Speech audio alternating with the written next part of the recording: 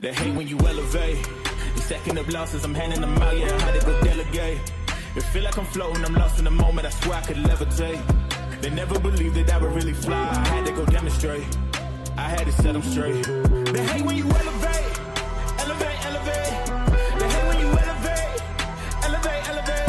Yeah, they hate when you elevate, elevate, elevate. They hate when you elevate, yeah. I had to elevate. I'm way too fly. Yeah, I'm feeling myself. Why would I give it up? Why do they wanna come take my place? I work too hard for it, don't need a replacement. This my vocation. Now I got rollies all in rotation. Hop on a jet just to take a vacation. Remember the moments. All right. We back at it. Good morning. ATP, what's good, man? Clap it up for yourself. Clap it up for boxing, man. Bring it back. You know how we carrying it. Back to the regular scheduled programming. You know how we carrying it. Shout out to my co-host Ray Davis in the building. Ray Davis, how you doing this morning, family? Chilling, man. No Chilling.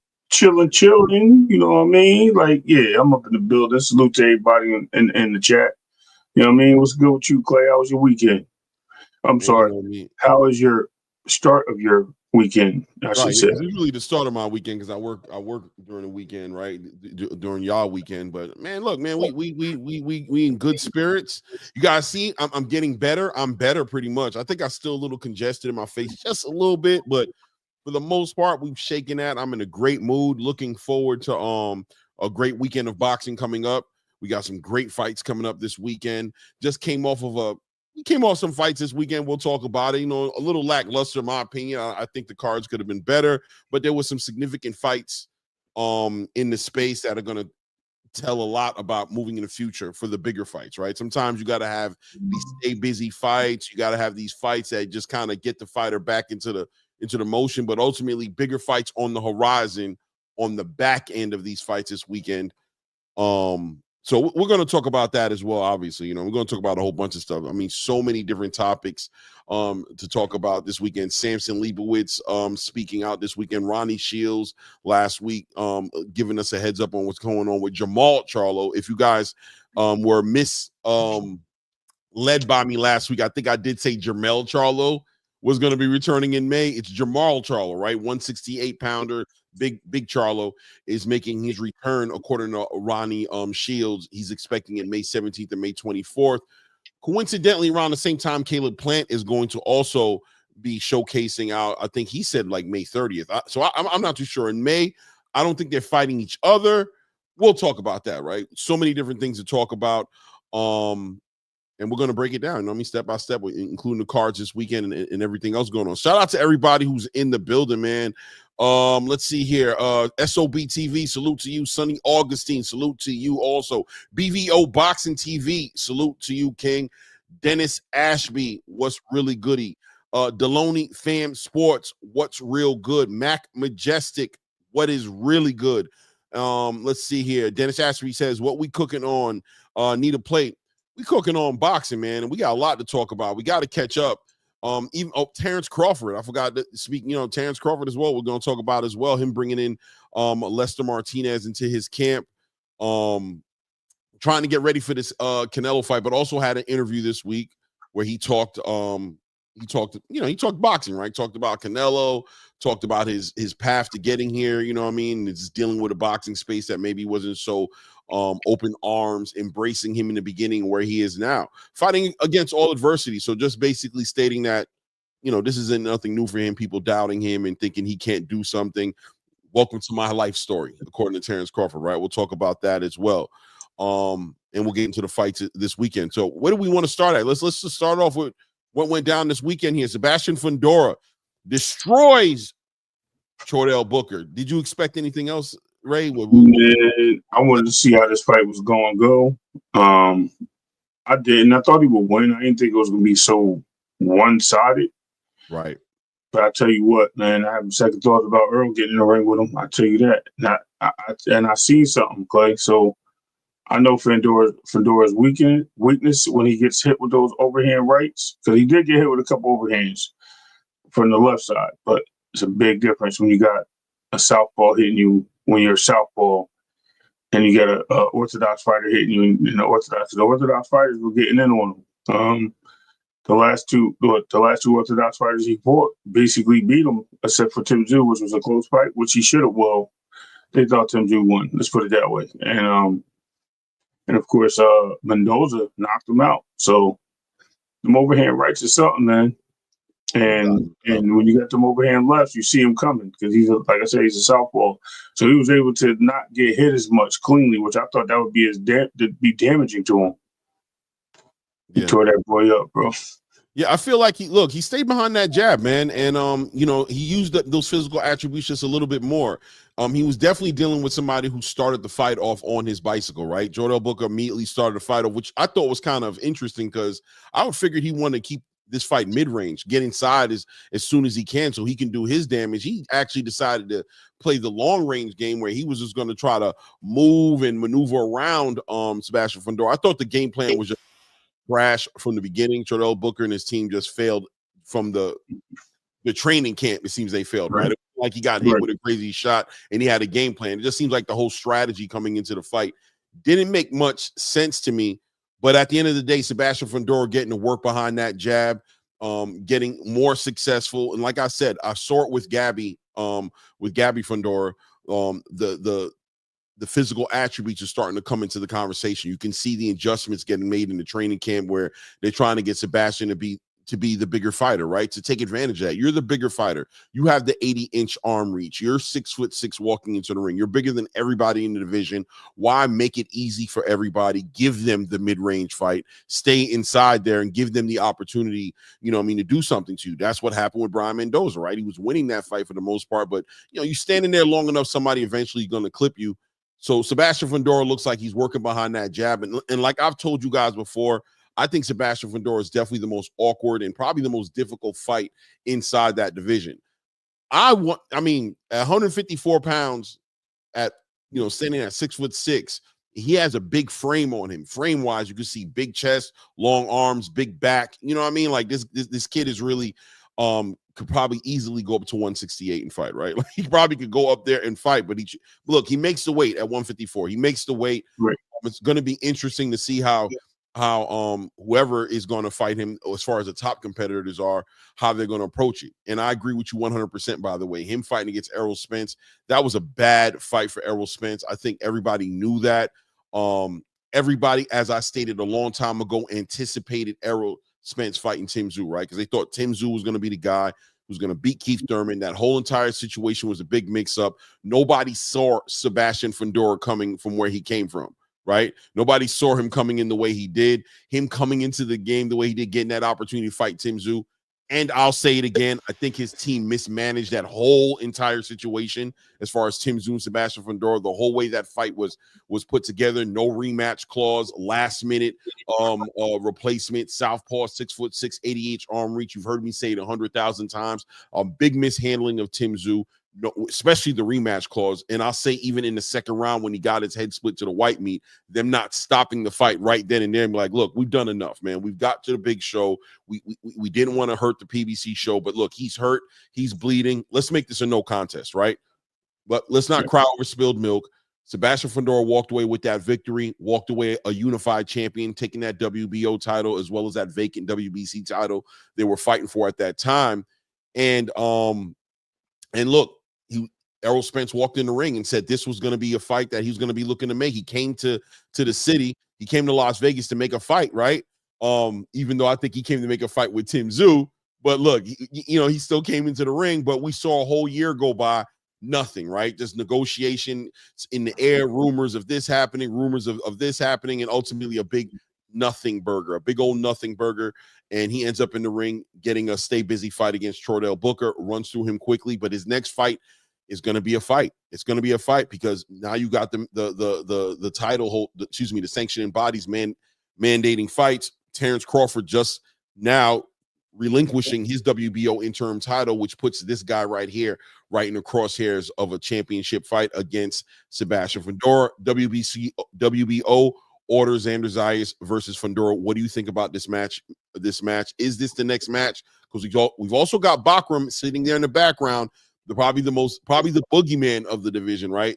Nobody really wants to get in the ring with him. I think I would much rather see a unification fight between him and Bakram, but look, Xander is being moved correctly. The WBO orders this fight. What do you think about this fight? That's crazy. Well, Xander's about to get the the WBA. So, no, Xander's WBO. I know. Yeah. But then I thought Bud had the WBO. He had the WBA regular title, right? He has that title, but he had the WBO interim title. Remember the WBO? I know that. I know that. But I was saying that the interim belt, so that's putting Xander in contention too for his next fight for the WBA championship. So I'm like, wait. Terence didn't drop the WBA title. He only dropped the WBA interim. He has not dropped the WBA title yet officially. Like, it hasn't been announced, from what I understand. Okay, I mean it was put out there, but okay. So let's just maybe it was. I don't know. I could have missed it. Okay.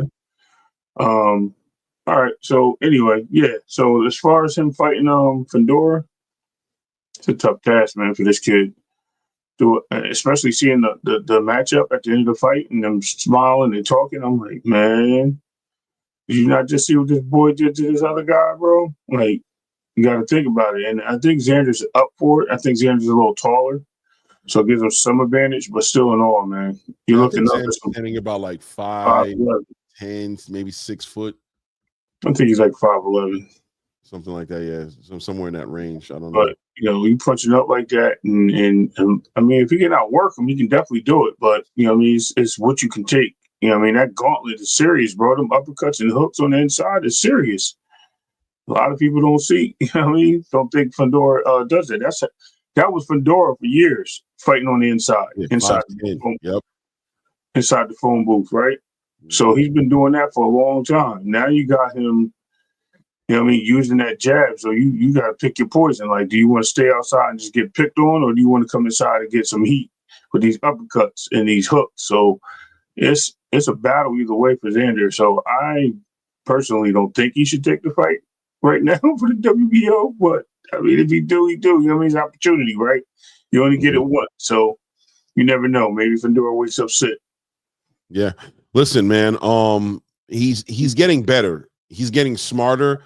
And like I said, he's using those physical attributes. He's using that reach now. You're going to have to figure that out. Whereas maybe, a year or two ago, you could kind of embrace the aggression a little bit, right? And maybe walk him into something. He's not feeding into that as easily anymore. He's becoming a smarter fighter, and he's becoming a more efficient fighter. And that power is still there. And like you said, those uppercuts, he's able to deal with those fighters who are trying to coming low and get underneath that jab. He's able to set fighters up. Those elbows are still a big factor. I know I'm not going to say he's using them on purpose, but at the end of the day, just where he stands with his guard and where those elbows are at, if you're a fighter, you have to pay attention. I'll be honest with you, even in the fight on Saturday, I saw moments in there where that elbow came real close to clipping Chordell Booker. Like, not on purpose, I'm sure, because the guy's just so tall, but you got to be careful of how you press him. Getting past the jab is one thing that he seems to, be using a lot more, but also the consequences of what's on the other side of the jab, if you're able to get through the jab to get into that mid-range area to work efficiently. Also, Xander Zayas, his power hasn't really translated at 154. When he first started in the division, it felt like he had a little bit more pop on his punch. He's one of those fighters that really grew up in front of our eyes. I talked about that, like puberty kind of hit him. You know what I'm saying? In the midst of his boxing career, you saw him with the baby face and then turn into this grown man that we're looking now. The power hasn't caught up yet. I haven't seen it translate yet. And if you can't get the respect from Sebastian Fondora, if you can't hit him with something and get him to respect you, then, you know, this is going to be a very long night or maybe a short night. It depends on how you look at it, right? What do you think about that? Yeah, I agree. 1,000%. I mean, I'm not gonna put anything past Xander, man. He surprised me too. So he showed me he can box and he's a smart fighter. So at the end of the day, it's like I said, as long as he can withstand whatever onslaughts coming his way, he has an opportunity. You know what I mean? He could be the second guy to get in there and knock the Tower Inferno out. Maybe even sit him down. He can even hurt him. You know what I mean? And nobody attacks Fondora's body, which is weird. Too. I mean, if you're going to get inside and take that abuse, you might as well eat the freaking rib cage and dine on the abs a little bit. Make that dude gas out early because, I mean, he's just like I said. If you keep headhunting, man, he's just going to keep eating you alive with them uppercuts and hooks, man. And I don't even want to predict this one right now. I was looking at them sizing each other up, and I was like, man, this is bad. This is bad, but you never know. Xander did a couple of interviews and said he saw some things. He said he saw things that he could take advantage of. You know what I mean? He thinks he's got the better IQ. He has a better understanding of what's going on in that ring. And, you know, believes that Sebastian Fondora has been lulled into a false sense of security, being that nobody's really been able to hurt him per se. But I disagree. I think he's been hurt, obviously, by Brand Mendoza knocked him out. I think Tim Tszyu hurt him. Even in this fight, I think Chordell Booker almost broke his nose again. You know what I'm saying? Like he gets hit with shots, but it does seem like he's comfortable with getting hit, right? Like he does seem like he kind of shakes it off, and he hasn't found anybody to make him be like, you know what, I don't want to get hit anymore. But I don't think Xander Zayas is going to be the guy to do that either. Either way, look, man, when opportunity knocks, you answer, right? It doesn't come when you want it. It comes on time. It comes when you're ready. So if you stay ready, you ain't got to get ready. He's been pushing for the fight. I love to see fighters who push for the fight, get the fight, because I think those fights are real competitive, and I'm very interested in like the game plan and the strategy, because clearly he sees something in what Sebastian Fondora does in that ring, and he thinks he can take advantage of it. I would favor Sebastian Fondora going into this fight. I'm not going to lie to you, but that's never stopped the fight from happening. My little perspective on the fight never stopped it from happening. And we've also seen, shout out to Lamont Roach and Tank Davis. You know, here we are thinking one thing, but the fight ended up being a whole very competitive thing. Strategy makes the biggest difference in the world. One thing Xander Zayas is going to bring to that ring, if they fight each other, is going to be IQ. He's going to have a strategy. He's going to have a game plan. It's about him executing it. Let's see what happens. As far as the Bakram fight is concerned, as far as that IBF title and unification, Sebastian Fondora spoke about that as well and said he's looking forward, you know, to fight for unification. But I think that mandatory, right? I think the WBO mandating that fight kind of forces Sebastian Fondora's hand. He says he's not forfeiting any belts. He's honoring all mandatories. He's actually aiming to become undisputed.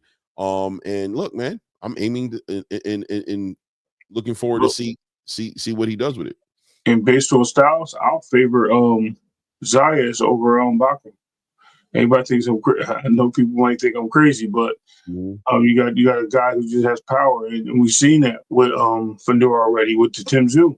You know what I mean? I'm telling you, that guy has a chin, bro. So yeah, he got knocked out, but regardless, it took him almost 11 rounds before he got dropped. The shot you don't see, right? That's what they say, right? It's a shot you don't see coming. 11 rounds, right? He went 11 rounds of getting punched in the face hard before he finally went down. Right. And it was, like you said, it was one he didn't see because it was right under his chin. It was like literally Brian Mendoza was right in his chest, and he just threw up a haymaker and got him with the overhand. So I think boxing skill-wise, I think the Xander Zayas matchup benefits Zayas better than it would Bakram, because Bakram is going to be there. He's going to be a moving force, and he's just going to come forward. He's just going to attempt to negate the punches and the jabs and the hooks and everything inside. It ain't happening, bro. So it'll be interesting to see it come together, man. Because I think there is a road to victory for Xander. There is one there, right? It's going to take a lot of patience, a lot of poise, and it's going to be a lot of mental warfare. Once again, one of those cerebral fights. If he can make and keep the fight cerebral, I see Xander Zayas being able to go ahead and get a victory. But if he gets dragged into a fight with Sebastian Fondora, who's able to cut that ring off, and like I said, with that range he has, he can get. I mean, he looks like he's not up on you, but he's up on you pretty much the whole fight, no matter where he's at. It doesn't matter him being in the right position. We just got to see what Xander does with it, right? At the end of the day, and 154 continues to bubble now on the back end of the news that Terence Crawford has gone ahead and vacated that WBO interim title. And I would anticipate that WBA title is getting ready to be vacated as well. But Terence is the kind of guy who's shown in his past that he loves to keep his options open. He doesn't put anything down until he for certainly has what he needs. I wouldn't expect for him to be talking about probably vacating that title until after the Canelo Alvarez skull fight, and that fight is actually announced. And still probably won't be vacated until he steps into the ring that night in September against Canelo Alvarez. Just looking at the way he's carried himself with the 147-pound division, right? Like, he ain't going to let nothing go until he's for certain his thing is sealed. In his interview, he talked about if this Canelo Alvarez, after this fight, he has options, and talked about potentially even unifying and fighting for belts at the 154 and chasing undisputed. What do you think the likeliness of that happening is?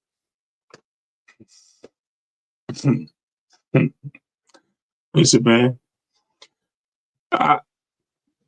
Terrence is surprised me more and more, man. It's like every time you think it's something he can't do, he just surprises you when he does it. Like, I never seen him beating Earl, and if I did see him beating Earl, I seen that as a close fight. Man, he took that fight away from Earl very quickly. He had the game plan to do it.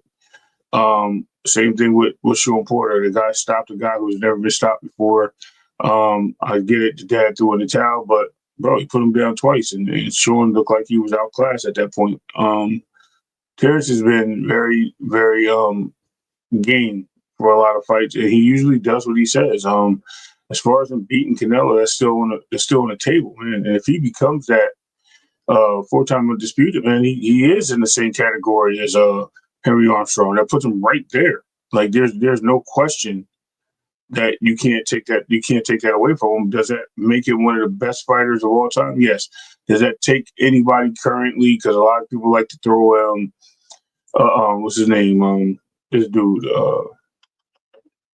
Floyd's name into the hat. Like, oh, is he better than Floyd if he beats Canelo? We don't know that, because they're different fighters. You know what I mean? And they never got in the ring together. But it puts him in the category. Yes, absolutely. When you're a 3-time undisputed champion in the male division, that says something. That gives you definitely accolades that's going to be in the history books for legacy as a legendary fighter. That's going to put you somewhere many people haven't been. So, you know what I mean? If he does it, salute the bud, man. And hey, I'm all for it. I'm game. Yeah, definitely nobody to sleep on, without a doubt. He's brought in some new blood into his training camp. Lester Martinez is trying to use Lester Martinez to get him ready for fighting against Canelo Alvarez. This guy, 19-0, 16 knockouts, standing about 5'11". He's a bigger dude than Canelo. For all argument's sake, he's been fighting at 168 pretty much his whole career, you know what I mean? And this is the guy he's brought in there. Do you think this move could help him out? Do you think this is a good move? Do you think this Lester Martinez guys is probably getting him ready for Canelo? I mean, I don't think Lester Martinez is on Canelo's level, even though I'm hearing people rumoring that they feel like Lester Martinez would give Canelo all he could handle in a fight. But that being said, though, him making the correct moves, him putting on the weight in the right way. He's not taking any tune-ups, but here he is sparring Lester Martinez. I don't know much about the guy, but he has a great record. And let me see if he's even ranked. You know what I mean? Who's he fought really? I really don't recognize anybody really from on his record right here. I really don't recognize too many dudes on his record. I didn't know who he was. I guess he fought Ricardo Mayorga back in 2019. Did he? KO'd him, I guess. I don't know if that's the same Ricardo Mayorga. Is that the same Ricardo? That was his actually debut fight. The fight he came out.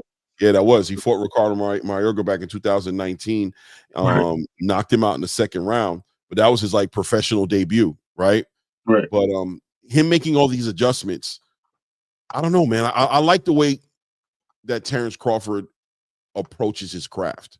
I think he's a very cerebral fighter, and I think people sometimes sleep on that a little bit as far as the preparation. Like what he does inside the ring is special, but I think what's more special about Terence Crawford is the preparation. It's what he works on with Bomac, is his strategy and the game planning and his ability to switch it and do all the different adjustments inside of the ring depending on what's in front of him, and being always able to walk out on the other side of that with a victory. I like the addition of Lester Martinez. It looks like that's the guy they're bringing in there. I don't know nothing about him, but last time I seen Terence Crawford do his last interview, he's putting on that size, man. Pause. You know what I'm saying? He's putting it on. He's doing it. Like every time you see him, he's a little bit bigger. He's a little, you know what I mean? Probably walking around right now at about like 190 right now, 187, 190 right now. That's probably what I would think he's walking around. Right. Oh, no. He's probably walking around probably like 175 right now. Probably walking around like 175, 180. I would think. What do you think? I think he's heavier than that. Definitely heavier than that, because I think his normal walk around is probably around 175, 178. So he's definitely probably pushing closer to 190 to he's got to get acclimated, Clay. His walk around was like 160 something. Like no way. Did you not see him when he rehydrated in the Earl fight, and then in the last fight? Yeah, I think he came in that. He came in there like 160 something. Exactly. So that's his rehydration. What's his walk around? Yeah. Okay. All right. Yeah. That's my point. So he's definitely one of those bigger guys and stuff like that. When it comes to him getting ready, he needs to be one of those guys that acclimates to the weight. So in order to acclimate, you got to put on the weight, right? You put on the weight to drop the weight, so you can carry it well and not weight drain yourself. And it only is going to help him absorb the power. This guy that we're talking about, Lester Martinez, man, like, bro, he looked like he might be somebody, bro. Like he looked like he definitely got bricks, hands of stone. So I'm thinking what Bud wants to fight somebody that's going to give him the most power to the body, and tap but Canelo touches every part of your body. Pause. He punches you in the shoulders, he punches you in the arms, forearm. Bud's probably going through that right now with this guy. Like, I want you to give it your all, punch me in the forearms, punch me in the shoulders. I'm gonna put my guard up just well. You know what I mean? Just hit me wherever you can. You know what I mean? I'm gonna try to avoid you, but I know I'm gonna get hit by Canelo. So look, man, I think even when you kind of watch how he fights, and this is going to put Lester Martinez on the map because he's there. He's there in position to get involved in the whole entire Jaime Munguia, Edgar Berlanga, you know what I mean? Christian and Billy. He's there to get involved in that conversation. He's an undefeated fighter with a high knockout ratio. And also, when you watch him fight, I'm just watching some of his highlights right here. He does have Canelo-ish. Listen, man, he got Canelo-ish like movement to him. He does, man. I don't think, once again, I don't want nobody checking me here like, hey, he ain't Canelo. No, he's definitely not Canelo. But listen, man, this dude, has good movement, good defense, you know what I'm saying? And he fights with that high guard. He leads with that jab, overhand rights looking very similar, attacking that body. You know what I mean? He's there. He's a great sparring partner, I think, for Terence Crawford. And I think we also need to remember that Canelo Alvarez is getting older, not younger. This man has over 60 professional fights. We never know what Canelo Alvarez we're going to see in the ring across from Terence Crawford in September. Shoot, we don't know who we're going to see in the ring with William Skull. You know what I mean? We don't know. We don't know how he's going to deal with a fighter who's moving around. The last fighter who probably gave us some sort of perspective of what he would look like would probably, in my opinion, be Caleb Plant. And I think Caleb Plant was handling him very well. Just his gas tank went away on him. And Canelo working on him the way he did, he kind of like the conditioning kind of went against him, right? So we'll see what happens. It is what it is. But moving on and staying inside the same division at 154 pounds. Well, not the same division because Terence talking about 168, but I want to stay in the 154-pound division. Ronnie Shields comes out and does an interview the other day, announces that he's expecting and he's gotten word that Jamal Charlo's return is pretty much solid for May 17th or May 24th is what he heard. I'm saying that it actually might be May 30th because Caleb Plant, I think, is supposed to come out on May 30th, right? I think he's going to be headlining a free PBC card, hopefully not a pay-per-view card. I don't think Jamal's going to be fighting Caleb, but Ronnie Shields is a good is a good person to listen to if you want to know what's going on. Jamal Charlo, being that he trains Jamal Charlo. So Jamal Charlo to return at 168 pounds. It's not going to be Caleb Plant, I don't think. Who do you think it's going to be against?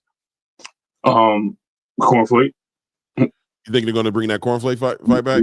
You probably will bring it right back. Why not? There's no one else there in the division. He ain't gonna fight Belanga. He ain't gonna fight Munguia. Right. Only other person he could fight that will own the title will be in Billy. And then Billy's stuck with Top Rank, and I doubt he's going to take a fight with Jamal Charlo, which is a high risk, low reward fight at this point. So it will probably be somebody that's in the division, somebody that's going to be willing to fight him. Maybe it's what's the other dude that just fought Caleb Plant? Just fought Caleb? Yeah. Trevor McCumbee? McCumbee. Could be McCumbee. That's another fight I would like to see. I'd like to see Jamal in here with him. Jamal. Yeah, I'm excited and eager to see him come back. Listen, in his last showing against Jose Benavidez Jr., one thing with Jamal, when I saw the way he performed that fight, even the way he was at the press conferences, I like that version of Jamal. I know that he's dealing with some, the people talk about the Charlo brothers in general dealing with some mental health adversity, but it does seem like when he's in the ring, when he's getting ready for a fight, he's in his best state of mind. He seems able to shake away all the distractions and be a fighter. So the best version of Jamal Charlo is always the fighter version of him. The outside version, we're not familiar with him that much, but we hear about him dealing with adversity out there. It'll be interesting to see him come back. Obviously, if he's going to fight underneath that Caleb Plant as far as an undercard fight, which I'm hearing is what it's going to be, or what they're anticipating it being, I think that they're probably going to be lining that fight up for them to fight each other, right? Jamal, you guys remember what happened when Jamal got slapped by Caleb Plant. The slap heard around the world. This fight is kind of a fight that's been a long time in the works, in the mix of happening. I'll be interested in seeing what Jamal brings to the table. He looked good against Jose Benavidez. One thing about Jamal Charlo, I've never questioned his skills. Even with ring rust, I've never questioned his ability inside of that ring. One of the best jabs in the game when he's on his best game. He got one of the best jabs in the game. I love it. I love it, and I'm looking forward to seeing it come together at 168 for him. He fought a catchweight fight, I think, last time, like 164 or something like that, 163, 164 when he fought against Jose Benavidez. So hopefully he fights legitimately at 168 this time, and hopefully it was not the last time we see him for 2025. You know what I mean? Right. Exactly. We'll see what happens. We'll see what happens. Another topic I want to talk about. Not that I'm trying to skate over this one. I'm going to skate over it because there's nothing really to say. It's still a rumor. You know what I mean? We still haven't gotten an official announcement yet. So we're going to keep our ears open and wait for an actual announcement to be made. But I do think Ronnie Shields is about as credible as a source as you can have when it comes to the business of Jamal Charlo. So he did say that. Matter of fact, do I have it here? I think I do have it right here when he said it. Bear with me here. If I'm correct, let me see here. Yeah, let's bring this in here. Let's do it right here.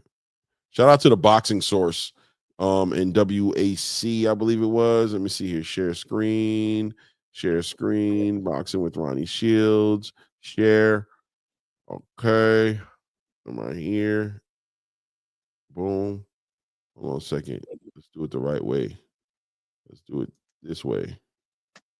Trying to duck these squares. Boom, there we go, right here. And here's Ronnie Shields speaking on it.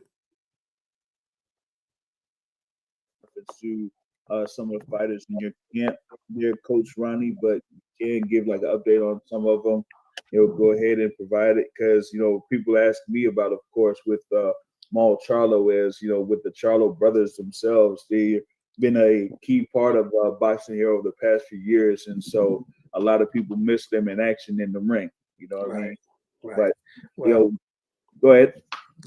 I can tell you, Jamal Charlo is scheduled to go either May 17th or May 24th. We don't know exactly. I was just told that today, actually. Woo!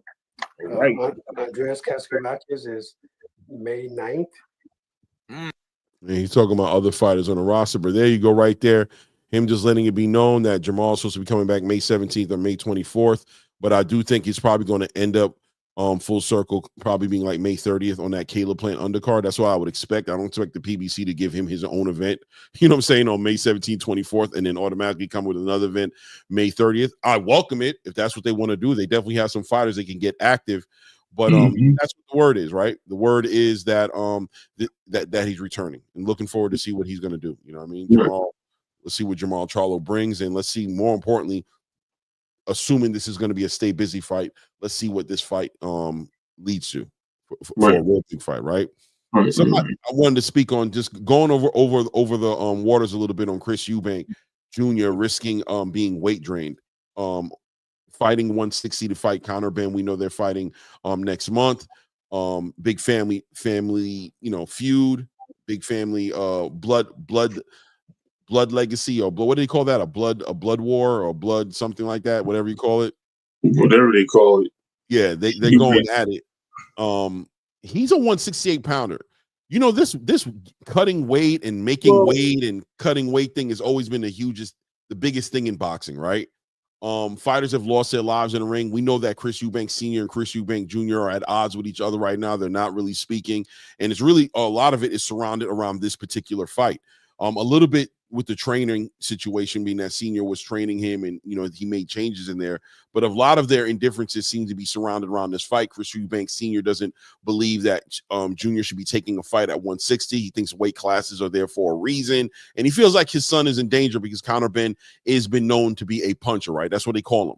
They call him a puncher. What do you think about this whole entire cut and weight situation in the Conor Benn Chris Eubank fiasco? Like, is this going to play a factor? Are you leaning towards Conor Benn a little bit more in this fight because of that? Nope. I'm going to tell you why. If you actually look at the last couple of fights, maybe the last 4 or 5 fights, you'll see that Chris Eubanks has been back and forth with 160, 168, even in catch weight, I think, in between. So he's been dabbling back and forth. It's not like he's just been campaigning at 168 for like the last 6 fights. He's been a little back and forth. And with that being said, that means that he's familiar with the territory. Now he's been able to rehydrate a little bit better. I know that they put a little restriction on his cap rehydration weight, which that may hurt him at the end of the day. But I still think he has too much power, and I think he's just too big for Conor Benn. I think Conor Benn had the accolades and the speed, but what is speed going to do when somebody's like going to be 160? He's going to be close to 170, and you're going to be up there, like, because Conor Benn come in that one fight almost 175. So we already know he can get up there too, right? But he'll probably come in around, because I know there's a cap on their weight. There's definitely a cap. So they'll probably come in around the same weight, but I think that'll slow Conor Benn down. And we've seen Conor Benn kind of looking a little sluggish and not like the great fighter he was in that last fight when he came in overweight, like he was. So I think, Chris Eubanks is gonna knock this kid out, man. I mean, he already slapped him with an egg, threw pancakes at him, threw some orange juice in his face. Yeah, his last fight was definitely at 159. He got a KO there. Liam Smith was 159 both times. He got knocked out by Liam Smith in that first fight. Mm-hmm. Yeah, no, he stayed at 160, but they seem to think that, you know, there's a risk of him, like he's been staying at 160 maybe a little too long, kind of like the Errol Spence Terence Crawford situation, where they're like, this might be the fight where it's just like too long, like you're staying there too long. And he's talking about going to 168 forever, right? Like Canelo Alvarez is on his bucket list of things that he wants to do, and he wants to fight him at 168. This weight cutting thing's always been an interesting conversation when these fighters are just not where they're supposed to be. They're weight bullying, or whatever word you want to use to describe when, you know, they're cutting this weight. And shout out to Ross Clott. I haven't seen him in the building, but always saying that basically anybody who's outside of the heavyweight division is a weight bully, right? Like they're all fighting in weight classes that they're probably not supposed to be in. Correct. Fighting against a puncher like Conor Benn. And his Conor Benn in his last fight against Pete Dobson didn't seem to be as much of a puncher as we're used to seeing him be, right? And what weight was he? They kept, it was a 157 fight or something like that, and he went up to like 175. That's why I said that's not going to be the advantage of Conor Benn. I think that's going to hurt Conor Benn more than help him. Mm-hmm. It did in that fight. So, yeah. It is what it is, right? It is what it is. So we'll see what happens, man. in the front of the news today, for me, it went down this weekend mostly, right? I was working, so I wasn't available to see all the things go down. But here I am catching up. I'm sure a lot of channels have been talking about it. But Bill Haney confronts the whole entire boxing space, it seems.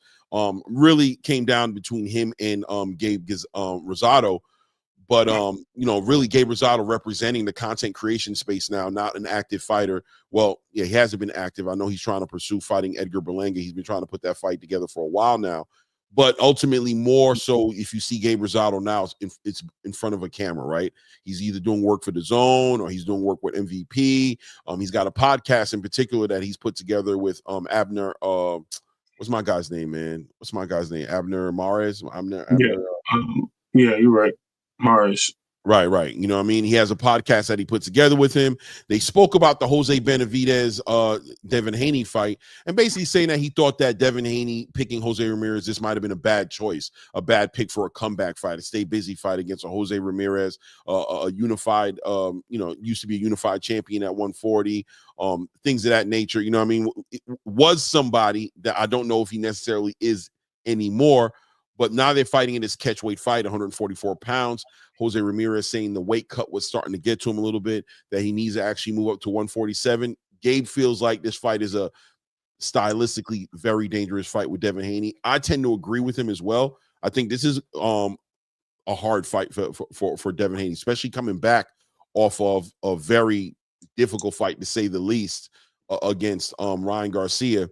But Bill Haney took issue with it, right? Devin did as well, responded, becoming a little bit of a Twitter war.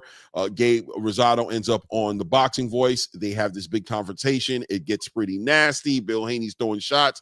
I'm going to be honest with you. As of late, since the return of Bill Haney and Devin Haney into the space, because they kind of had a little hiatus on the back end of the Ryan Garcia fight, especially after the lawsuit and all those things coming together, he's come back a little bit more in his feelings than normal, right? Like normally I would see, or I feel like I see Bill Haney be more of a troll in the game, but now he seems like he's in his feelings a little bit more, really getting upset, really feeling like the boxing space has turned their back on him and his son. He's turned this into a race issue, saying, him being a black fighter, the black fighters have to win, everybody else just has to fight.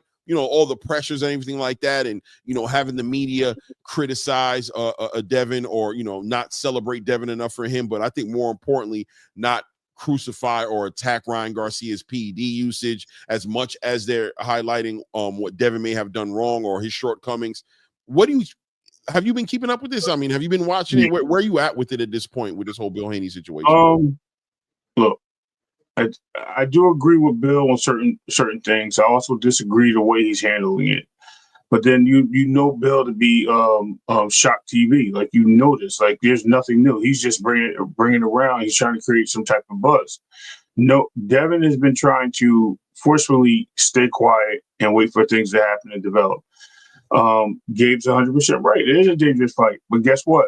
Little be known, that's why Devin took the fight, because it was a dangerous fight, because it was a guy that had a right hook and a left hook that can hurt him. He took that fight for that reason. He didn't take it because he was not prepared for Ryan Garcia rematch. He took it to get himself back acclimated for that type of fight and being able to defend it. So that's why he stepped into that category. As far as that puts Gabe as making a correct statement. As far as Bill retaliating and pushing back, it's because it's becoming, it's becoming very demographic. It's changing the hate for Devin has been very weird lately. It's been coming from definitely a lot of people that support other black fighters, and it's been coming from the Mexican fan base big time. And because of that, now he's been targeted. And I think Bill's just basically putting on his shield and saying, look, I'm going to take the shots from my son. As usual, people are missing that point that Bill is doing. Bill's putting the target on his back. He's moving Devin out the way so Devin can focus on boxing, not get in the middle of this. I think people are missing that line there. That's why he's doing this. Yeah, they're going to use Devin's name in response, but Bill is doing what he's supposed to do as a promoter and other things. So Pay attention to what Bill's doing and how he's moving. He's definitely trying to move the energy towards him and him be the target. Let him be the hated guy. Let Devin focus on boxing. Let Devin win and prove that he's the better fighter. But again, it's a dangerous fight. We'll see how it goes. I haven't picked one. I think everybody's even picking Devin in this fight, most people, but it is dangerous. It's really a risky fight for him. And but I think he shows and proves that, he has developed well. But, Bill's just trying to, like I said, he's just trying to promote, man. And I don't think there's no real hard feelings towards Gabe. He's just shooting at the guys that's just talking. Yeah, man. Look, Bill's worked real hard with his son, you know what I mean? And I've always celebrated Bill Haney personally. I like the way he promotes his son. I like the way he keeps his son, having a son like Devin Haney, who's a talented fighter, but more importantly, not so talented, behind the mic, right? He's not the best guy to like talk himself up or sell fights at that. And so having a Bill Haney who's as vocal and articulate and full of all that charisma that he has is a plus for Devin. It's helped Devin and put Devin in position to become an undisputed champion, the youngest undisputed champion of in the 4-belt era, I think, and a two-weight class champion, beating Regis Prograis, collecting a WBC title at 140. Bill Haney's done great things for his son. But I've always, like I said, seen Bill Haney working in a very Don King kind of way, right? Trolling, embracing the criticism, embracing the pushback at everything he said, right? But as of late, it doesn't seem like he's embracing it. It seems like he's really starting to feel like, you know what? I want my son to get his just due. Like, I'm tired. This situation is one of those situations where I think he feels like Ryan Garcia, not making weight, taking the performance enhancement drugs. I think he's really kind of low-key maybe disgusted at the boxing space's inability to hold him accountable, right? To keep on celebrating him as one of these fighters that are doing great things for the sport and not acknowledging the things that he feels like he's done that's held the sport back. A lot of this surrounding around the lawsuit and a lot of this surrounding around Devin Haney's position as far as being on the opposite side of the conversation of a Gervonta Tank Davis. Mm-hmm. We saw how much hell Bill and Devin took when they were trying to make the fight with Gervonta a year and some change back. We saw how that turned out. Yeah. And that ultimately happens with a lot of Gervonta Tank Davis's ops, quote unquote, right? Yeah. You see it happening to Shakur, you see it happening. Even Lamont Roach is catching it now and dealing with it. You know what I'm saying? Being on the opposite side of the conversation. So all that combined, but we got to also admit that Bill Haney's also attracted a lot of this attention. He said a lot of things, he's done a lot of things, and he's rubbed a lot of people the wrong way. I would say, especially in the content creation space, just based on their affiliations and their loyalties to Tank Davis. So it's kind of like, is it unfair? I mean, I think it's all fair in love and war. You know what I mean? I think it's all fair. I think it is what it is. When we're talking about the content creation space, there's a few amount of channels that are out there just talking about boxing in a very unbiased way. Most people are picking their sides. You have the group that supports Devin Haney. You have the group that supports Gervonta Tank Davis, and it's toxic, unfortunately, in the space that we're in the black boxing space. We're divided. We're very rarely unified behind anything. You know what I'm saying? And that's what it looks like. What it looks like is when Bill Haney is over there in California with Devin on the stage in front of a bunch of fight fans that are Mexican probably, who are supporting Ryan Garcia. It gets very lonely up there because he doesn't have any real support. He only has a percentage of support from his own demographic. There's no unified front for him. And I think the statement he said about black fighters have to win and Mexican fighters only have to fight, I think there's some truth to that. I don't think it's a racial thing, though. I don't think it's a racism thing. I think the support that he's looking for and that he's not getting is from his own community, right? It's us. It's the conditioning inside of our own community that makes us stand divided and, crucify Devin instead of celebrating him just because we've pinned Devin Haney as just the opposition for Gervonta Tank Davis. Meanwhile, they've never fought. They've never been scheduled to fight each other. They've never, you know what I mean? He's only fought other people, but just off the hatred, off of the position that he was in the 135-pound division at one point in time. He was an undisputed champion, and he was chasing Gervonta Tank Davis to make the biggest fight. Gervonta Tank Davis has always been the biggest draw at 135. I think when you're at the top of the hill, everybody wants to be up there. It's natural that you would expect people to attack Gervonta, but the fans have never been receptive to that or embraced that idea of the competitive nature of what Devin was doing versus like he's tearing down another black fighter. You know what I mean? And people try to hang things on Bill Haney as far as the monkey comments.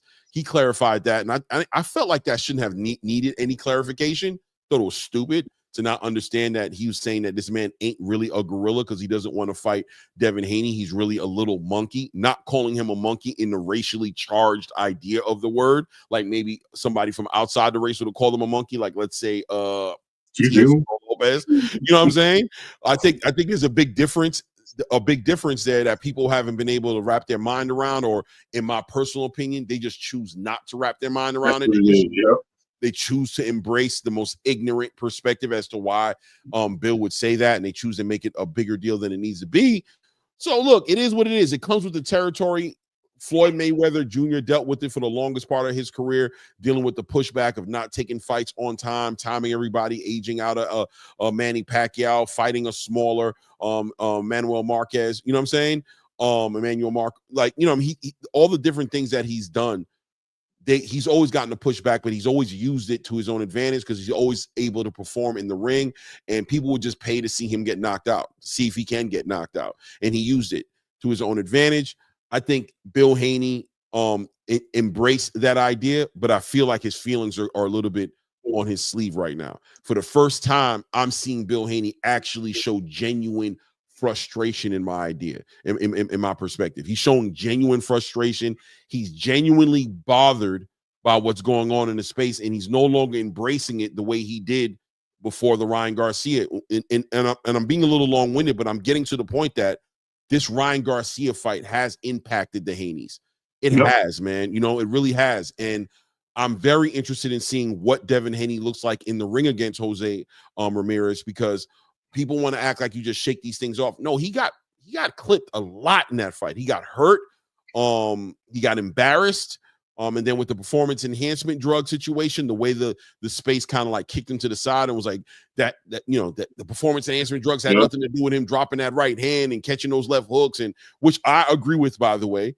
But at the same time, you know, doesn't absolve Ryan Garcia of what he did. I just think the whole space kind of turned on him in a big way with the lawsuit and with that entire situation. He has to be prepared and have thicker skin, which I'm not accusing him of not having a thicker skin. I think Devin looked pretty optimistic on the stage. You know, he responded to Ryan Garcia. He dealt with him. He talked to Jose Ramirez, but I still have questions because clearly Bill is reacting like somebody who's seeing his son hurt. You know what I'm trying to say? Like he's seeing something in Devin. I'm gonna tell you what happened. Wait, hold on. He's seeing something in Devin. It's making me feel like he's seeing something in Devin in the camp. He's seen something in Devin since that fight that he doesn't like. And I wonder how that translates in a fight with Devin Haney when he moves forward to fight Jose Ramirez. Go ahead. I don't think it's so much of that either. I think it is to a bigger picture, but I'm going to tell you what happened. If you notice the announcements on that stage, Rolly Romero was announced as a what? 140-pound champion. Devin Haney was never given the opportunity to be named a champion in that whole announcement. I don't think he called him a champion once. And I think Bill took some type of way. He's like, yo, you calling all these guys champions and you telling that these guys are fighting for a championship belt. You call Jose Ramirez a former champion.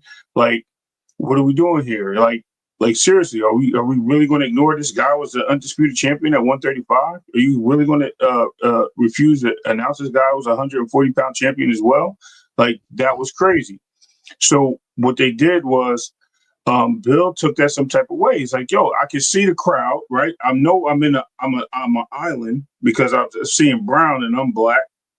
We're all brown, but technically, you know what I mean? That's how we announce it, right? And I see our little island here, and we're the only support, and yet you're encouraging that to these fan bases to make it, to build that side, right? So now my son said, I'll play the villain. You actually pushed that on him because he wasn't thinking about being called a villain. So he said, do you feel like the villain? Like, you look at the question you asked him.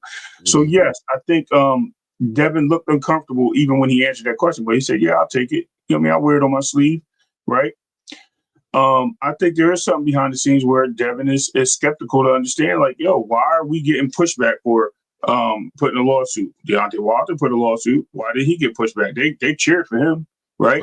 I went out there and I tried to fight this guy, Tank Davis, multiple times, and then I became not only the guy that wanted to challenge Tank Davis, I became the most hated guy in boxing because of it. And I understand it, and I'll accept that part because he's one of the faces of boxing, so I'll accept that. But at the same time, did he fight me? Right? No, I go and fight the guy he fought, that he drained down, and now I fight the guy that's fully hydrated. He missed weight. Yeah, I got the little money for it, so Devin took money. That's on him, right? Because he figured he can beat him either way. And he was on PEDs, but yet they gave him a pass. This guy was out here calling the Zen words, talking about digging up dead bodies, talking about all these things that just Muslims and things of that nature. And it was so barbaric, the words that Ryan used, but yet he was still accepted and given a pass. Oh, he wasn't talking about me, or he wasn't doing this. And I've heard it throughout the platforms, Clay. So when I see the fact that Devin is actually standing on something for his people and his people still aren't backing him, I think that was a problem. So I think Devin took a step back. He took a drawback. You know what I mean? We seen the carnival scene because obviously something was said, right? The Mexican guy took a swing at. So something was said. Devin, I think, is headstrong, just like Kambosos is in Teal's head. I think Ryan Garcia is in Devin's head to a degree because of this. And it's all on the play of the fact that he can't get the support. Now, moving forward, Bill's probably on another angle of being wrong. Bill don't like to be wrong. I think this is more so of, and this is where I'm going to say, I think this is where Bill's stepping outside his little character a little bit to say, I don't like being wrong. I don't mind arguing with people. I don't mind this, but I'm always on the right side of at the end of these statements. So when I say something, it happens. You know what I mean? Yeah, y'all can throw all the fire y'all want at me. You know what I mean? Like I said, I'll wear the target. But now it seems that his feelings are more involved because his son is feeling some type of pushback from the people. And I think Devin really wants to go out there and prove himself to be who he is. And we're going to see. And if he is, guess what? Then Bill's going to be like, I told you, right? And now let's bring this other guy on. So let me ask you this, right? Who is Devin? Who is Devin? You know what I mean? And because there's a Devin before there's a Devin before Ryan Garcia that we saw him, you know, being Devin, and then we see all this new Devin in the ring with Ryan Garcia, who's this Devin who wanted to show something different about himself. Right. Is who did Devin work on being, and who will he be the night when he fights Jose Ramirez? Does he go back or does he go forward? Do we see a new Devin, no matter how it comes down to? Because it does seem like he was working on a new version of himself, right? He might have went too far at Ryan Garcia. Ryan Garcia may have been the wrong fight for him to, you know, just bring all out, be a brand new person. But does it change the fact that Devin Haney's been on a mission to evolve in front of us? Is he still on a mission to become the superstar that he was on a mission of being when he accepted the Ryan Garcia fight? Because we got to remember, Ray, he didn't have that Ryan Garcia fight didn't really make any sense except for the money. Ryan didn't earn belts. Ryan wasn't accolades. Ryan wasn't going to help him become unified. Right. This was about him transitioning into becoming the biggest star, right? To be in the same conversation as a Gervonta Tank Davis and all these other fighters. So on that night against Jose Ramirez, who is Devin Haney? What Devin Haney are you expecting to see? And maybe the Devin Haney you're expecting to see, is that going to be the Devin Haney you want to see? Yep. Is it two separate Devin Haneys? And what does that look like in a fight? So let's use the old phrase, back to the drawing board, right? Mm-hmm. So when we take Devin Haney, we've seen him change some things in tactics. So what do you go back? You revert 2 steps back to take 1 step forward. I think we're going to see that in this fight. I think we're going to see him take his 2 steps back to maybe past Regis, past Loma, you know, and see how he is with the Kambosos situation, how he uses jab, how he's able to be a general in the ring, how he's able to close his defense and keep his distance and things of that nature. Use his right hand to guard his chin. You know, he's boxing. Everybody gets hit, right? So I think he's going to be very picky on how he absorbs these shots. I think he's going to take a step forward as he's going to turn over his punches when he does have an opportunity. He's going to try to finish the fight when he has an opportunity. That is yet to be seen, But for the most part, if he hurts Ramirez, then maybe we'll see Devin push the fight further and try to get the knockout. Maybe we won't. Maybe we'll see him just take his 2 steps back in the ring this time, and just keep boxing. A lot of people just, like I said, they look for, with Devin, they look for a lot of the worst parts. And this is a lot of people in boxing. They look for the worst parts with this kid, and they don't highlight the good. The guy's a defensive phenomenon. Like, a lot of people don't realize he creates so much distance. He just happened to fight the wrong fight with Ryan. He thought he can go in there and outpunch this guy because his head was swollen over the Regis fight. Yeah, I got my power at 140. Yeah, I can outbox this guy. Look at this. I can put on weight and I can do this. That was a mistake. And because of that mistake, he has to go back to the drawing board and start all over. Yeah. I'm always interested in seeing Devin Haney evolve and see who he is.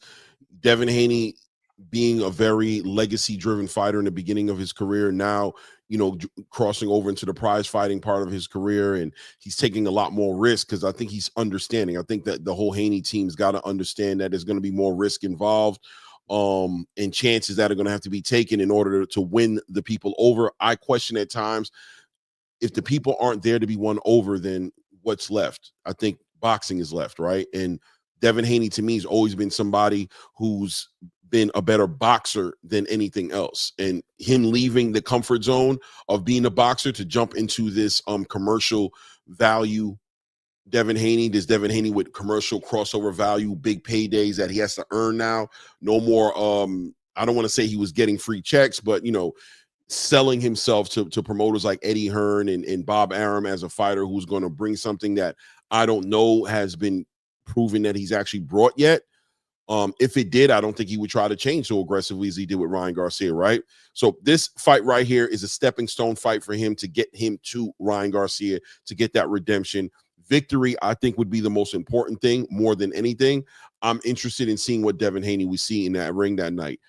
Now, I don't know if you answered it, but I asked you the Devin Haney you want to see versus the Devin Haney you plan on seeing. Are those the same Devin Haneys or two different Devin Haneys? I think they are. I think that every fighter has a bad day at the office. Every person, including the great Tank Davis, just had one, right? Mm-hmm. Everyone has a bad day in the office.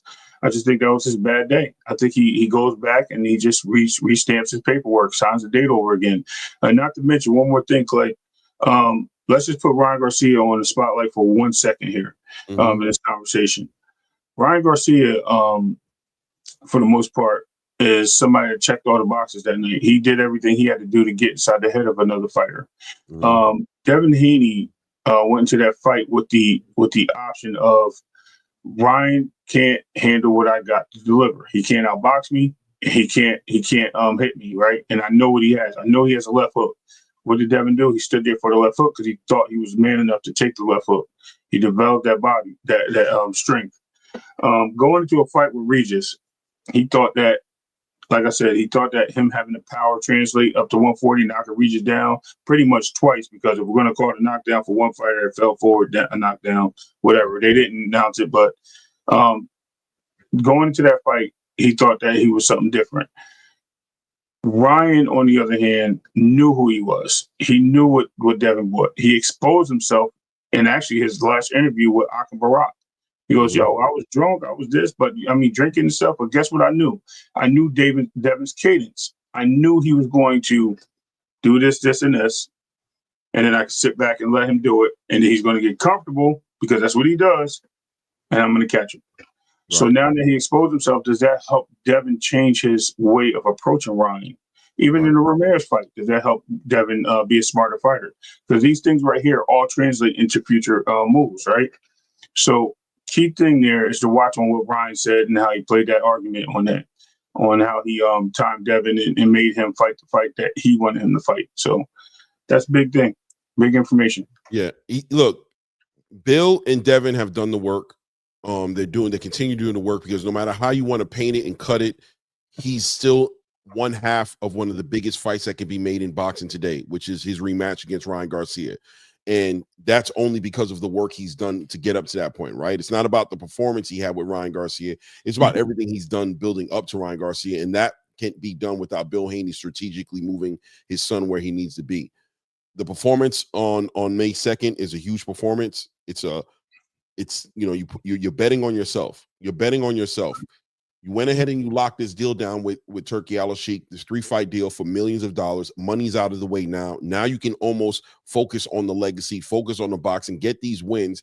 A lot of fights in the pipeline for Devin Haney if he can navigate through these next 2 fights in the right way.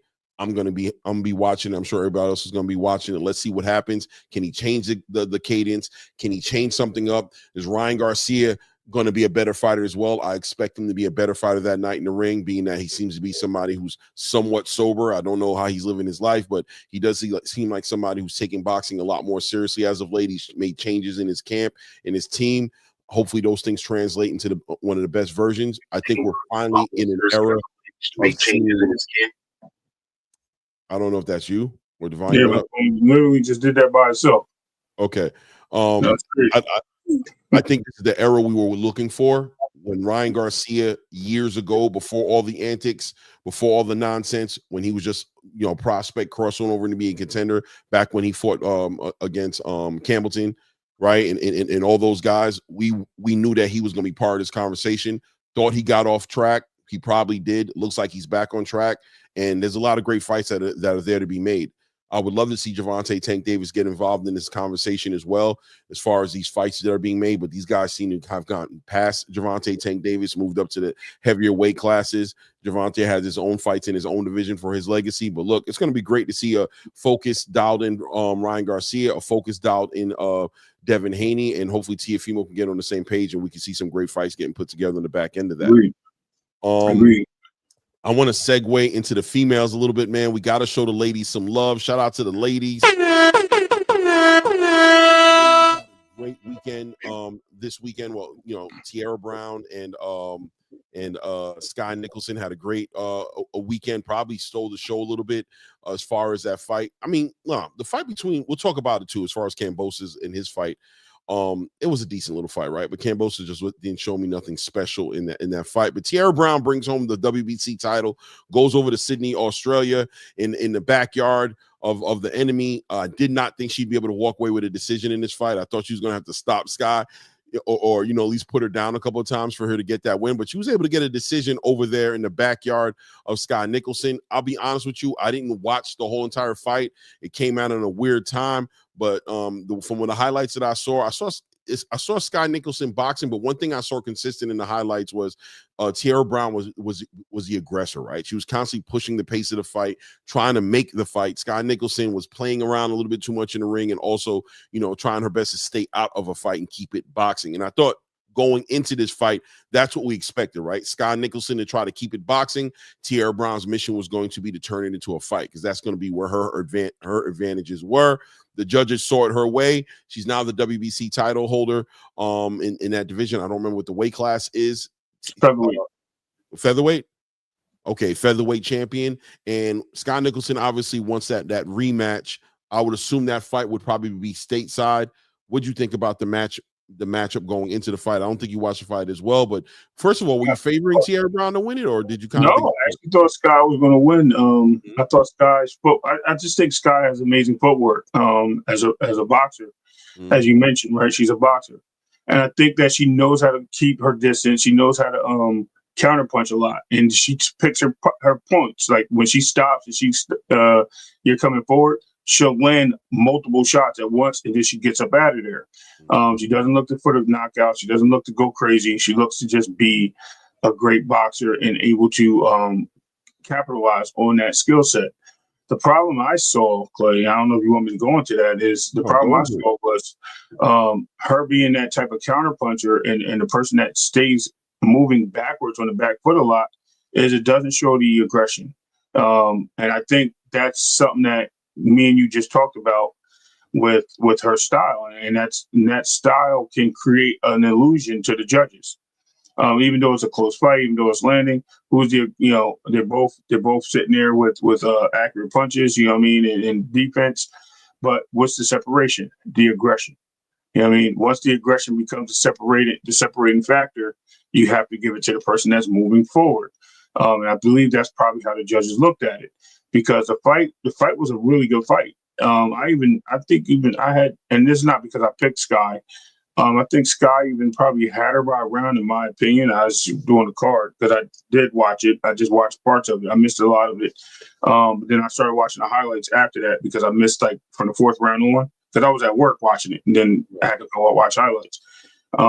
They're 2-minute rounds. They're way too fast. That's why I see why a lot of the women boxers want 3-round fights way too quick. They're boom, boom, boom, boom.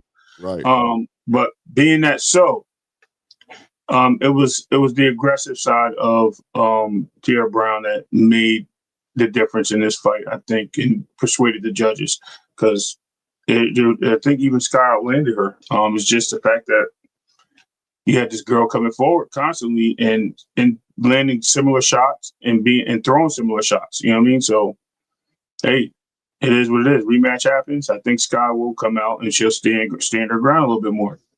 Yeah, I think that's what it comes down to. Everybody wanted to see Sky Nicholson tested in the fight and see what kind of fight she had in her. And Tierra even spoke to it like, you never had somebody like me. I'm going to force you to fight. You're going to fight me. I'm going to put that pressure on you. I know how. I'm going to step to you. I'm not going to allow you to play the games that you play with other people. All that fancy dancy standing in the corner with your feet crossed and acting like you're doing something. I'm not going to allow you to do that. I'm going to capitalize off of the lack of aggression that you have, and I'm going to expose this part of you because at the end of the day, no matter how you want to look at it, people say it's boxing first, but I tend to push back at that and say, no, it's fighting first, right? Because the foundation of it is fighting. Boxing is the skill set, it's the rules, it's the approach to the fight, but we can never negate the fight part. And Tierra brings that, and Sky Nicholson's never had to and never shown me personally the fight in her. She's always been able to get away with controlling the range and controlling the pace of the fight.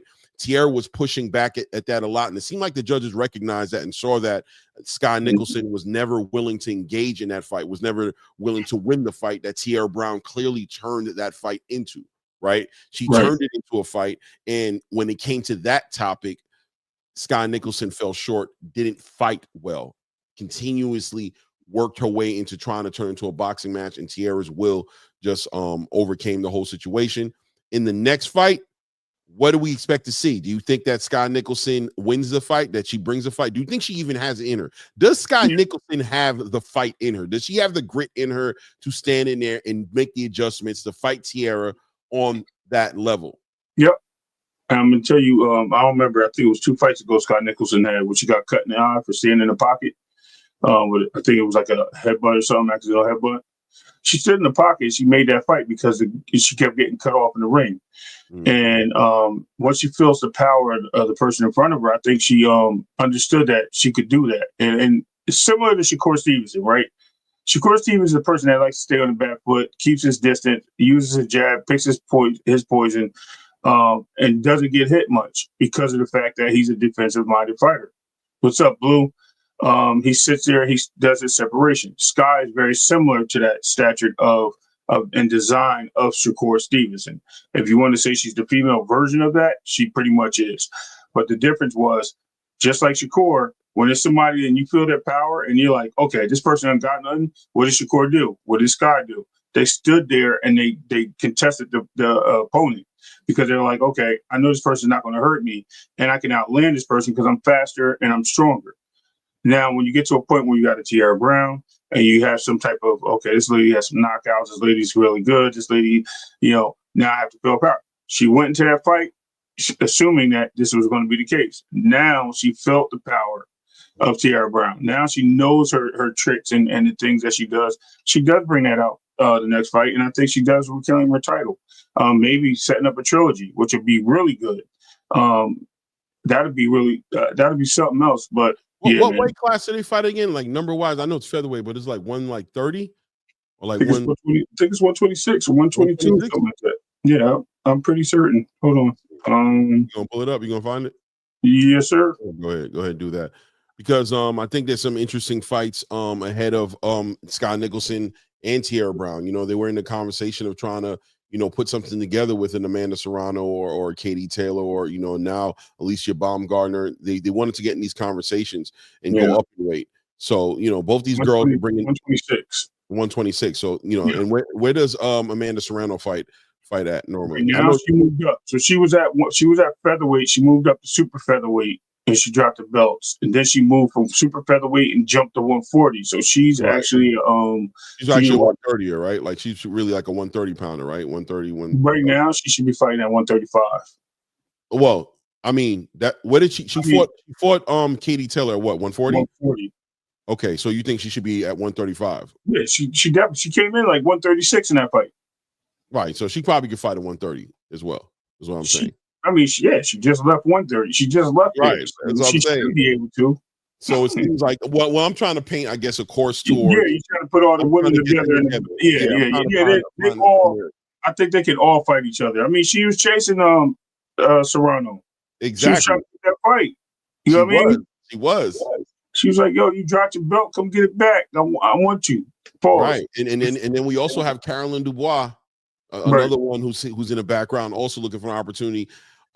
This thing's going on in the female boxing space, man. We're going to keep our eye on it, let them develop. I think the biggest thing for Scott Nicholson right now is to get this rematch with Tierra Marie. That's probably going to happen in the OTX in Atlanta, probably give Tierra her home field advantage. You know what I mean? She went in your backyard in Sydney, Australia. You know what I mean? You come back and get it, unless there's something in the contract, which I don't think there is, for there to be a rematch in Sydney, Australia. If the rematch happens, it'll be a big fight. I see Tierra taking the fight. It'll be a big fight. I don't see her I don't want to say ducking, but even maneuvering around Scott Nicholson. I'm sure she's going to go ahead and take part in that and probably get a decent little payday, you know what I'm saying, for that fight as well. You know what I mean? The lady fight that fought Malika Merritt, that's the rematch, right? That's the lady that took her title.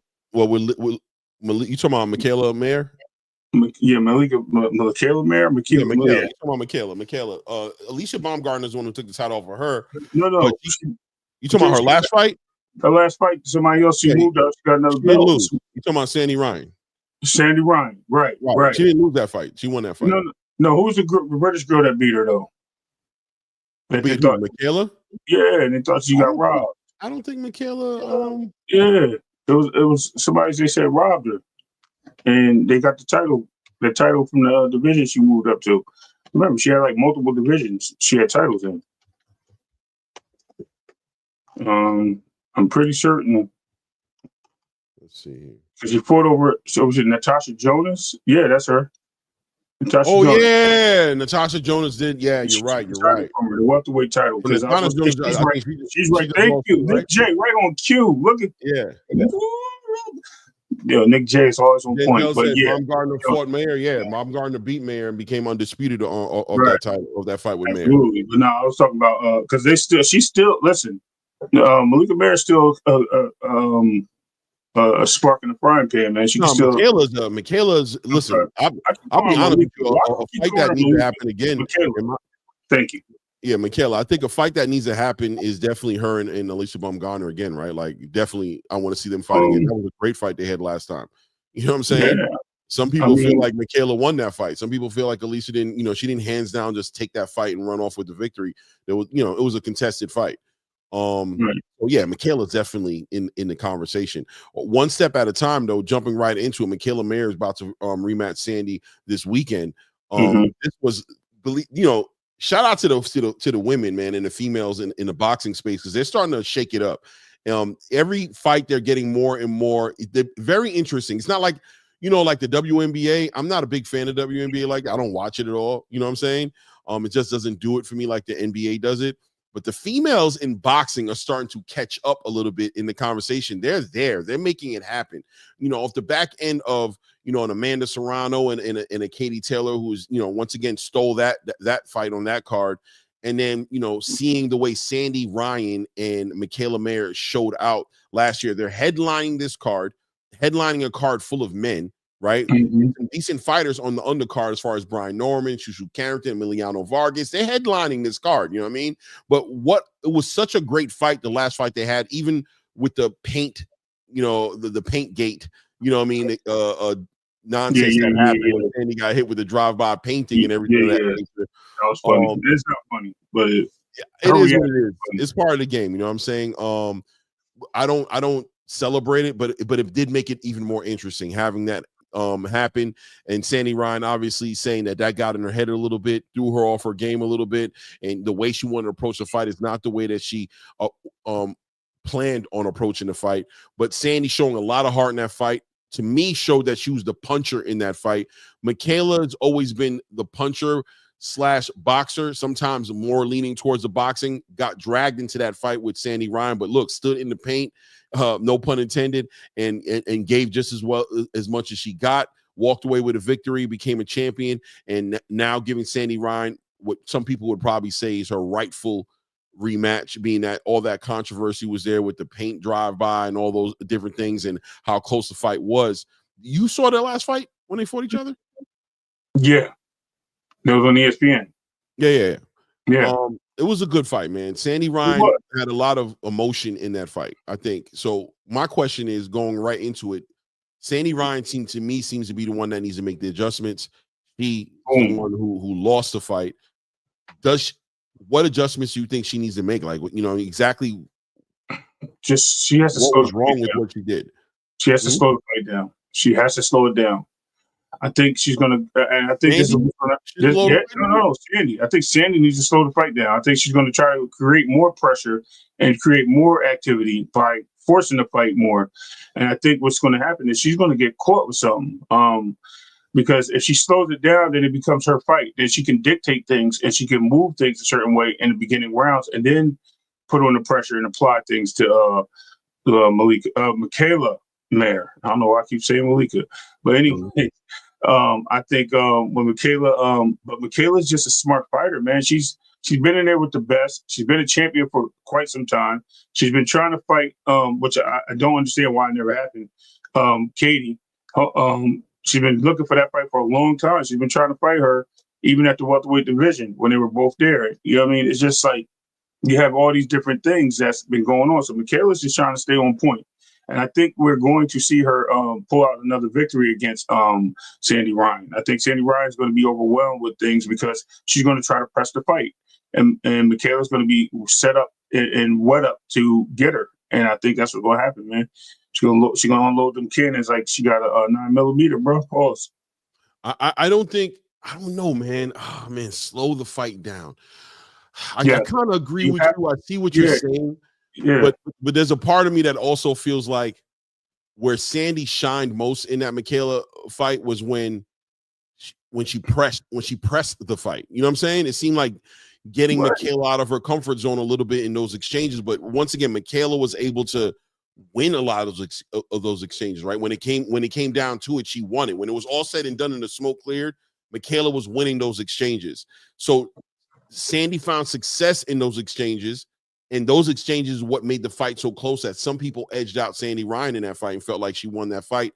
I'll be honest with you, I didn't think that. I thought Michaela did win the fight, but it was a close fight.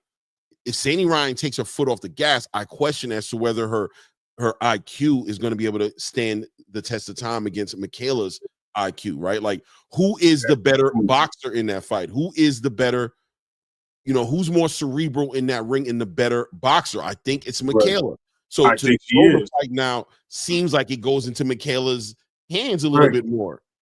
So that's exactly the point. Sometimes you got to use the tactics and things like that to change the outcome, because what is Michaela expecting? She's expecting her to come in there at a high rate and apply the pressure. Why not cut off the ring and settle her into a corner, settle her against the ropes, attack her from those angles instead of applying so much pressure where you're moving fast in there and throwing all these punches, which she already seen that. And she already knows what you're going to do, what it does. It all sets. Prime example, Boots for Karen, right? Mm-hmm. Twice, right? And what happened? First fight, Karen moved around the ring. Boots was upset. Boots came into the mentality to cut off the ring. Mm-hmm. And Karen said, I don't care if you cut off the ring because I'm going to be in your face. Yeah, I'm stepping to you. Right? And now that threw off the fight again. So now Boots, he's in a whole different position and mindset because he didn't train for that. You know what I mean? It took him some time to really recalibrate to what he had to do in that fight. So it's going to be the same thing here. If she actually sets off a tone of, I'm going to step forward, and when I step forward, I want to stop. And I'm going to allow you to dictate your movements, and then I'm going to walk forward, and I'm going to allow you to move again, and I'm going to bait and parry shots as I'm walking in, and then cut off the ring, and then attack. I think that does Sandy Ryan more justice than her just sitting there trying to go being predictable, right? Like, I guess what you're saying is, I hear you saying the predictability. She has to remove that out of there. For her to just be predictable and just be who she is and not change and just come in round 13. You know what I'm saying? And continue that campaign doesn't benefit her. Yeah, I agree with you, man. There has to be some dare I say a little bit of trickery going on in the ring. You got to throw her off and be something that she's not expecting. And once again, putting another example on top of that great example that you put out there as far as Boots and Karen, I thought that was a great example. But I'll even say with Terence Crawford and Madrimov, right? Just Madrimov doing something completely different than what threw Terence off enough to where it took Terence about a solid 4 to 5 rounds to be like, okay, I got what this guy's doing. Let me go ahead and move forward with it. Gave Madrimov a very competitive fight that people thought he was like the top guy at 154 outside of Terence Crawford off the back end of that, right? We saw something a little different when he fought against Virgil Ortiz, but ultimately, what a competitive fight that he was able to get into. Sandy wins if this fight is competitive again. If she loses, she can still win that moral victory, right? To make this fight competitive. It'll be interesting to see how she moves. Shout out to L Dub who says how big of a factor, and I do think it's a big factor in this situation. You know what I'm saying? She didn't have Coach K in her corner. Now she has him in the corner. So there's going to be a little bit more cerebral edge to what we see happening with Sandy. I expect the fight to be more competitive. Michaela just brings, Michaela's just a balanced, all-around, complete, good fighter, and she brings the physical attributes. She's tall enough. She's got the range. She's got those intangibles that she uses well. I think that's going to play a part in this fight. And I expect her to walk away with a victory. And if Coach K is back, that means her defense is about to step up because Coach K is a defensive mindset, bro. He knows his shit. So, absolutely. Yeah. Let's see it come together, man. Great fight that's going to be going down. That card in general is going to be a great card, right? Oh, you know what? Hold on, give me 2 seconds. I know what I'm missing here, and I'm going to go find it. I'm going to go find it. Hold on, we get 2 seconds here. But also on that card, we can jump into the Brian Norman situation as well. He's having a fight with Derek Cuevas, but more importantly, looking at hold on 1 second here. Let me just find it so I can just chewing in gum and walking at the same time and not doing a great job at it. Boom and boom. Oh my goodness, really? Why are you doing this to me? Cooperate. Do not be against me, be with me. Let's see here. Okay. Boom. Come on, cooperate. All right, let's get that up and where it needs to be right here. Boom. Okay. Yeah. So moving forward into Brian Norman Jr. wanting Boots next. He wants to unify the division. He wants to fight, Brian Norman had a little thing he did on Instagram a few months back where he kind of gave everybody a heads up what the game plan was going to be for 2025. He said, listen, I'm going to get through Derek Cuevas. I'm going to deal with that. The boy Boots, I want him next. After that, I'm looking to unify. Go ahead and chase down the boy Mario Barrios. And he said, look, the boy Teofimo wants to come over at 147 to make smoke. I'm looking to go ahead and take that. He's looking to derail what everybody thinks it's going to be. And he looks like he's trying to switch spots with Boots, right? Like, yeah, you want to put Boots against T.O. You want to put Boots against all these big fights. I want to be in there. I want to knock Boots down. But Boots got a whole team behind him, and his game plan doesn't seem to involve Brian Norman Jr. As much as Brian Norman Jr. has Boots involved in it, right? But let me ask you this question first of all. As far as Boots is concerned, on the back end of a victory, let's assume let's speaking into reality that Boots wins this fight with Sandy Onis and becomes the one unified champion at 147. Does a unified champion in Boots go ahead and fight Teofimo Lopez for the money and honor what Turkey once done, or does he keep on moving forward and deal with a very willing Brian Norman Jr. to come in and go ahead and try to collect that belt as well next? What does Boots do, in your opinion, in that situation? I mean, he takes the title check to fight.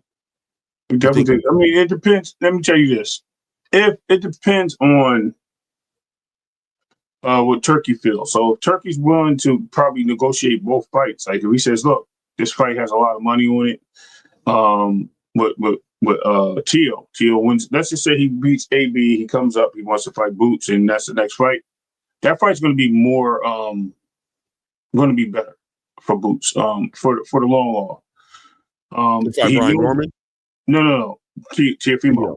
Yeah. Tiafimo will be better for the long haul because Tiafimo is going to probably be a victory fight. It's going to be a tough fight because I think he was very awkward, but at the same time, I don't see the power translating for Tio to hurt Boots. So I think that's a fight in itself that Boots will take full advantage of. And not only that, get the money while it's there and still have time to make the fight with Brian Norman at the end of that fight. That's something I could see happening. In other words, if Tio, who's been moving around like a jumping bean, no need to say that, no disrespect, but he's been moving around, right? So if he's moving around like that and he's all over the place, and Turkey doesn't want to deal with him because you see how he's now getting kicked out of camps, he's getting kicked out of here, he's not wanted here, and Turkey starts seeing something like, yo, this is not the guy I really signed up, you know what I mean, to be with. Like, this is pause again. I didn't have this guy sign my contract so he can go fight these guys and give him all this money for him to do all these antics and act silly. I get it, he's trying to build fights, but it's like cringeworthy. So you know what? Let's make the Brian Norman fight. I'll give that money to Boots and Brian Norman. Then that fight can happen. I think that's going to play a part in Turkey. I don't think Boots wants to upset Turkey anymore, especially after the whole Virgil Ortiz situation. Yeah. So I think that fight with Tio plays out first, unless somehow they can convince the Brian Norman fight to make sense for unification, because Turkey likes challenges and he likes belts. So that could be something that he can bring to fruition if they both want that. That's my opinion on that. I like it, man. I do think that Tiafimo is a nice. Listen, after it's going to be an interesting decision for Boots to make. We can go all the way back and remember when Boots just wasn't getting these opportunities, right? He was just high risk, low reward fighter, and now he's just like people. The opportunities are there for Boots. People want to see Boots jump on these opportunities, but another opportunity that's opened up for Boots is the legacy. And Boots has proven at this point, if he hasn't convinced you guys yet, I don't know what else is going to take for him to convince you that he's a very legacy-driven fighter. And although there's a lot of money on the table for Boots in fighting a Virgil Ortiz, in fighting a Teofimo Lopez, or even just moving up to 154 and leaving 147 in general, he's always stayed true to what he came into the game wanting. Him and his father came in the game wanting a legacy, wanting to unify these belts and do it the old school way, some might say, right? The old school way of how they approach boxing. But those opportunities are there, and Boots has an opportunity to be a very high paid fighter. With the right marquee fight that comes across the table, if he takes it, he can really shoot his whole entire brand into the stratosphere, right? He can just shoot up overnight. He's disappointed the fans a little bit with his decision to not take the Virgil Ortiz fight. People will call him a duck. They started coming at Boots for a little bit. Mm-hmm. I think he's brought it back. I think people kind of understand it now that he was able to secure the Stanionis fight. I think people are getting more back onto Boots' side of the conversation. Like, they want to see this fight happen. But if Boots were to leave that all of a sudden, it's like an emotional roller coaster with Boots, right? Because here you got Brian Norman Jr., who put you in position to become a 3-belt unified champion in division and leave only Mario Barrios in front of you as far as a fighter that he should fight, or maybe even set him up to get a winner of a Ryan Garcia and Rolly Romero fight. Who knows? Being that they're fighting for a regular WBA title there, and he'll be collecting that WBA title over Stanionis. There's so many different ways to kind of look at it for Boots. He has a lot of choices. Teofimo has a hard fight ahead of him. Some people think the most competitive fight on that card, they think is going to be between Arnold Barbosa and Teofimo Lopez. They believe that fight, he very well may just lose that fight, right? Like, Arnold Barbosa is very capable of being Teo. Will he? Time will tell that story, but he can. People should not get it twisted. His next fight should be, I think once he becomes unified and he gets outside of that rehydration clause, that IBF rehydration clause, now that he's a unified champion, I say fight Teo. I say fight Teo next. I say that's the money. Brian Norman is going to be there. It's not like Brian Norman's getting ready to leave the division. He'll be there. he'll have to fight somebody, and you're risking Brian Norman potentially losing, and then maybe that changes the landscape of things depending on who beats Brian Norman. If somebody does beat Brian Norman, and how that person is, because Brian Norman is willing, and Boots does have that PTSD from dealing with fighters that are unwilling to fight him. To have another fighter become a champion and have to deal with that guy's politics now, and that wherever promotional company that guy's at, and whatever across the street politics are going to come out of that fight, that's a risk. But worst case scenario, if it does become complicated, he can always go to 154. He can always go shake it up there. There's fights for him to make. And Ryan Garcia's in the division now. Devin Haney's in the division now. Teofimo Lopez, in the division now. He has options, right? He has options. So and I saw somebody mention Rohan Polanco too, who I think is definitely not being talked about, but definitely a problem in that division as well. Maybe Rohan Polanco might also take it from Brian Norman. You never know. I don't know what his rankings. I have to look at it. I'm glad I was thinking the same thing. I'm like, yo, that's a tough fight, bro, for Brian Norman. Not to mention, this is a tough fight. First of all, I don't even understand how Derek Corvez is inactive. He's an inactive fighter and still getting this opportunity. I don't understand how. That's Bob Arum. That's Bob Arum. That's Chet's not yeah. So basically, this is. So when we talk about cherry picks, right up his alley. This is what Top Rank is the best at. Right. Bringing in fighters that nobody knows who they are. Ranked number 13 in the sanctioning body. Yep. And the development. I mean, shout out to Bob Arum. I have no problem with it. Like, they develop their fighters well. They build them up. They have a hard time keeping them after they build them up. You know what I'm saying? Because they're not able to actually come full circle and pay these guys the way that other platforms are willing to pay them. But they're great at developing fighters. I think they're on the verge of losing Abdullah Mason if they don't figure out what to do with him soon. I ain't gonna lie to you. I think I could see Abdullah. I'm shooting in the air right now, but I could definitely see Abdullah getting a 3-fight deal with Turkey. I could see it happening. I think it goes Eddie Hearn first. Yeah, or Eddie Hearn, or I could see it happening for him because he's a fighter who's just on the verge of blowing up. And they've done a great job of keeping him active, but he's about there. And what are you guys ready to do for him? He's fought 6 fights for you guys last year. I don't know how big that contract is y'all have and how many fights y'all have him locked down for, but if you don't get him a title fight, how much longer can you keep him? The title fight is the way for Top Rank to keep him, right? Because after the title fight, they hold him for like an additional 2 years. I think that's what Brian Norman said. So we'll see how they move with him. But staying on topic, as far as Brian Norman Jr. is concerned, big fight against Derek Cuevas.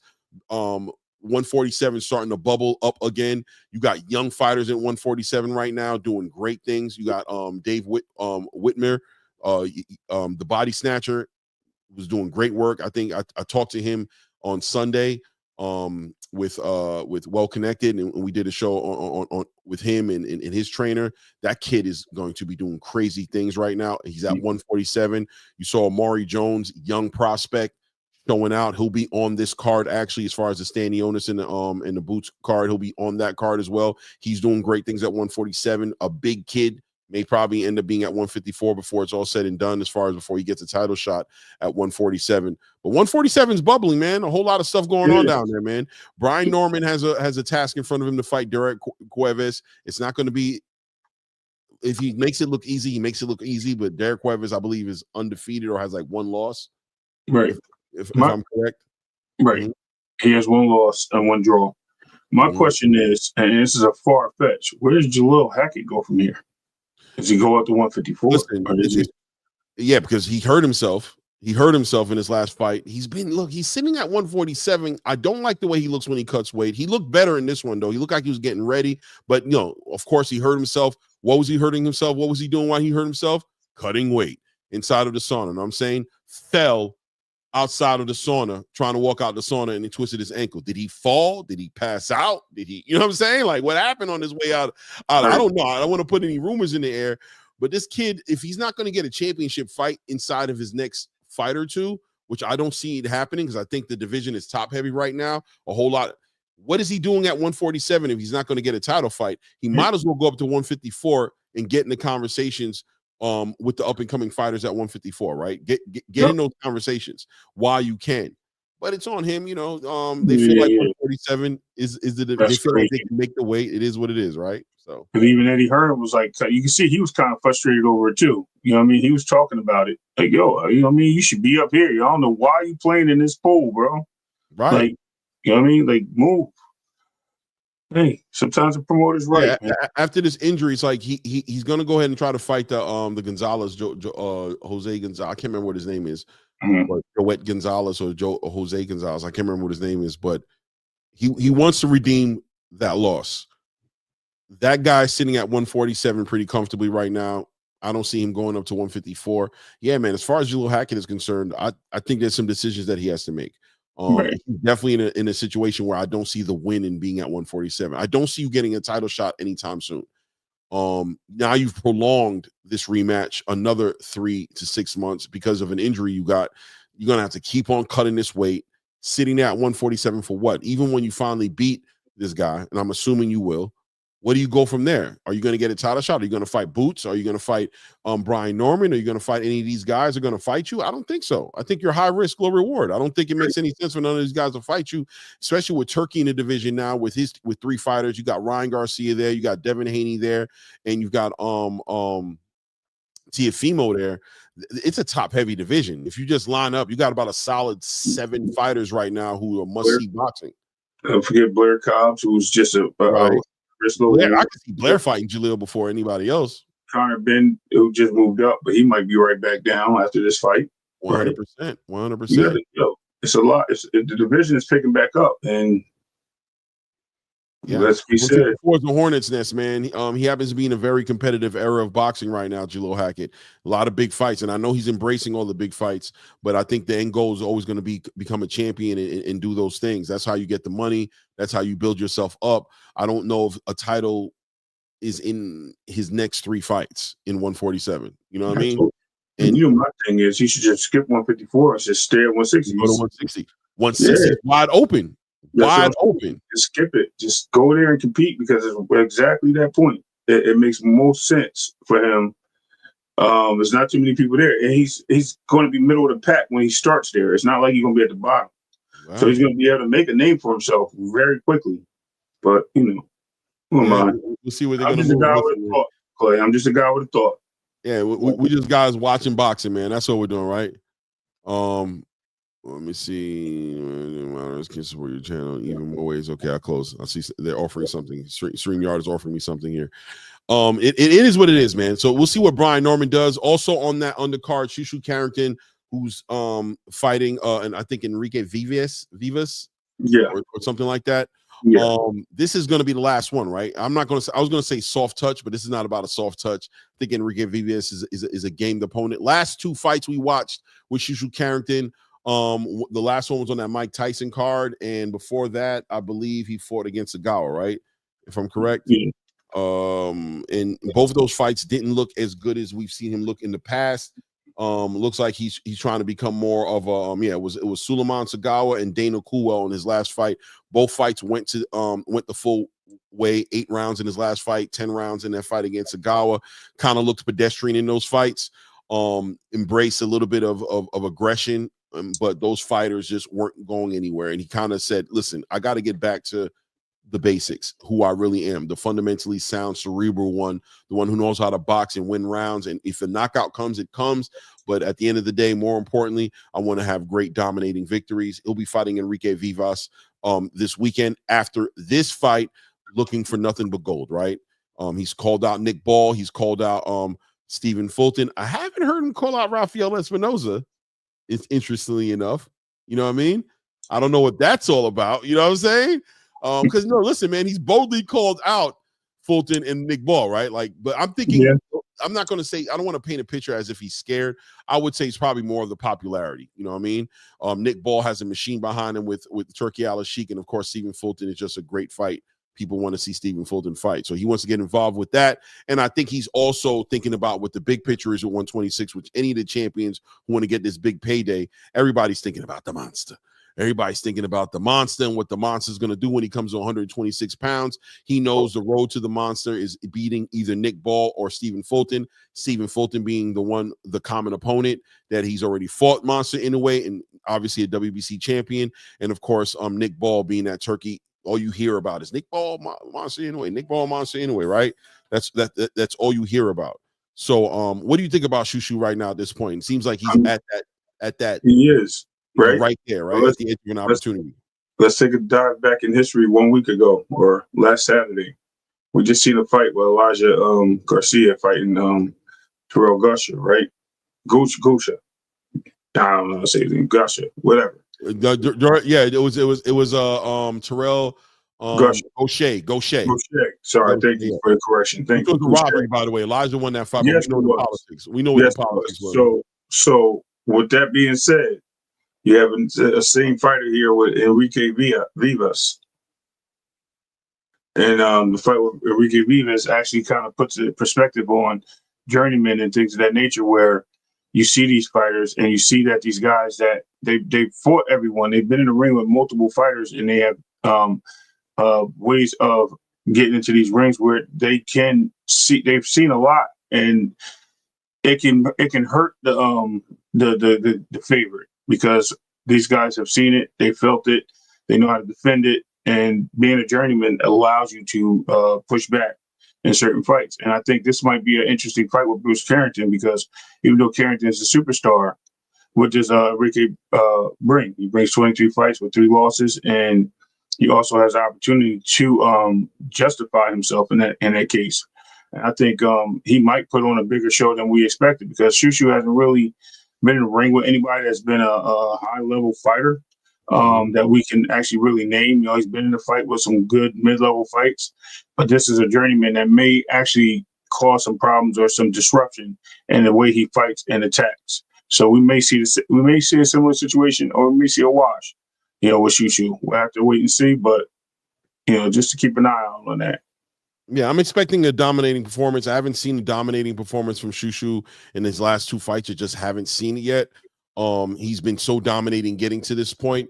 He's trying to get in big conversations right now, though. 126 is super top heavy, but a lot of great fights there to be made. And like I said, the division is embracing the idea of Monster Inoue coming into the division.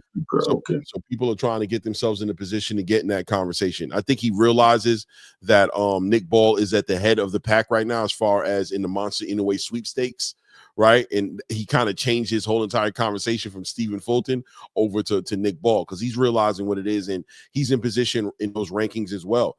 In the WBA rankings as well to fight Nick Ball, just as much as he's in position to fight for a WBC title. I don't know what he looks like in the IBF conversation as far as Angelo Leo, or how he looks in the conversation of the WBO rankings as far as Rafael Espinosa is concerned. Rafael Espinosa, to me, like a Sebastian Fondura of that division, in a way I kind of think he needs to take his tail up to 130 and go up there and make that fight happen with Manuel Navarrete. I don't think he got no business sitting down there at 126, but look, he makes the weight the same way Sebastian Fondura makes the weight at 154. So, you know, the fighters in the division have to deal with it. He's a champion. The road to undisputed definitely is going to take you down Rafael Espinosa into his neighborhood, right? Like, that's going to hurt him too eventually. If you actually look at Brandon Figueroa's fight, right? Brandon Figs had the same situation.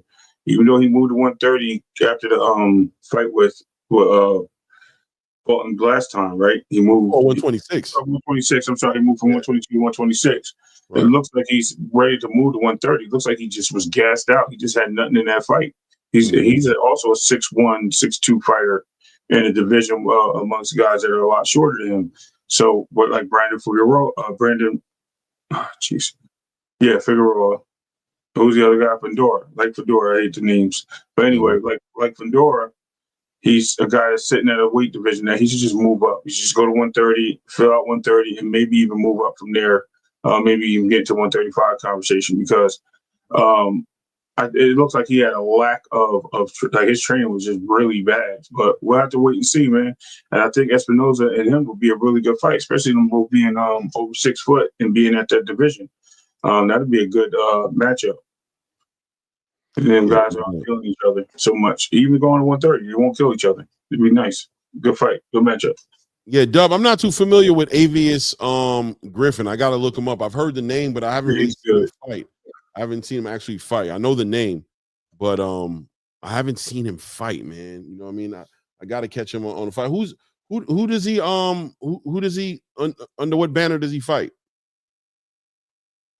Does Avius fight? I don't know. I think he's PBC. PBC? I think so. No, top rank. Oh, I don't know. He's talking about something else. But yeah, I think he's PBC. He's trained by Bomac. He's with Bomac? Okay. Maybe, so maybe he's top rank. Watch him fight, man. Unfortunately, I just haven't watched him fight, man. It is what it is. But I definitely heard about him. But yeah, look, Shushu has some work in front of him. He's trying to get in that Monster Inoue conversation. And this fight right here is his last, I don't want to say soft touch, but the last insignificant fight. I don't know if I even want to say that, but it's a WBC. This might be his first significant fight, right? Like, this is the WBC title eliminator.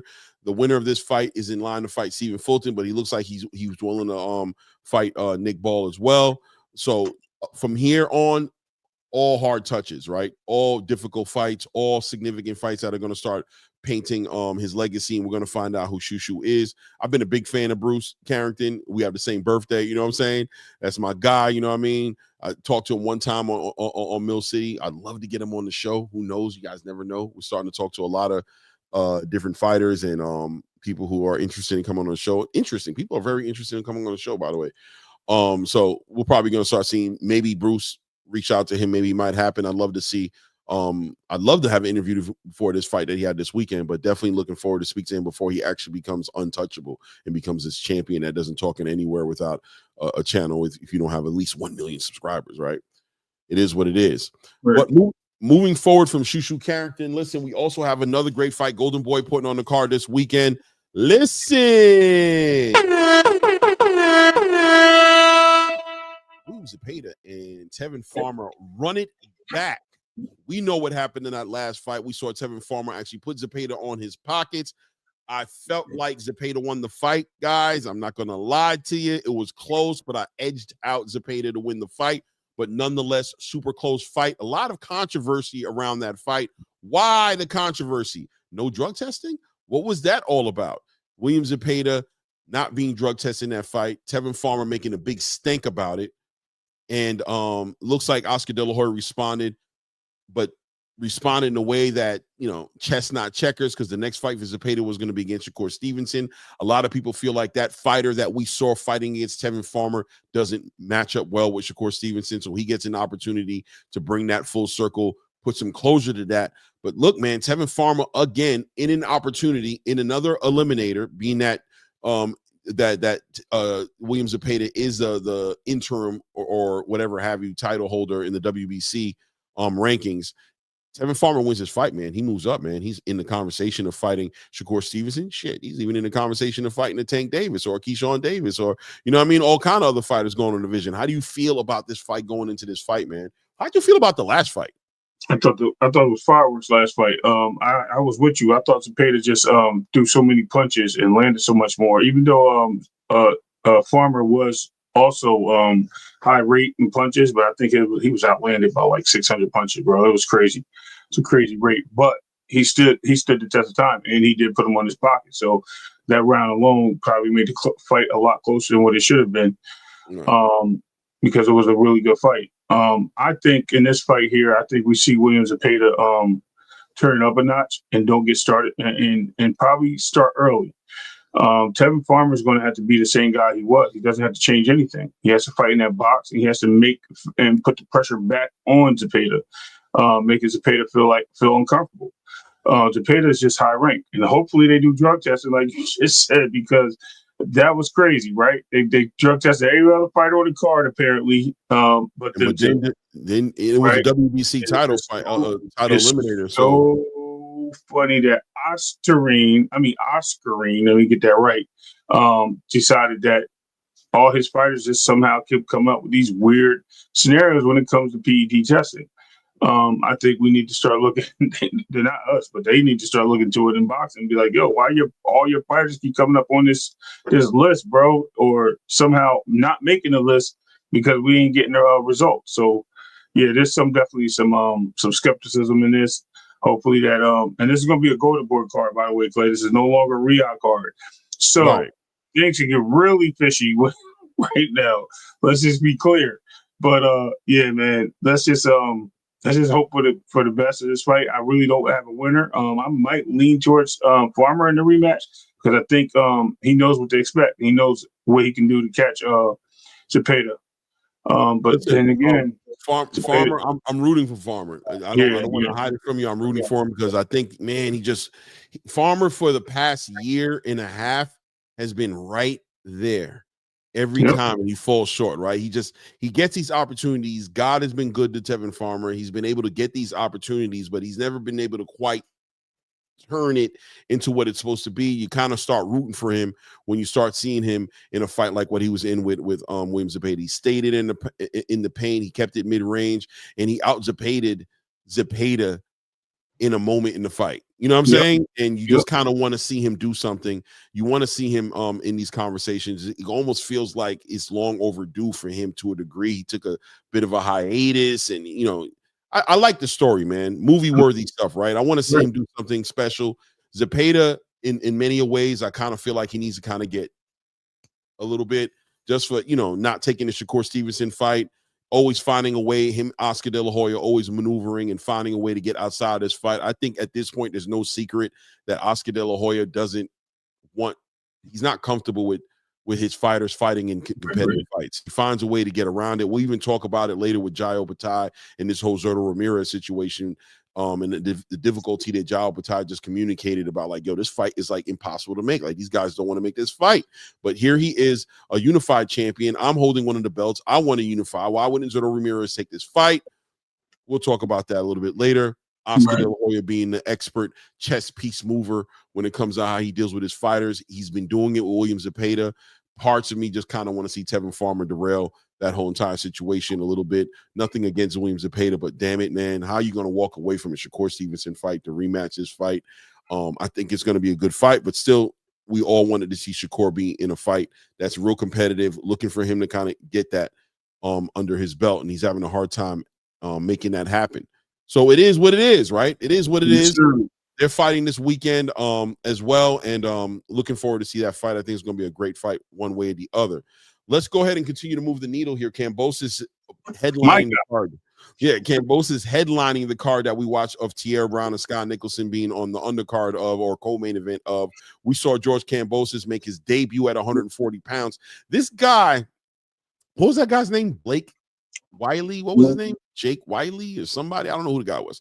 But I know the guy got a deal out of the situation. Yeah, Jake Wiley. Yeah. Jake Wiley. Yeah, man. Is he L-Dub? We're gonna talk about it. Definitely stay cool. We're about to talk about it very shortly, bro. I definitely want to know what's going on with this whole Jairo Bataille Zurdo Ramirez situation. I don't know what it is. I'm glad we got L-Dub in the building. Too. I was like, wow, for real? But let's get back. But look, at the end of the day, somehow he ended up number 3 in the IBF rankings. We know the politics of this sport. If we don't, this is the whole reason why this whole Turki Al-Sheikh and TKO, Dana White, Nick Khan situation is coming full circle, right? It's addressing these kind of situations. Where does this guy come up 4 losses? And I'm going to keep saying 4. You said 4, right? I'm gonna say 4. I'm sorry, bro. Max Hughes beat him. He got knocked out by Lomachenko, and he lost twice against Devin Haney. He comes off these losses, and here he is, number 3 in the IBF rankings. Since when? Above Liam Paro? Liam Paro? Bro, this is you're gonna laugh when I say this, right? But you're gonna understand. Let's look at the bigger picture here. What was he? He was a unified champion at 135, right? He was a unified champion. On top of that, he also became a champion after he lost to Devin Haney. That IBO crap that he put IBO, right? Regardless of the stature of it. And he was number 2 in the IBF before losing to Lomachenko. So he has been ranked high all this time. Accolades do play a part, right? We always talk about how accolades outweigh the money. So is the accolades in his eye, being the fighter that he is, does that help propel him to a higher point when he moves up in divisions, because maybe he's, they see something different as they are. I'm not telling you that I agree to him being number 3 or him being number 5 even, right? But I'm starting to see a trend with all these fighters from lower divisions. When they move up, they get ranked high, regardless if they win or lose, because of their accolades. And I think the sanctioning bodies are playing a part on that, because the name sells more than the stature, right? The stature of the fighter. So I think that's what they're doing. They're bringing that the name in and making that a bigger deal, because that's going to sell a bigger fight later, where they're going to get paid more money off of what? The sanctioning fees. Why not put Kambosos there? Why not put a unified champion up there? Why not make him highly ranked so we can get a big fight there? Because the money. So it comes down to legacy right? And money. But money is actually surpassing the legacy in this point. But they're using that legacy to propel these fighters and give them the positions that, whether you see or I see deserved or not, that's what I see the case being with all these fighters and every sanctioned body across the board. Tell me if I'm wrong. You ain't wrong. You ain't wrong, man. It is what it is. It is what it is. I'm hearing myself. I think I'm good. Okay, I'm good now. I'm not hearing it no more. It is what it is. It doesn't make it right, though, right? It doesn't make it right. It is what it is, but it doesn't make it right. But here we are, right? He comes off. He gets his victory. I think he won the fight. I saw the fight. I think he won. Yeah, it was a good win. Yeah, it was a good little win. He got a win, but I off the back end of that fight, the power didn't translate. It didn't translate. He's not that much of a puncher. Hence why I believe you're seeing Eddie Hearn moving the way he's moving. He's trying to build up his fighter that I think he wants to build up, which is Hitchens. That's why he signed Kambosos, was for Hitchens. He brought Kambosos over there because he's trying to get Hitchens into a fight that makes sense as far as helping his notoriety and his commercial value go up, right? Hitchens is pushing for the unification fight with Teofimo Lopez and doing all these things, but there's no incentive for Teofimo Lopez to fight a Hitchens right now. But listen, he's trying to artificially manufacture a star out of Africa, and I'm a fan of Africa, right? But he's an IBF champion. He's got a belt that, in my opinion, is the worst belt he could have gotten in that division, because he doesn't like the rehydration clause, right?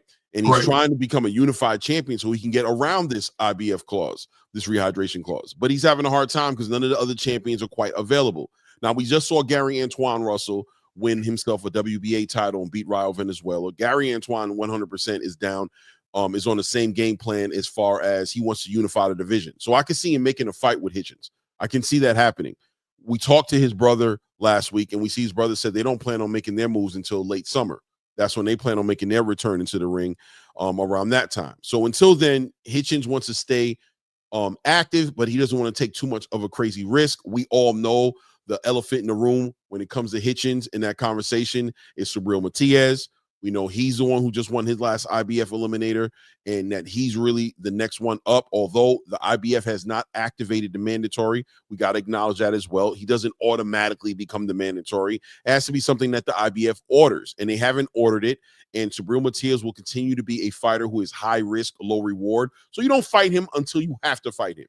That's just how it works with a fighter like Subriel Matias. He's a puncher. And when you're dealing with somebody who's dealing with rehydration issues, that probably aligns and bleeds into his ability to absorb shots issues as well. As we saw him get clipped multiple times by Gustavo Lemos. We know he's not trying to get clipped. Kambosos makes sense. He doesn't seem to be a punching threat, even though he can be, because we saw how he was, what he did at 135, but this is 140. This is a whole different division. He didn't look big in that fight. He looked like a small guy. He looked like a small guy for the division. And he's probably going to be food, for the next fighter after Hitchens. So Hitchens might as well get him out of there. Go ahead and take that fan base, that Australian fan base, and try to go to Devin Haney campaign without the lawsuits and without the Ryan Garcia fight, right? Try to go ahead and jump on that fight next. He's eyeing Hitchens, but this will be Hitchens' last soft touch at 140 pounds, right? This is going to be his last soft touch. This is it. You're a champion. After this fight, your next fight is going to be difficult. It's going to be, if it's not for a unification, it's going to be under the rehydration clause. What do you think about Hitchens at this point at 140? Does he need to? Because I'm be honest with you, what is he going to do at 147? He's going to have a hard time up there too. They're wilding out up there. So what's going on with Hitchens? Clay. I listen. I think the guy got skill, but I'm telling you, Kambosos has beaten the IBF champion before. He'll beat another one again. Why? Deception, baby. Art of war. Exactly what Two Cents put in the chat. You know what I mean? That's what he's going to do. He's going to allow his hands, because I don't think a lot of people really understand how fast Kambosos' hands are. If you watch that last fight, bro, he was in and out there like daggone somebody that stole somebody's daggone laundry and put it back with somebody else's. Tell me I ain't lying. The dude got some quick hands. He is capable. The only problem I see with Kambosos is his defense is his offense. So when he's throwing his hands, he's throwing them to blind you as well as connect to you. And I can see him getting in the way of somebody like Hitchens, who has a really bad flat back foot movement. He doesn't have a really quick movement going backwards. So if you can get inside and you can attack him, Lemos, on the other hand, right, it could be damaging. Now, I don't see the power of Kambosos, but who's to say it's not there, right? It could be something that's blinding. You know what I mean? The one that knocks you out is the one you don't see coming, and he throws a lot of punches and bunches.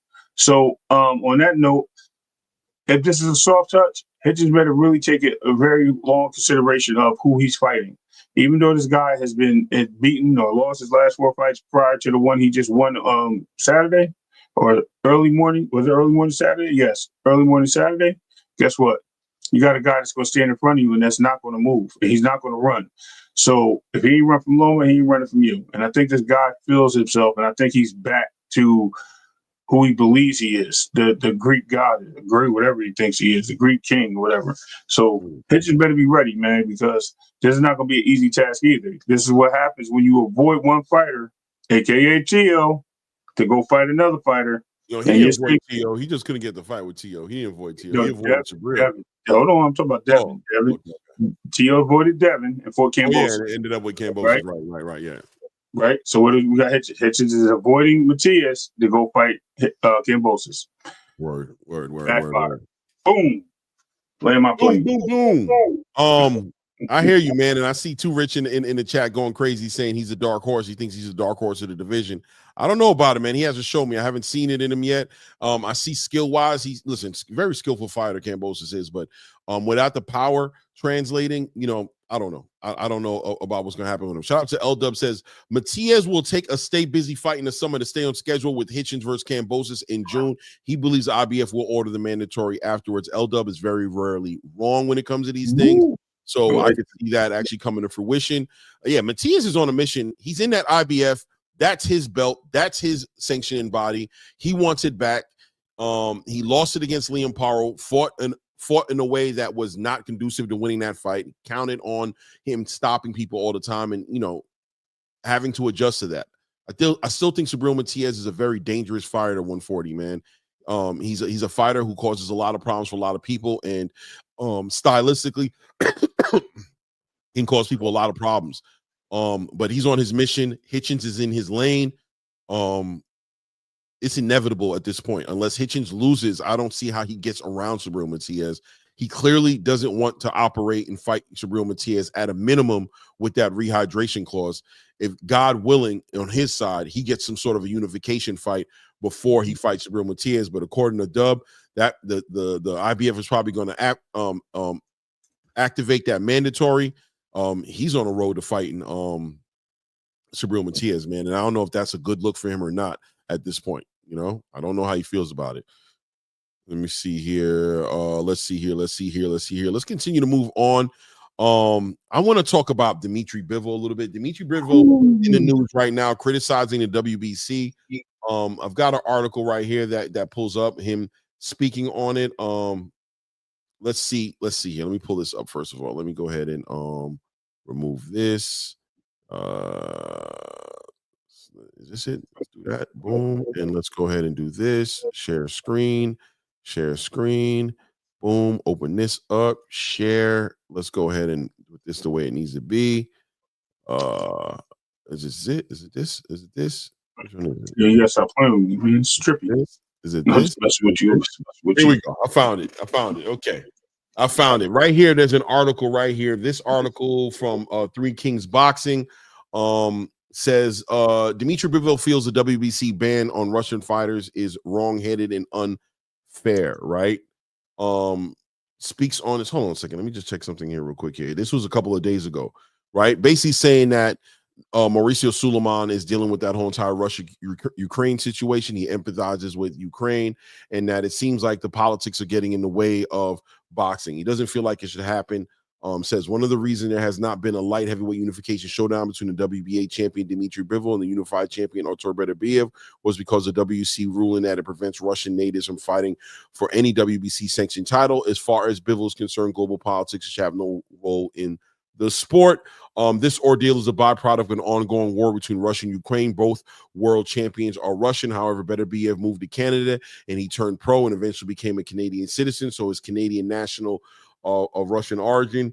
Bivol was born in Kyrgyzstan but moved to Russia as a child. Russia is still his official place of residence. Too many observers. The WBA champion is a victim of simple technicalities. We know what's going on with Dmitry Bivol right now at this moment, being mandated to fight David Benavidez for that title. And at one point, I thought that this conversation was really about Turkey and Mauricio Suleiman having a bit of an issue bumping heads, right? But you've seen Mauricio Suleiman come out on multiple platforms at this point and say that he supports what Turkey's doing, that he's all on board for what Turkey's doing, that he realizes that, you know, Turkey in a boxing league with Dana White has nothing to do with boxing as it is. Boxing as it is will stand, and Turkey will still be present in the boxing space as he's been present outside of this boxing league. So Mauricio Suleiman, I guess, not so much shooting at Turkey as far as taking this belt, trying to take this belt away, what it looks like, trying to take this belt away from Dmitry Bivol, but more so having this Russia-Ukraine issue thing going on. And Turkey kind of took it personal, like, yo, you're going to eliminate, I want to run this trilogy with Beterbiev and Bivol, but I want there to be an undisputed title on the line, and you removing this WBC title kind of throws a wrench in all of that. And Mauricio trying to kind of basically sell it as it's nothing personal, but it seems like it may be personal, huh? Where you at with it at this point, with this WBC Russian situation? This is what I don't understand. Benavidez has had multiple opportunities to be the WBC champion for a third time at 168. Why all of a sudden the rush to get this guy in the ring to get a championship? Is it because he took the chance of moving to 175 when you gave him the ultimatum? I don't think so.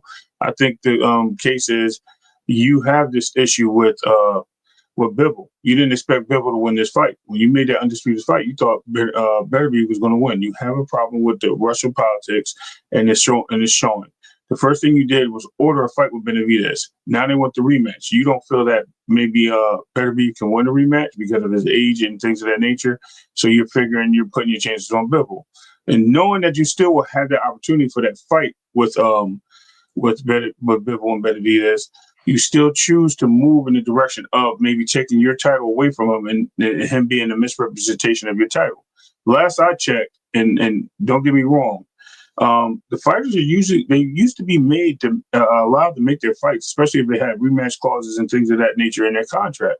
But now we have situations where the sanctioning bodies are being very forceful and very playing politics with these fighters, and they're taking chances of putting the person that they want to be the champion. They want to represent them. What other thing would you want for Mauricio Suleiman to have a Mexican fighter represent his belt?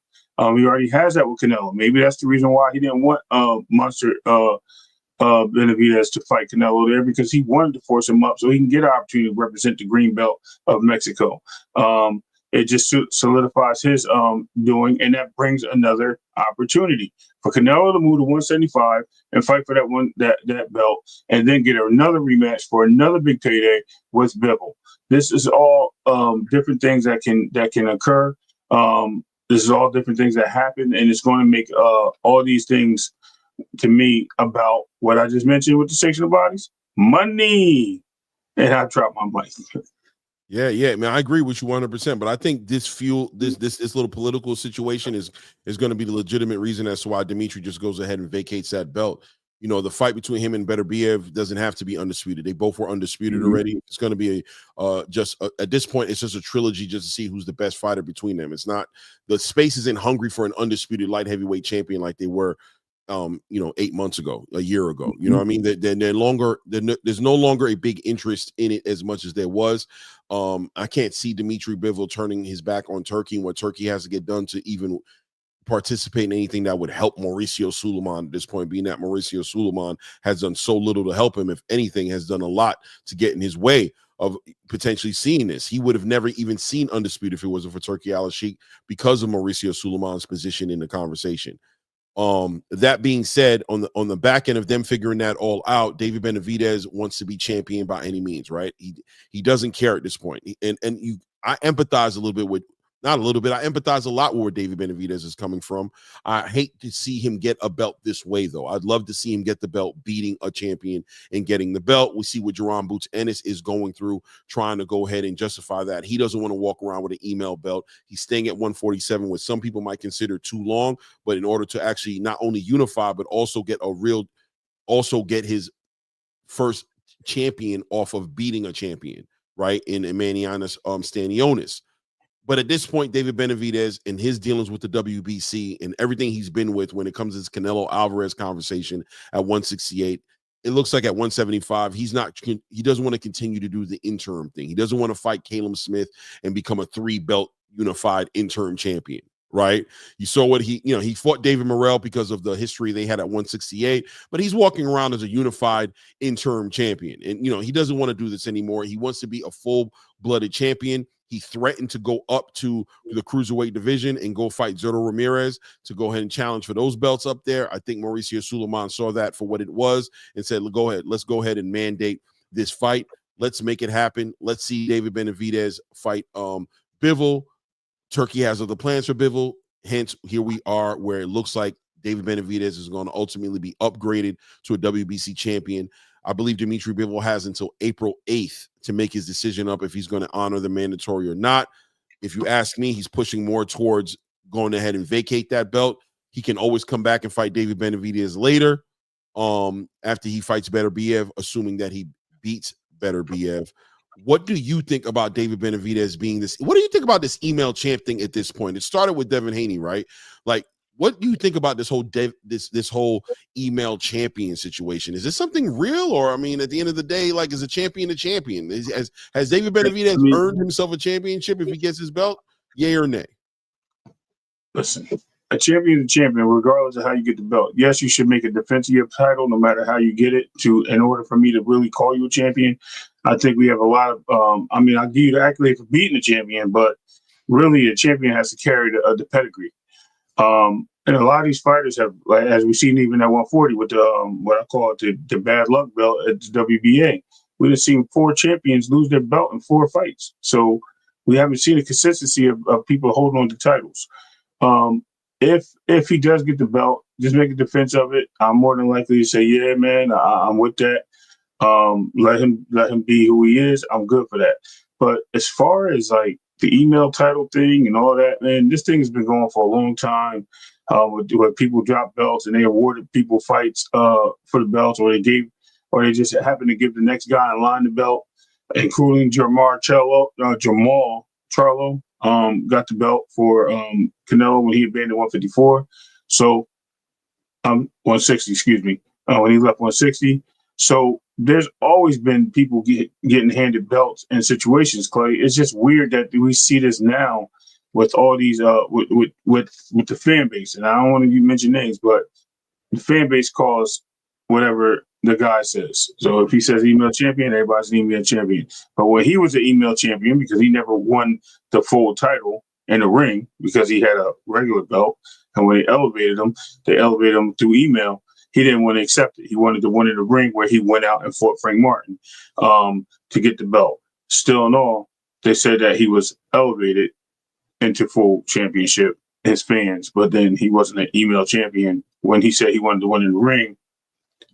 We can play round of Rosie, but it's all the same to me, Clay, at the end of the day. No doubt. Well, good luck to all gentlemen involved. I think David Benavidez now is going to make his home at 175. This helps him out. You know, Samson Leakowitz said he's not going to kiss the ring when it comes to Turki Al-Sheikh. He wants to be in control. Feels like he's in a position of power and leverage, being that he's sitting on, you know, a potential face of the PBC at this point in David Benavidez. He's made his loyalty clear that he's a PBC guy and that he doesn't want to operate on any platform that doesn't, you know, that's not being hosted by the PBC. I ain't mad at him. Look, man, he has David Benavidez, man. David Benavidez is the future face of the PBC. Gervonta Tank Davis may be the current face, but with him talking about his retirement talk and all the different things he's got going on, David Benavidez is in a very, very close second. You know, very close second, you know, behind Gervonta Tank Davis. The PBC machine has always supported David Benavidez. Jose Benavidez speaks on it greatly. I don't have no problem with them being loyal to the PBC. The PBC's treated them awesome. You know what I mean? Kept them well paid. And although they weren't able to go ahead and deliver the Canelo Alvarez fight, they were always able to put him in position to make some good money. Samson Leibowitz has drawn his line in the sand and said, listen, man, I'm not kissing the ring. What do you think about Samson Leikowitz's position when it comes to this dealing with Turki Al-Sheikh, and especially when it comes to David Benavidez? I'm pretty sure a big reason as to why David Benavidez flew home early. I'm gonna give you something really good to think about. Mm-hmm. It's all about the money. People talk shit until they get the money, Clay. Once the money comes across the table and it's enough for him to say, okay, I'll do it, he's going to keep standing on his ground. He's lying like everybody else that said they wasn't going over there. He's just doing it to get pushback to say, what is, you know, to get a price. It's just a negotiation. We just don't see it because we don't sit behind those tables. It's happened multiple times in the sport. People move when the money's right. He's just waiting for the opportunity for him to just sit down at the table, make that payday happen, and then he'll jump aboard too. And not only will he kiss the ring, he'll bend the knee and kiss some ass. So watch what I say and listen to what I'm telling you, because everybody got a price, Clay. That's all I got to tell you. That's it. Look, I'm right here with you, Ray. I think you hit it right on the nail, man. When it comes to the money game, ain't no pride, ain't no honor, ain't no integrity, and all money is good money, no matter how you want to look at it. People say all money ain't good money. Yeah, not everybody operates that way, especially promoters. Promoters don't think that way. You know what I mean? Even Al Heyman, as much as he stood his ground and operated in a very, you know, in a very, like, I'm going to hold my pride, in a very prideful way he's been operating lately, has still found a way to get some of that turkey money, has still found a way to involve Rayo, involve Isak, involve David Morrell, involve his fighters inside the conversations of what's going on Riyadh season. Money talks, everything else walks. Right now, Samson Leibowitz seems to be in a very powerful position with the PBC, being that they just don't have those fighters over there like they used to. They don't have the big stars. Errol is not out there. Jamel and Jamal aren't out there. You know, they don't have the big stars. He's sitting on two of them. He's sitting on David Benavidez and potentially an up-and-coming fan favorite in Sebastian Fondora and what he's doing. So he's sitting on two fighters that the PBC is getting behind, and he's playing his position. He's talking a little tough right now, but I agree with you. When it's all said and done, if need be, I will not be shocked, not one bit, to see Samson Leibowitz right over there, like you said, on his knees, not just kissing the ring, but kissing somebody's tan ass. You know what I'm saying? So it is what it is. But hey, man, all power to him. Right now, he does seem like he's sitting in a very good position. It is what it is, man. Congratulations, Samson Leibowitz, and more importantly, congratulations to David Benavidez, man.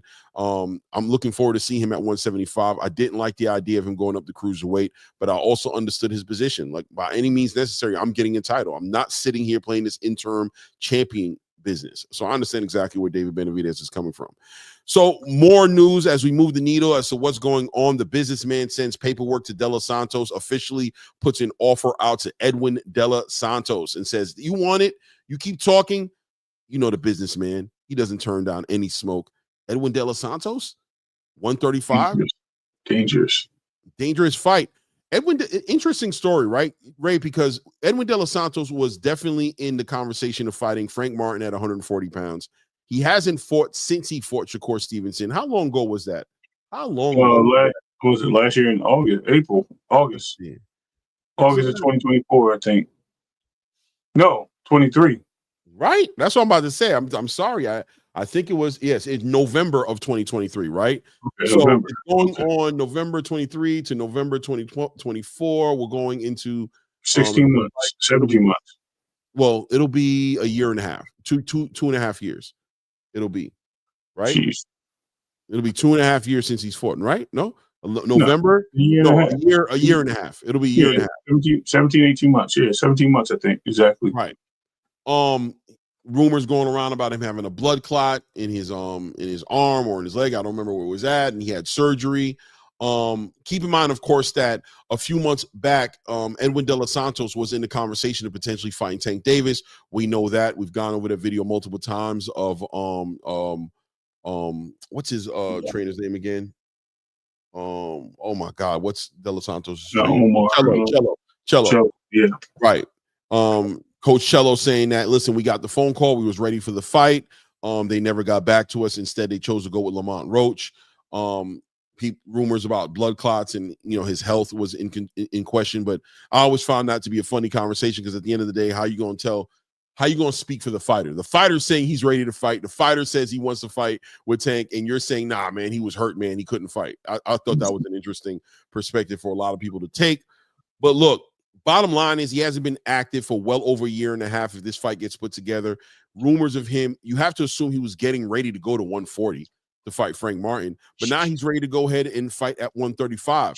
Back to cutting that weight, back to being in that smaller division. But listen, I understand where he's coming from. He gets an opportunity to go for a belt. You do what you got to do. On the surface level, though, how do you see this fight going, and what do you think about this? You think he takes this opportunity and fights Keyshawn Davis, or does he go with the original game plan I think the PBC had, by the way? Because I feel like if he takes this fight with I think it's easier said than done. And I think people aren't acknowledging the intangibles, right? The intangible in the elephant in the room that nobody's talking about is the PBC, right? So the PBC is trying to put together their fighters. They want to put together a fight between him and Frank Martin. They're trying to introduce Frank Martin to 140. Where is Edwin Dela Santos right now? Is he a PBC fighter or is he not a PBC fighter? Who is Edwin Dela? Like, where does he sit right now? Do we take the promise for the money or do we go get the title? That's what it comes down to. I think the PBC will be on board with him going over to get the title if that's an opportunity for him. But I think there's going to be a catch-22. Hey, you bring that title home or you're done here. You know what I mean? We have an opportunity for you to fight here and you can do something in this division. We'll move you up, blah, blah, blah, blah, blah, et cetera, et cetera. But we understand your thirst for a title. We understand you want to be in the picture. We understand you might want to take that fight with what's the name? Yeah, I seen that Boxosaurus. But Edwin is a Samson. Yes, right, he is. That means he's a PBC fighter. Yes or no? If he's a Samson fighter, then he's a PBC fighter. Right, he is. Right. So what happens? Does Edwin go ahead and challenge for the title? Yeah. Over at Top Rank? Why wouldn't he fight? Or does he fight Frank Martin? Because that's what the PBC wants for Frank. Man, I think Frank Martin, that's a good fight. They're both good fights. They're both good opportunities. But I think it comes down to him wanting the desire of a title. You know what I mean? I think he'll take the Keyshawn fight. I think he feels that he has an opportunity to win a title. And he could put himself in ways of getting a rematch with Shakur and get himself in line with Tank Davis before it's all said and done. He get himself and bring a title home to the PBC. Which does the PBC believe Edwin can beat? Yeah. Why wouldn't they? I mean, Edwin's a really it makes a difference. If they think he can, they'll send him over there and try to go get that. Yeah, why wouldn't they? I don't think they have any doubt that that's the case. Anything can happen, and I think Edwin's a good enough fighter. He's fast enough and twitchy enough to get in and out on the Keyshawn Davis. The problem is, does Keyshawn come forward, or does Edwin have to come forward? Because that's where the challenge of the fight's going to be. Edwin moving forward is dangerous. He can get hurt. He can get something landed on him by Keyshawn very quickly. But if he sits back and he becomes a counterpuncher, like he's usually fighting, and stands in the middle of the ring, becomes that counterpuncher and lets Keyshawn come to him, that gives him an opportunity of winning. I think it's a fair chance to say he can beat Keyshawn in that fight. Do I see it happening? Probably not, because I think he gets overly aggressive. He burns himself out. You know, he's pretty much a massive 135 pounder when it comes to him in the ring.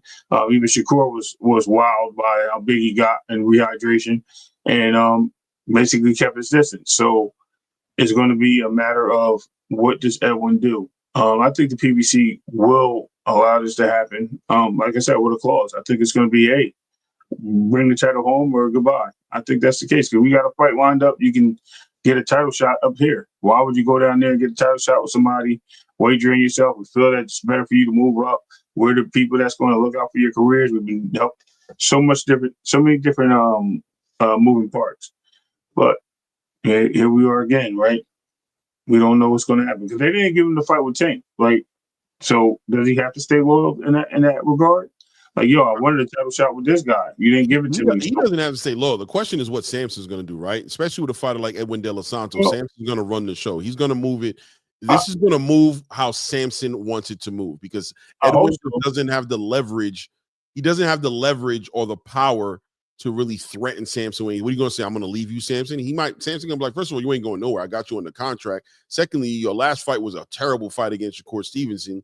Thirdly, where are you going to go and what opportunities are you about to go find out there that's so much better than what I could bring to you?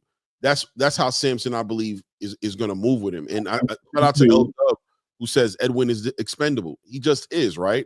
You can throw the dice with Edwin and say, you know what? Go out there and try to go get the title. Worst case scenario, you lose. Who cares? We don't have that much invested in you. You haven't been an active fighter. We don't lose that much. You've lost already before. You lost to Shakur in one of the most boring fights in boxing history, damn near. You know what I'm saying? And then you went ahead and no, he had another loss too. I'm about to say something wrong, but who did he lose again before that? He had a fight a long time ago. He lost. Yeah, because he beat Ryo, but ultimately at the end of the day, he hasn't really built that much star power for him. If anything, he's down right now because of that Shakur Stevenson fight. But Frank Martin is why I would say, but what they still interested in developing Frank Martin and introducing him to division in the proper way at 140. And I think they wanted Edwin to kind of be that fighter that would do it. But it's not like they can't find another fight for Frank Martin. There's other fighters up there at 140 for him to kind of like, get acclimated to the division with. I can see that fight happening. Shout out to L Dub saying that Samson has Gabby Fondora. She is with Golden Boy. Don't necessarily mean he's with PBC. Well, I agree with you, right? Samson does have a good relationship with Golden Boy, and he has a good relationship with the PBC. What kind of relationship does he have with Top Rank? You know what I mean? I don't know if he's into working with Top Rank like that. And Top Rank's kind of in a very complicated situation as well because they're getting ready to get out of their situation with ESPN, right? So where are they going? Rumor is that they're going over to the Zone, that they're going to go work over there with Turkey. That kind of looks like Samson, kind of has a little campaign going against Turkey right now. So I don't know. We'll see. We'll see how it plays out. But in this fight, how do you see it going, Ray? Edwin Dela Santos versus Keyshawn Davis. I just broke it down, man. I don't think I can do that again. Again, I mean, you did break it down, but who'd you pick to win, though? Maybe I don't know. I really don't know because it depends on who shows up. I would put my money on Keyshawn right now. I think Keyshawn has more active fights. I think his activity has shown different things. I think he's fought a fighter with power. He's fought a guy that came in heavy. He's fought a guy that's been quick and light on his feet. Mm-hmm. He's just showing all different signs of being prepared to fight different fighters, no matter how tricky or strong they are. He just seems to be outboxing and out and getting into fights with these guys and withstanding the competition. So, I mean, Edwin does have a strong chance of winning. I mean, don't get it wrong. I mean, if I was to say like, what's his chances of winning? Like his chances, not the fight, because people might mistake it. His chances of winning are definitely over 50%. I mean, he has enough power to knock Keyshawn out. He has enough speed to get over 50. Oh yeah. And hold on. You put Keyshawn as the under? No. Listen to what I'm saying. I said as Edwin, not the fight, not both fighters. I'm saying as Edwin as a fighter, his caliber gives him a good chance of winning. Like I believe his chance of winning is high. Doesn't mean that I think he wins the fight. If I was to say what the fight is going to be and I split the fight, then I'm giving Keyshawn a higher rating. I'm going to give Keyshawn a good 65% to 35% of Edwin. That's you know right. what I mean? But I'm saying as Edwin himself, he has an opportunity. His opportunity is very high. His ceiling is high. He can get in there because of his speed and the ability he has to make the fight difficult for Keyshawn. Now, again, he burns himself out. He also has difficulties fighting forward, as we just seen in his last two fights. When he fought forward with Ryo, he got popped, right? When he fought forward with Keyshawn, with Shakur, he lost the fight because he couldn't cut off the ring. Right. So now what does he work on with a fight like with this type of fighter? Because Keyshawn's not going to run or I'm not going to use the word run. He's not going to back up 30 feet and move away from Dela Santos because he wants to win the fight. And Keyshawn seems to be banking on knockouts and entertaining the fans. That's the only reason why I put the opportunity for Dela Santos to have such a good showing, because Keyshawn likes to engage.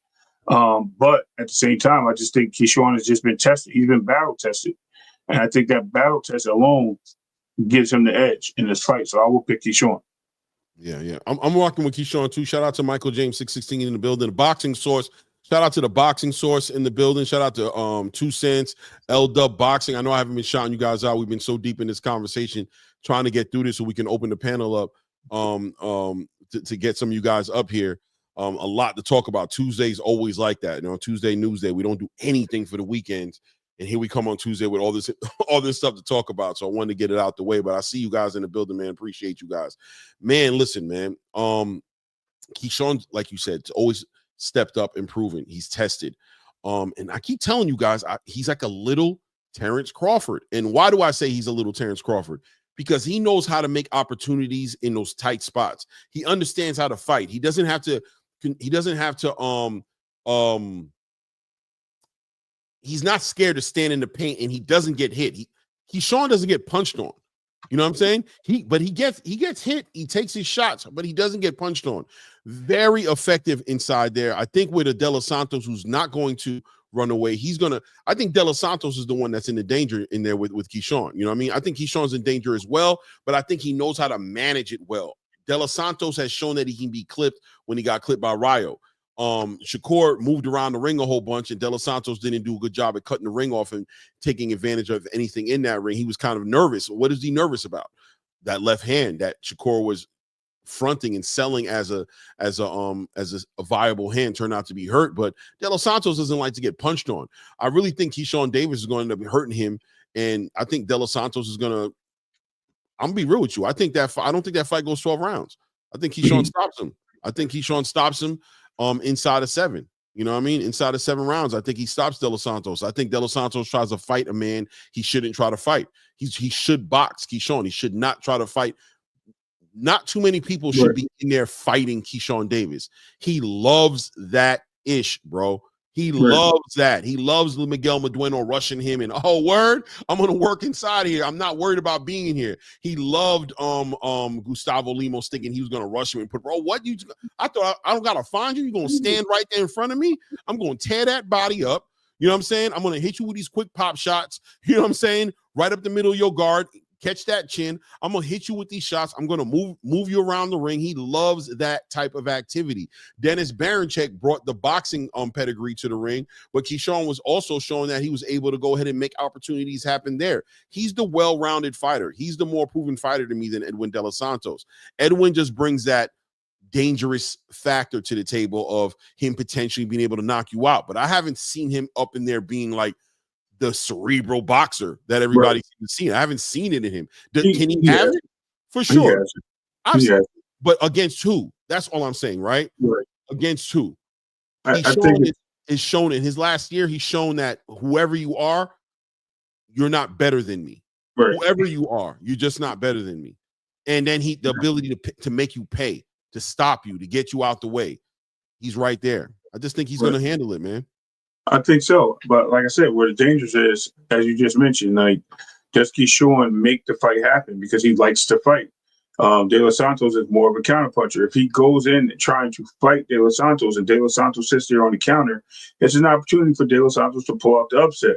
The difference is if Keyshawn plays it smart and he says, I'm not going to get hit with one of these flash quick punches from this guy that got power behind him and could, I don't see it coming. I'm going to stay on my toes and I'm going to keep my balance and make him come forward and walk him into something, which I believe that's the way it goes. I believe Keyshawn looks to walk Dela Santos into something. I don't think that he would go the other way there, Clay.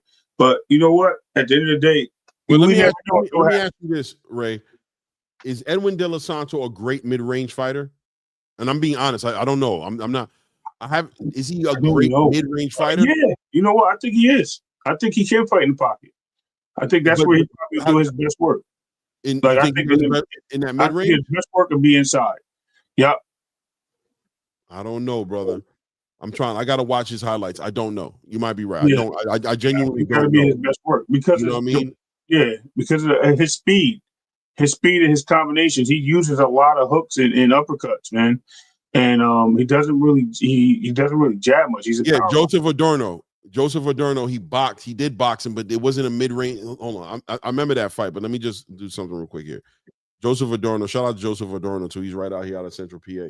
Joseph Adorno. Let me see here. Let me just catch some of the highlights here and just see what was going on here, because first of all, Joseph Adorno just didn't have that power. But there he goes. That's what I thought. I'm just looking right quick on the highlight. What am I looking? I'm looking at him controlling the distance, establishing the range. And Joseph Adorno trying to come in and out, and Dela Santos sitting there with that jab, doing what he does. But whenever it came time to that fight to become a mid-range fight, he got away from that. He didn't want to fight a mid-range fight with Joseph Adorno. And Joseph Adorno doesn't bring that punch that Keyshawn does. You know what I'm saying? He did a good job in that fight. I'm seeing the highlights right here. He's working he's level changing with the jab, and he's walking him into those left hands. He's doing a great job walking to left hands, 1-2s, jab, and every time Joseph Adorno tries to come in and do something, he just basically times it out perfectly to walk Joseph Adorno into his demise. But at the end of the day, Keyshawn is going to. It's going to be a good fight.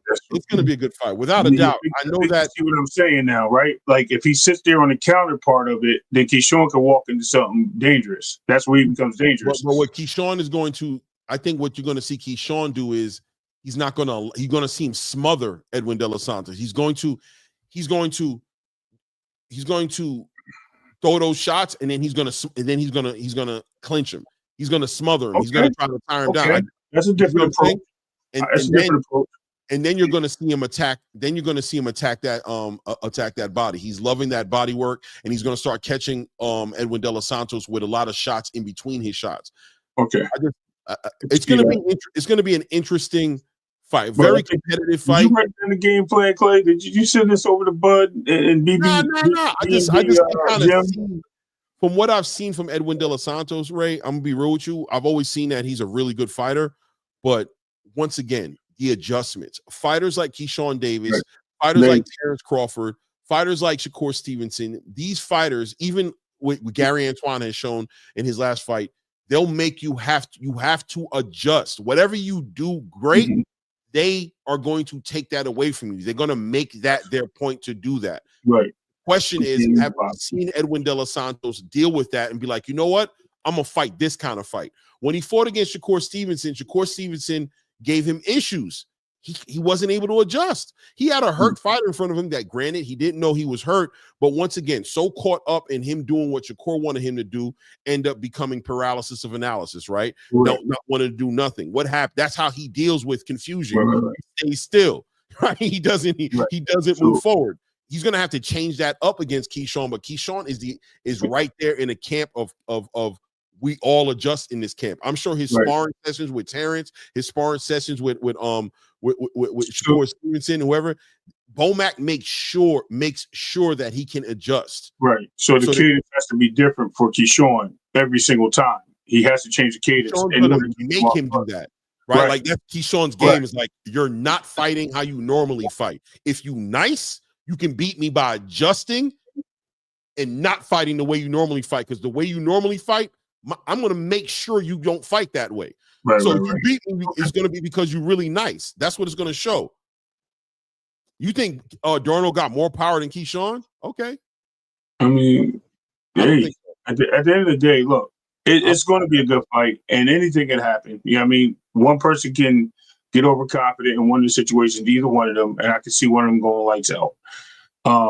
If it becomes a boxing match, easy walk away with Keyshawn. Easy walk away if it's a boxing match. If it becomes a slugfest, look at Bub. Bub finding a way to put Andy in there against Shakur. He always does. I ain't worried about Bub is out here playing chess. He finally, here I come. Shout out to Bub Boxing, by the way. You know what's funny? And I laugh at Bub. Listen, Bub is funny. He's gonna start dropping super chats to get his stuff read too. We gotta force that on him because he's funny, bro. He's funny. Bub found a way to get in there. He said, "Yo, go over there and clean up your back, yo. Why can't you? Why can't you fight Andy Cruz?" When Shakur come up, why don't he fight Keyshawn? When Keyshawn come up, why don't he fight Andy Cruz? It's always the same thing. Bub, I'm gonna keep it 100 with you. It's growing on me. I ain't gonna lie to you. It's growing on me. The Andy Cruz Shakur Stevenson fight. I'm not there at all with it yet, but it's growing on me. Keep on. It's, you know what I mean? It's growing on me. I be wild. Yeah, that's the fight that. You got it. Nick J say that's a fight that will tell me what I need to know about Keyshawn. As of right now, I'm not completely sold on Keyshawn. He's good, but I don't know how good just yet. I hear you, Queen. That's kind of where I'm going with it. But I do think Keyshawn will win this fight. I would have to see how he prepares for this fight and how he handles Dela Santos' speed. I'm telling you, the speed and power is there for Dela Santos. Now, how does he maintain it is a whole different point. You know what I mean? That's why I said in Dela Santos' favor, I could see him at a over 50% chance of winning the fight. Doesn't mean I see them together as a whole, like as a fight as a whole, and being 50-50. You know what I mean? I'm saying in his favor, I can see him using certain tactics to win the fight and certain skill sets. Yeah. That doesn't mean I think that Edwin is a great test for Keyshawn. You know, the other day I was talking to Dave Whitmer's coach. I can't remember his name right now. I feel so horrible. Coach, if you are watching this this right now, I'm so sorry I forgot your name. But a real intelligent guy, man. We were talking about this fight and just the dangers that were in this fight. But what I was saying to myself, well, does Keyshawn need at this point with the year Keyshawn had and getting up to this point to become a champion, is it okay for Keyshawn to go ahead and get a soft touch? Is what I said, right? Like, does he need to jump into an Edwin Dela Santos right now? Knowing that, you know, he deserves it. That Tank is in the horizon, that, you know, I mean, there's certain fights that are potentially right there in the horizon for him to happen. Should he take a soft touch just to stay busy, but get an assured victory to stay available for the opportunities that might present themselves after Tank and Lamont kind of figure out and iron out their situation? Right. Big fights out of there for him. But you know what he said? He said, no, it's not time to do that. Keyshawn's an Olympian. He's used to this. He's used to traveling and fighting the best. He's different than the amateurs. He's an Olympian. They fight great fighters. And he's the kind of fighter that is going to fight up. If you get him in a position of fighting down, that could be the worst thing to set him up in fighting a Tank Davis or fighting, you know what I mean, a big fight. Nah, keep him up. You know what I mean? Up the competition. Keep him on this campaign right now. This is where he wants to be. He's talking about becoming a unified champion. He's talking about potentially going up to 140. He's got a lot of momentum behind him. Don't give him a soft touch now. No, Edwin Dela Santos makes sense. It develops him, and just like Nick said, he's still not convinced yet. She wants to see him. Literally going to say what Nick J just said. Actually, I was going to say Denise was actually the soft touch that he had. Even though it was a championship fight. Yeah, he was a soft touch, but it was a championship fight. But yeah, he was a soft touch. I'd say like this: he turned out to be a soft touch. How about that? He turned out to be a soft touch. I don't know going into the fight if I thought he was going to be a soft touch. I thought he was going to be more competitive than he was in that fight. But yeah, I hear you, man. Listen, man. Keyshawn is getting ready for the hardest fights in his life. He's getting ready to fight against a Tank Davis to be in the mentality that you want to fight a Tank Davis. You need to stay on your game. You don't need a soft touch. You need a fight that's every fight you take should be preparing you. We consider a soft touch too, Clay, because there's different levels to each fight, right? So a soft touch to Keyshawn, would that be somebody like Amar Tala right now, or would that be somebody like a Dulev? Like where are we going on the scale? There is no soft touch for him. Like a Brendan Lee, like, you know what I mean? Like, Yeah, Where are you're we right. going on that scale? And I'm not saying that because Brandon's up the division, but just generally speaking, like Cordina? Will Cordina be a soft touch? You see what I'm saying? Like, where are we going on that scale?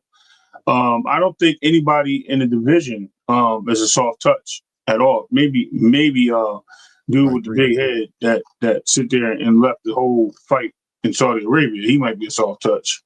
Unfortunately, I ain't taking no shots, but and that's Schofield Jr. But as far as like there's no soft touch, bro.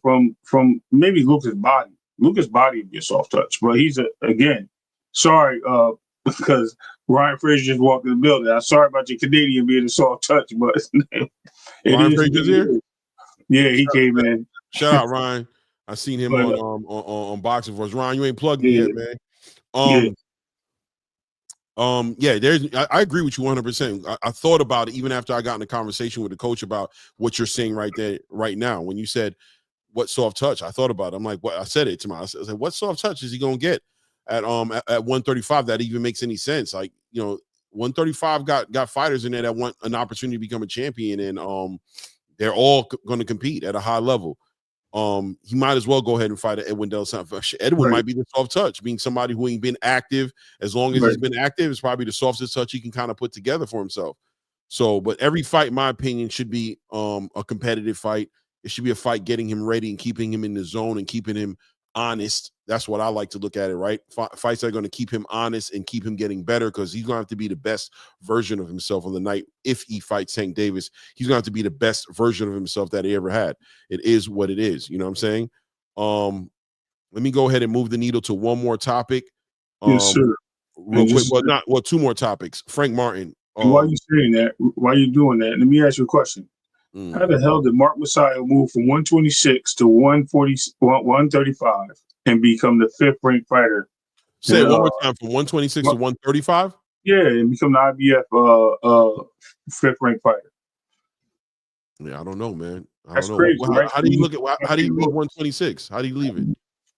He left. Then he left for the loss. He lost anyway, didn't he? And then he moved up. He moved up to 126. I gotta go look him up. That's crazy. And I'm like, how is he ranked number 5 in the IBF? I mean, it's clear that they want to put him. They want to put him in the ring with Loma. Yeah, they want to put him in the ring. Yeah. Yeah, but I just think that's crazy. I'm like, yo, hold on. Yeah, he won after. So Brandon Figueroa. I'm sorry, I'm lying to you. He didn't fight. In a way, it was Brandon Figueroa he lost to. That's who he lost. I think he lost the title, the interim title for that. And then he moved. He Brandon at 126. He went up to 130. KO'd Isaac Avelar. Unanimous decision against Eduardo Ramirez at 130. And now he's last fight was Brian Mercado. Isaac Avelar was 132 and a half. He went from 126 to 135. Technically, he's only lost 125. He's lost 2 fights back to back. Ray Vargas and Brandon Figueroa. I don't know. I didn't even know he moved up. That's just crazy, because you know how we just talk about people just jumping up in weight with Kambosos, and I'm just like, hold on. I just seen his name in the list. I'm like, hold on, whoa. This guy just moved up from 126. Crazy work. At what point do we stop mentioning Tank fighting these guys? I'm talking about. I hear you, Keon. I'm just saying, listen, until it's out of the question, it's not out of the question. You know what I mean? I ain't say that guy's name all day. I was trying to avoid it at all costs. I'm sure Keyshawn Davis, Shakur Stevenson, they're sitting here still thinking there's an opportunity to fight Tank at some point. They feel like until he's out of boxing, if he's in 135, as long as Keyshawn's holding the title there, Shakur's holding the title there, they have legitimate reasons to believe that they can get a fight with Tank. He's another champion in that division. But I hear you, Keon, for sure. But as far as Frank Martin is concerned, he's eyeing 140 for this summer. That's what they're saying, right? He wants to come back. He wants to come back. Fight he needs. What's the fight for him? Isaac Cruz, 140 PBC fighters. Great fight. Great test. I like it. Isaac Pitbull Cruz. What else? I like it. I'm not gonna lie to you, bro. I like it. I like it, man. Shout out, man. Shout out to Ray Davis, man. You heard it here, man. Let's see that happen. Let's see Frank Martin, Isak Cruz, PBC fight. It's right there to be made. Why the hell not? Let's see it happen, man. Let's see it go down, man. We don't even need to talk about it no more. I'm good with that. I want to leave it right there. Let's see what his next move is. Let's see if they're watching the show. I'm going to leave it right there. Jai Opatai can't get Zerto Ramirez. L-Dub, talk to me, man. Somebody talk to me about this because we talked about this a little bit earlier, and I'm sitting here thinking that Oscar De La Hoya is the one doing his thing. Continue to move his fighters the way he wants to move his fighters and protecting Zerto Ramirez and building him up into making a bigger fighter. The fight they were trying to make was going to be David Benavidez against Zerto Ramirez. Now that David Benavidez has a pathway to being a champion at 175, I don't see that being the fight that he gets involved with Zerto Ramirez. Jai Opatai has been trying to get this unification going, but what's going on? Is he being moved strategically? What's the word? Is this Oscar De La Hoya moving Zerto Ramirez? L-Dub, let me know what's going on. You were talking to me earlier about this. You said Zerto's not ducking Jai Opatai. What's going on? He's ready to see unification, and I think some people are ready to see Jai Opatai be a unified champion, or even decide to make a move up into the heavyweight division and get involved in some of those fights that can happen up there. So what is the holdup? Any opinion on this, Ray? Any perspective as to what's going on here between Zerto Ramirez and Jai Opatai? It should happen. I mean, it's been brewing, right? Why not? I mean, he's been getting called out by the New Zealand native. He's been trying to get up there and get those titles, because I remember he had a shot. He's supposed to get a fight with one of these guys. He never did, because Zerto took the fight. He got the belt. So listen, man, if it's going to happen, it's got to happen now. We can't have another Deontay Wilder, AJ situation, and then Bayou Jack comes in and steals the fight from one of them, and next you know he got the belt and nobody fights Bayou Jack. You know what I mean? We can't have that situation no more. And then we got a trilogy between whoever that Bayou Jack beats back and forth. We need to keep this gangster right now. We need to get these two in the ring. They're the best, I think, at at 200, whatever, 205. They're the best. And I think they need to get it in. We need to see these guys fight. And if we're not going to see them fight, somebody needs to bend the ship and move on. I don't want to see all the nonsense, and I think it just needs to be made. As far as Bill and Smith too, but listen. Yeah, let me read this real quick from L-Dub, man. If y'all don't know, L-Dub is the plug, man. He knows very rarely he's off. I ain't gonna lie to you. He's done a lot of. Normally he's on point with the information he's given. So he's basically saying Zerto had to pay his WBA mandatory step aside to unify with Bill Smith, and the mandatory is Dortico, right? Dortico was the mandatory. My thing is, whatever happened to unifications from mandatory? How does that actually work, man? Because here I am. Listen, man, I'm here to learn as well. I'm here to, that's what this space is about, right? We build on the sport that we love, but it's definitely an education a lot of times for me. And I love having the caliber of people I have in the chat here, man. I love it. I have such articulate, intelligent, real boxing pundits in the space. Everything boxing, L-Dub, Too Rich for the Belts, Echo. I can go on and on and on about the people who come on this channel, and I take that as a validation to my channel, right? The fact that you guys would find, entertainment here rather than other spaces. But I'm definitely need somebody to paint this whole entire picture correct for me. Somebody get me straight. I'm clearly leaning a little bit to one side too much over, and I need to get straightened up. Somebody help me out here. What happened to unifications trumping mandatories? Help me. Somebody help me, please. Help me, please. Somebody help me, please. Let me see. L-Dub Boxing says that's a myth. Unification only trumps mandatories in certain situations, not all. Interesting.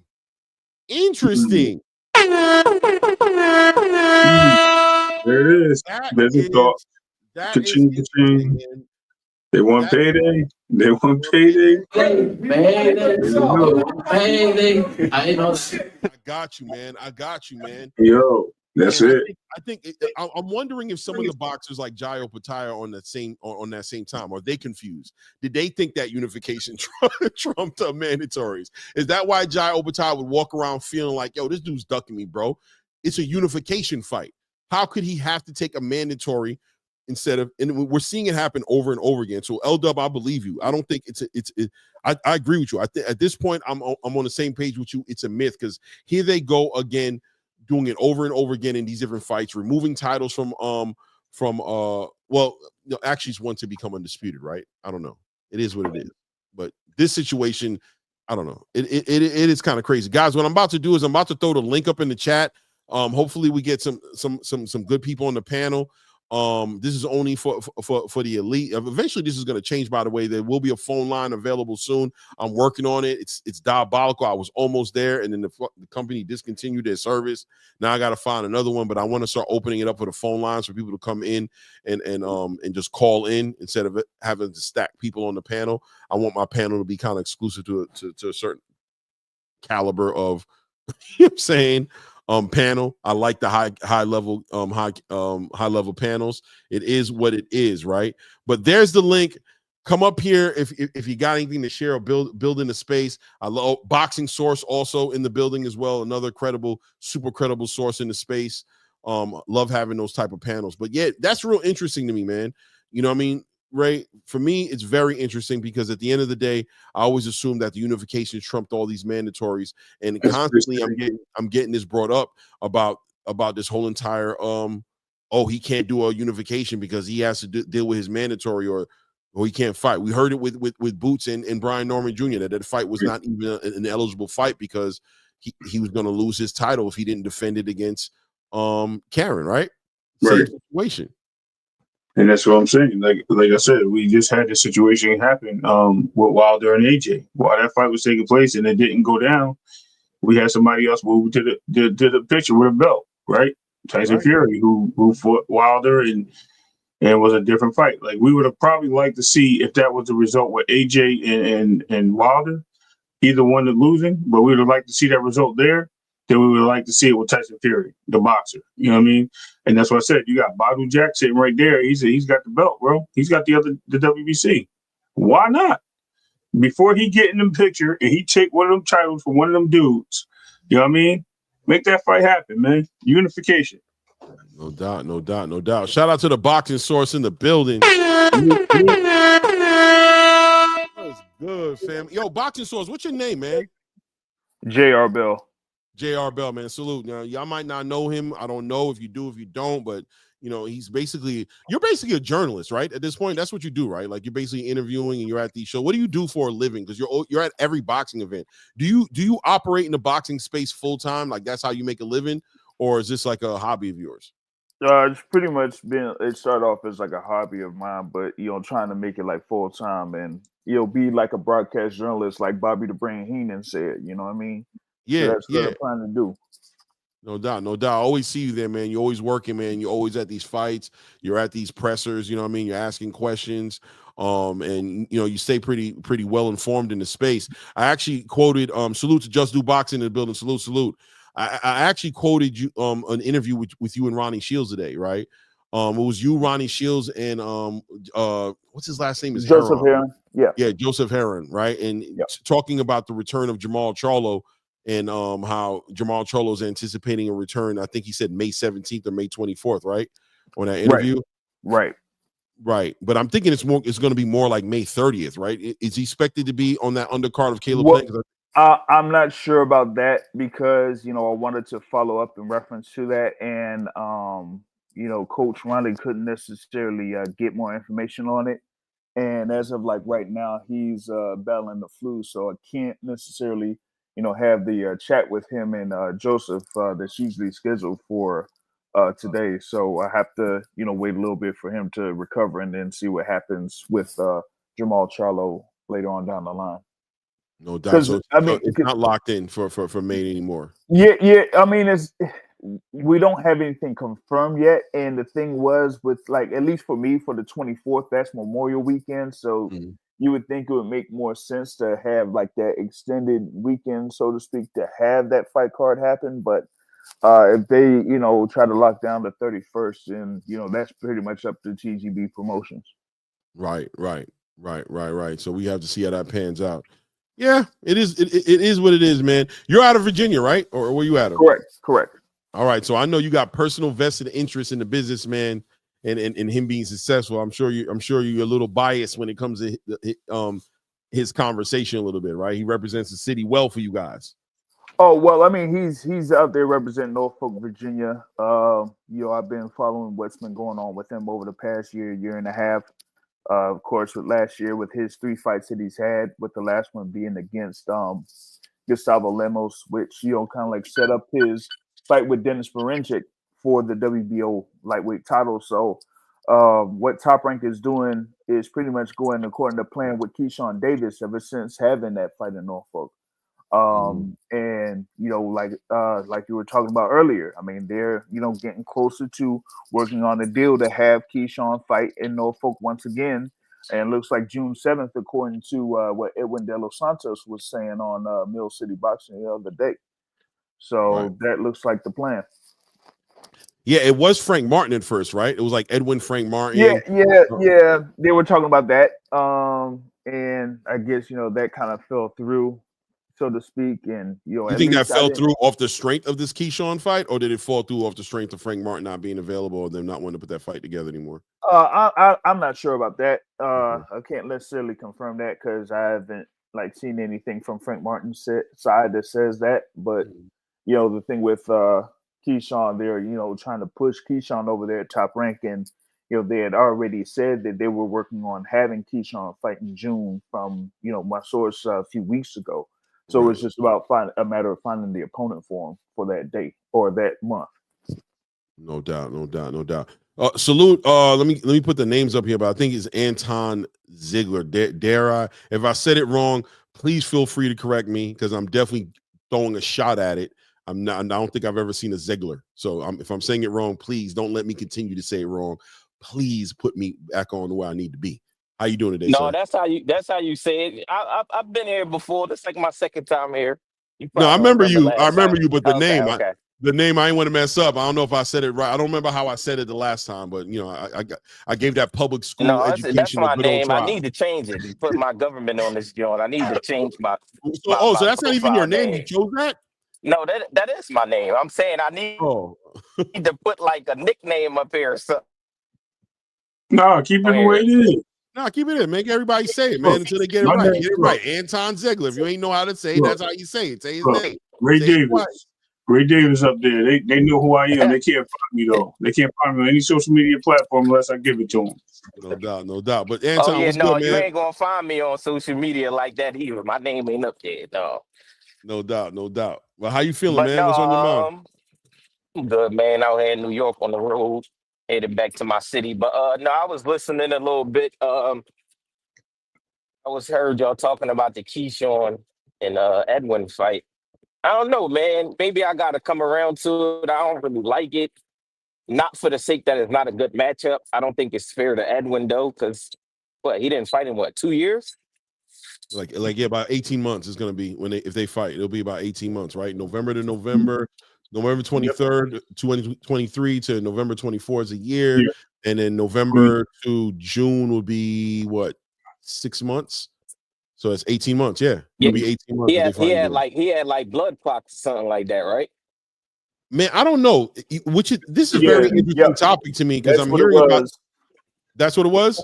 Yeah, it was blood clots, and it got really serious. For Edwin De Los Santos. So why was Cello out there on Mill City pushing this idea that he was available to fight Gervonta Tank Davis back in December? But did this happen after that? It's I'm weird. not sure. Yeah, that's weird. But he was like, I don't know why he didn't pick us. We're ready to go. He picked Lamont. He basically painted this picture as if Tank consciously decided not to fight De Los Santos because of how the danger that De Los Santos could bring to the table, and chose to take a lighter touch with Lamont Roach, which turned out not to be a light touch at all. Well, I was trying for the money to pay for the surgery. No, in all seriousness, no. They said it was health, right? They said it was past reports. They said it was paperwork. They said he had to get a work visa. There's been so many different things they said why that fight didn't happen, or he hasn't been fighting, period, in the state. So could be all in the same, right? Could be all those things together. So maybe it was a block out at one point, and then the work visa ran out because he was inactive. It could be so many things. Oh, man. It is what it is. But I agree with you. Go ahead, fight, right? Mm-hmm. I What'd felt you say? like he was complaining about that after, like, not too long after the Shakur fight. Like, I remember seeing something about that. But and then I thought he was moving to 140. That's what I thought. I thought he was trying to line the fight up with Frank Martin. That was what the rumor was, that it was getting put together. But look, a title shot is a title shot, man. And I'm sure he's first of all, I already heard that Edwin was speaking.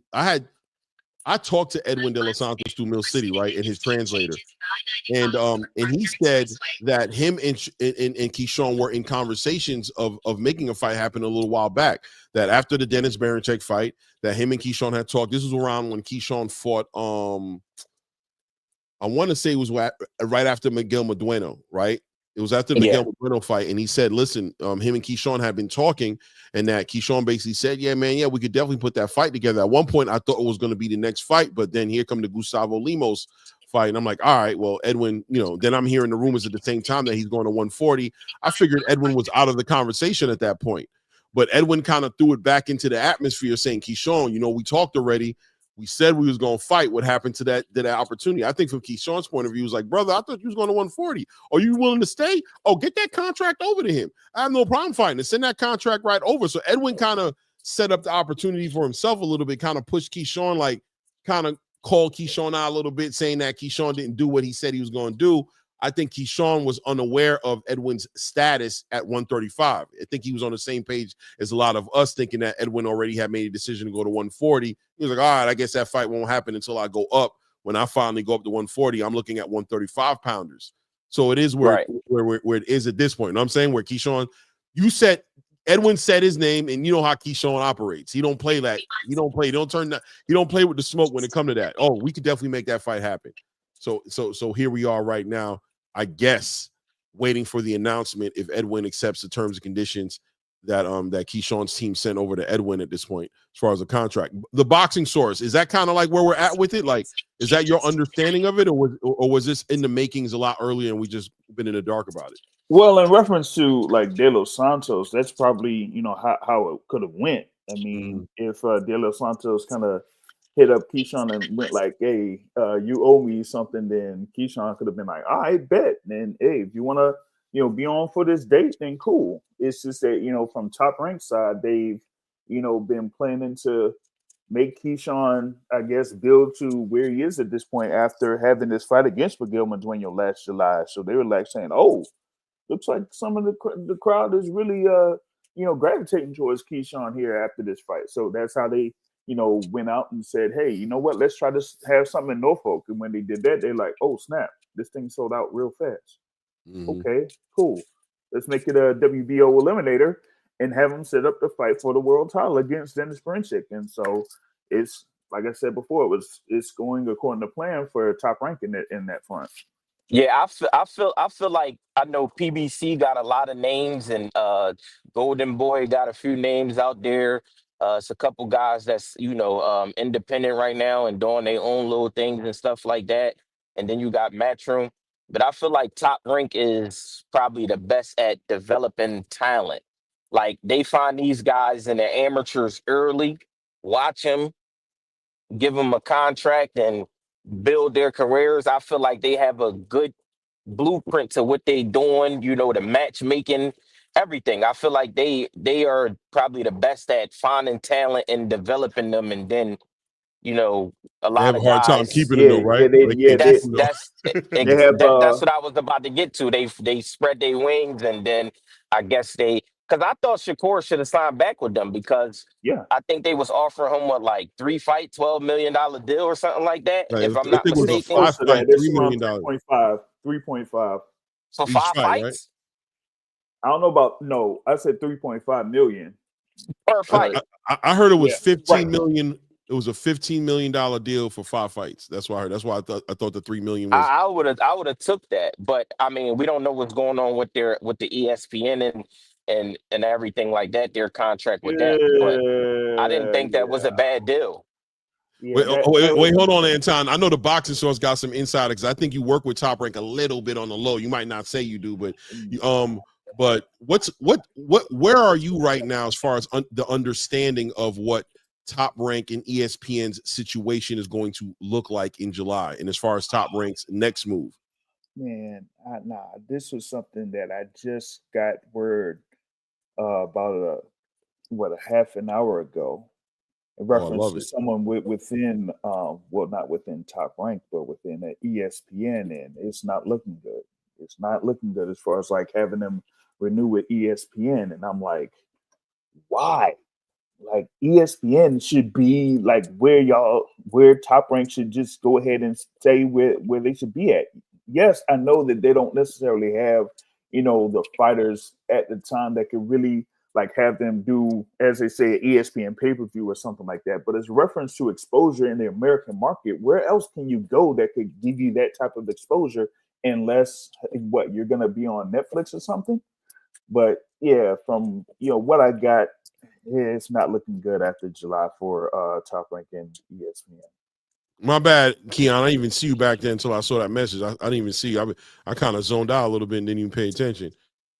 We always gonna have the panel open for you, King. That's a fact. No doubt, no doubt. Yeah, man. Yeah. So I think. I mean, what's the chances of ESPN? What's the chances of the rumors being true that Top Rank goes over to the Zone? I mean, where's he gonna go? Where they gonna go? Yeah, that's the question. Where are they gonna go if they're not? Yeah, they gotta go to the Zone. There's nowhere else for them to go. Yeah, nowhere else for them to go. Like, I mean, like that whole thing about Netflix. Nah, that ain't gonna happen. Netflix is only reserved for the elite, the big money makers. They're not playing any games. They've shown their cards already. They about big money. That's it. They don't have too many options. But me myself, I don't know, man. I don't really like the Zone.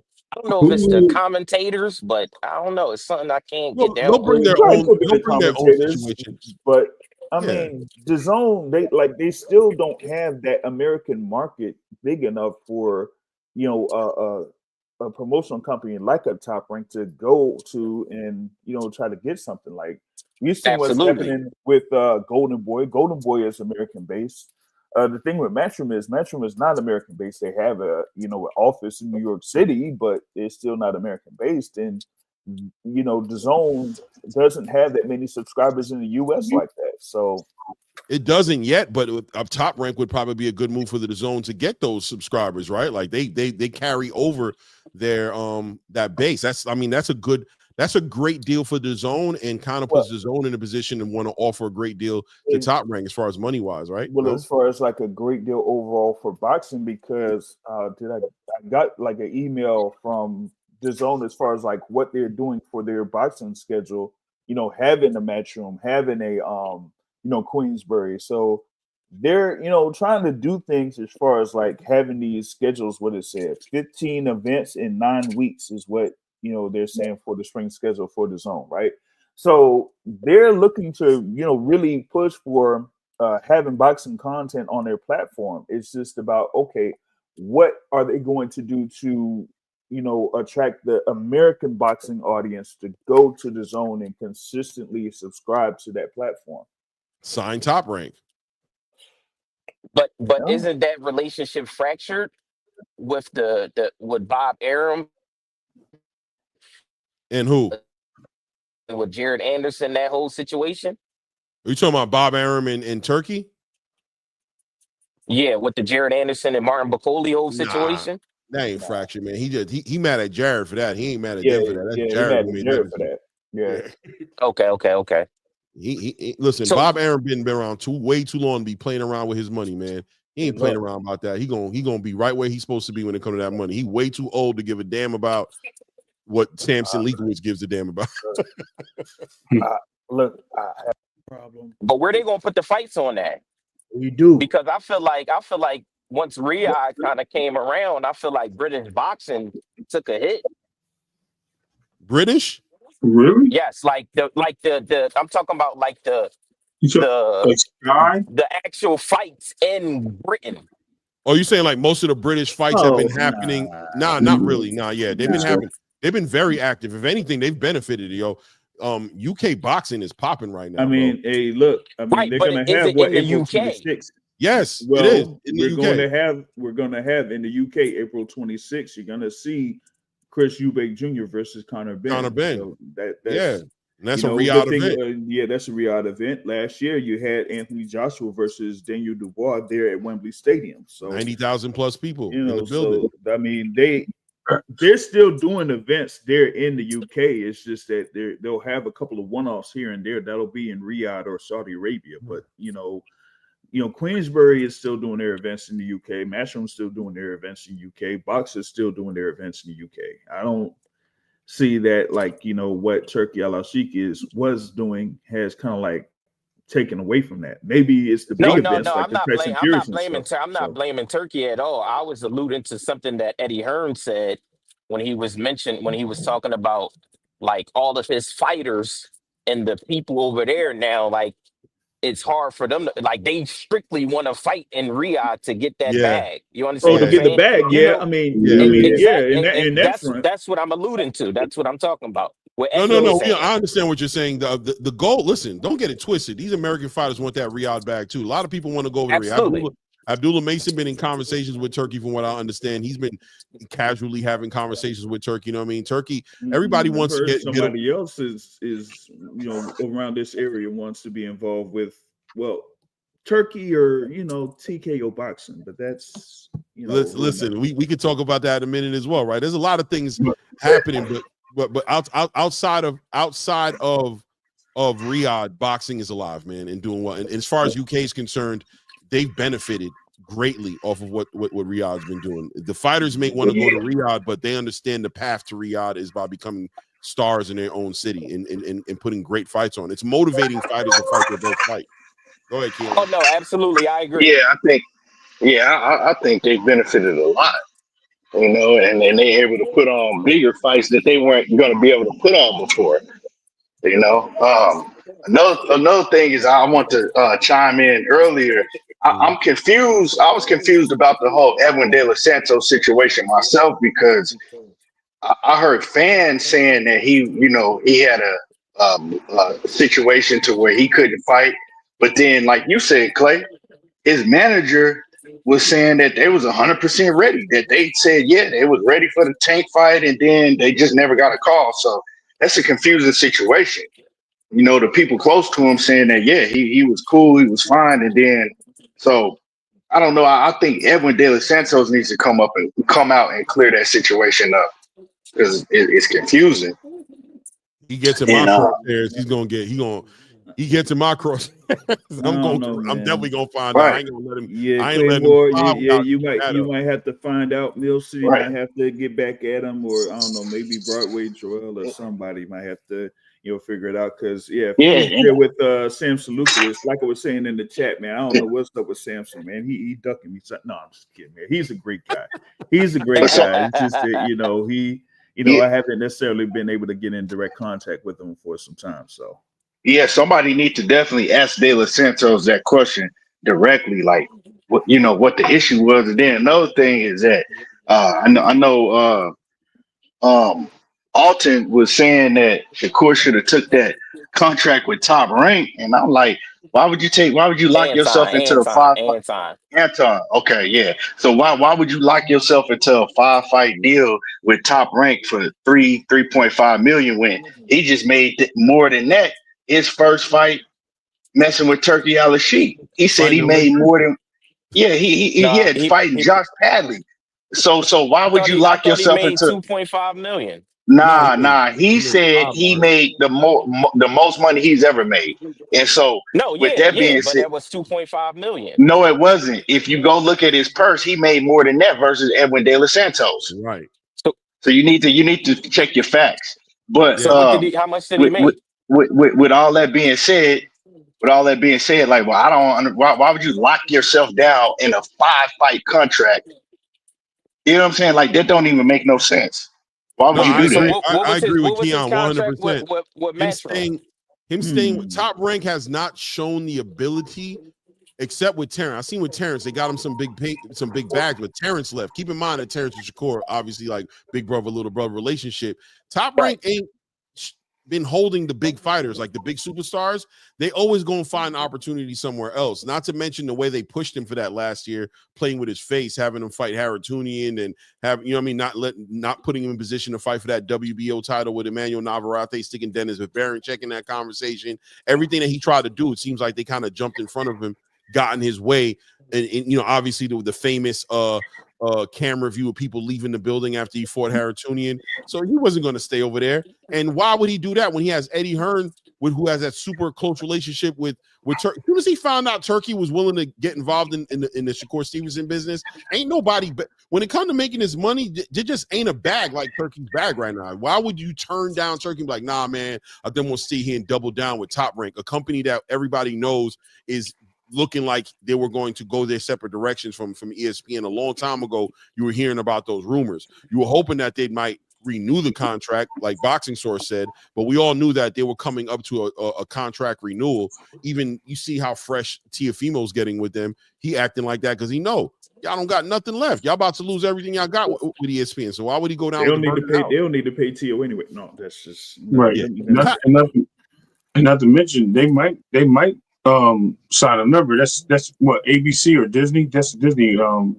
So Disney might move them to another platform and sign them. You know what I mean? They do have another area where they show sports, and it's on the streaming network, which is Hulu. That could be something that they're in the works with as well. Everybody forgets about Hulu and that they have a sports side of it. Most of their top ranked fights actually are shown on Hulu. But let's look at another point of what Clay just said, that you know, if they're moving a certain way and they're running out of money, why would you stay there? Why would you want to go down with the ship? Even though they did grace you with certain things, but they did disrespect you. You know what I mean? As soon as you put out there that you wanted to just test the water to see what free agency was like, they started backhanding you and started giving you shady deals, shady fights, different situations where it was not helping you go forward. Now, if they were graceful to him and be like, hey, look, we'll give you the Navarrete fight for the WBO title, you know what I mean? But what can you promise us? We'll give you the Lomachenko fight or a chance for the Lomachenko fight if you stay with us, and we'll make that party one of your 5-fight deals. We'll give you Raymond Mortala. You guys have been looking to fight each other for quite some time. Let's put that on the table. If they had did that, then they might have had an opportunity to sign Shakur and make some sense out of it. But because of the fact that they were moving him away from certain people, even to the sense where he wanted to fight Joe Cordina at 120, 130, and they moved him away from that fight. They moved him away from certain fighters at 130, and they only kept it in-house where he had to beg to get the fight with Oscar Valdez. So they weren't moving him properly. So a lot of these things that Shakur took into consideration when he went out on the free market. I see they got you. And remember when he got that fight with Oscar Valdez, it was coincidentally after Bud filed that lawsuit, that discrimination lawsuit, because he wasn't getting that fight with Oscar Valdez before that. Right. You're right. That is true. It's been a very choppy. It's been a very choppy road for Shakur Stevenson and Top Rank and Bob Arum for a while now. And like I said, you add Turkey in it, it's a no brainer, bro. You don't turn. So what did he sign with? What was his deal with Eddie Hearn? Eddie Hearn was a 3-fight deal. It was 3. Joe Cordina. 3 fights. Yeah, 3 fights. It was going to be Joe Cordina, but it turned out to be Josh Padley, and then I think he has. It was. Joe Cordina was supposed to be Mark Chamberlain was another suggested opponent. But he was supposed to already be out of the contract almost by now, because remember it was supposed to be the Joe Cordina and then right after that he was supposed to fight William Zapeda, and then it was so he will already be damn near out of the contract with them if he hadn't got hurt. So why would you lock yourself into 5 fights that's going to take probably 3 years with Top Rank because you only fight twice a year? Exactly. I agree. It didn't make no sense to stay with Top Rank. I would have been shocked if he stayed with Top Rank. I'd have been really shocked. I'm gonna be real with you. If you would have stayed with Top Rank, I would have been like, what? That would have been a weird move. Bud did the same thing.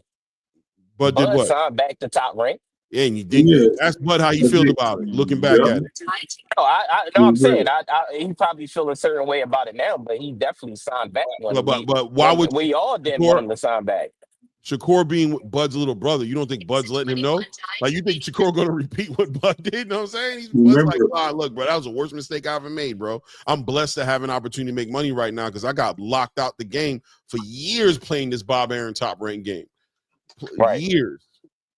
It hurt me. So I mean, it is what it is, man. He put himself in the right position. I think presently right now he put him. Shoot, I think he should re-sign with Eddie Hearn again with Turkey. He should re-sign for another 2 to 3 fights, man. See what they could do for him over there.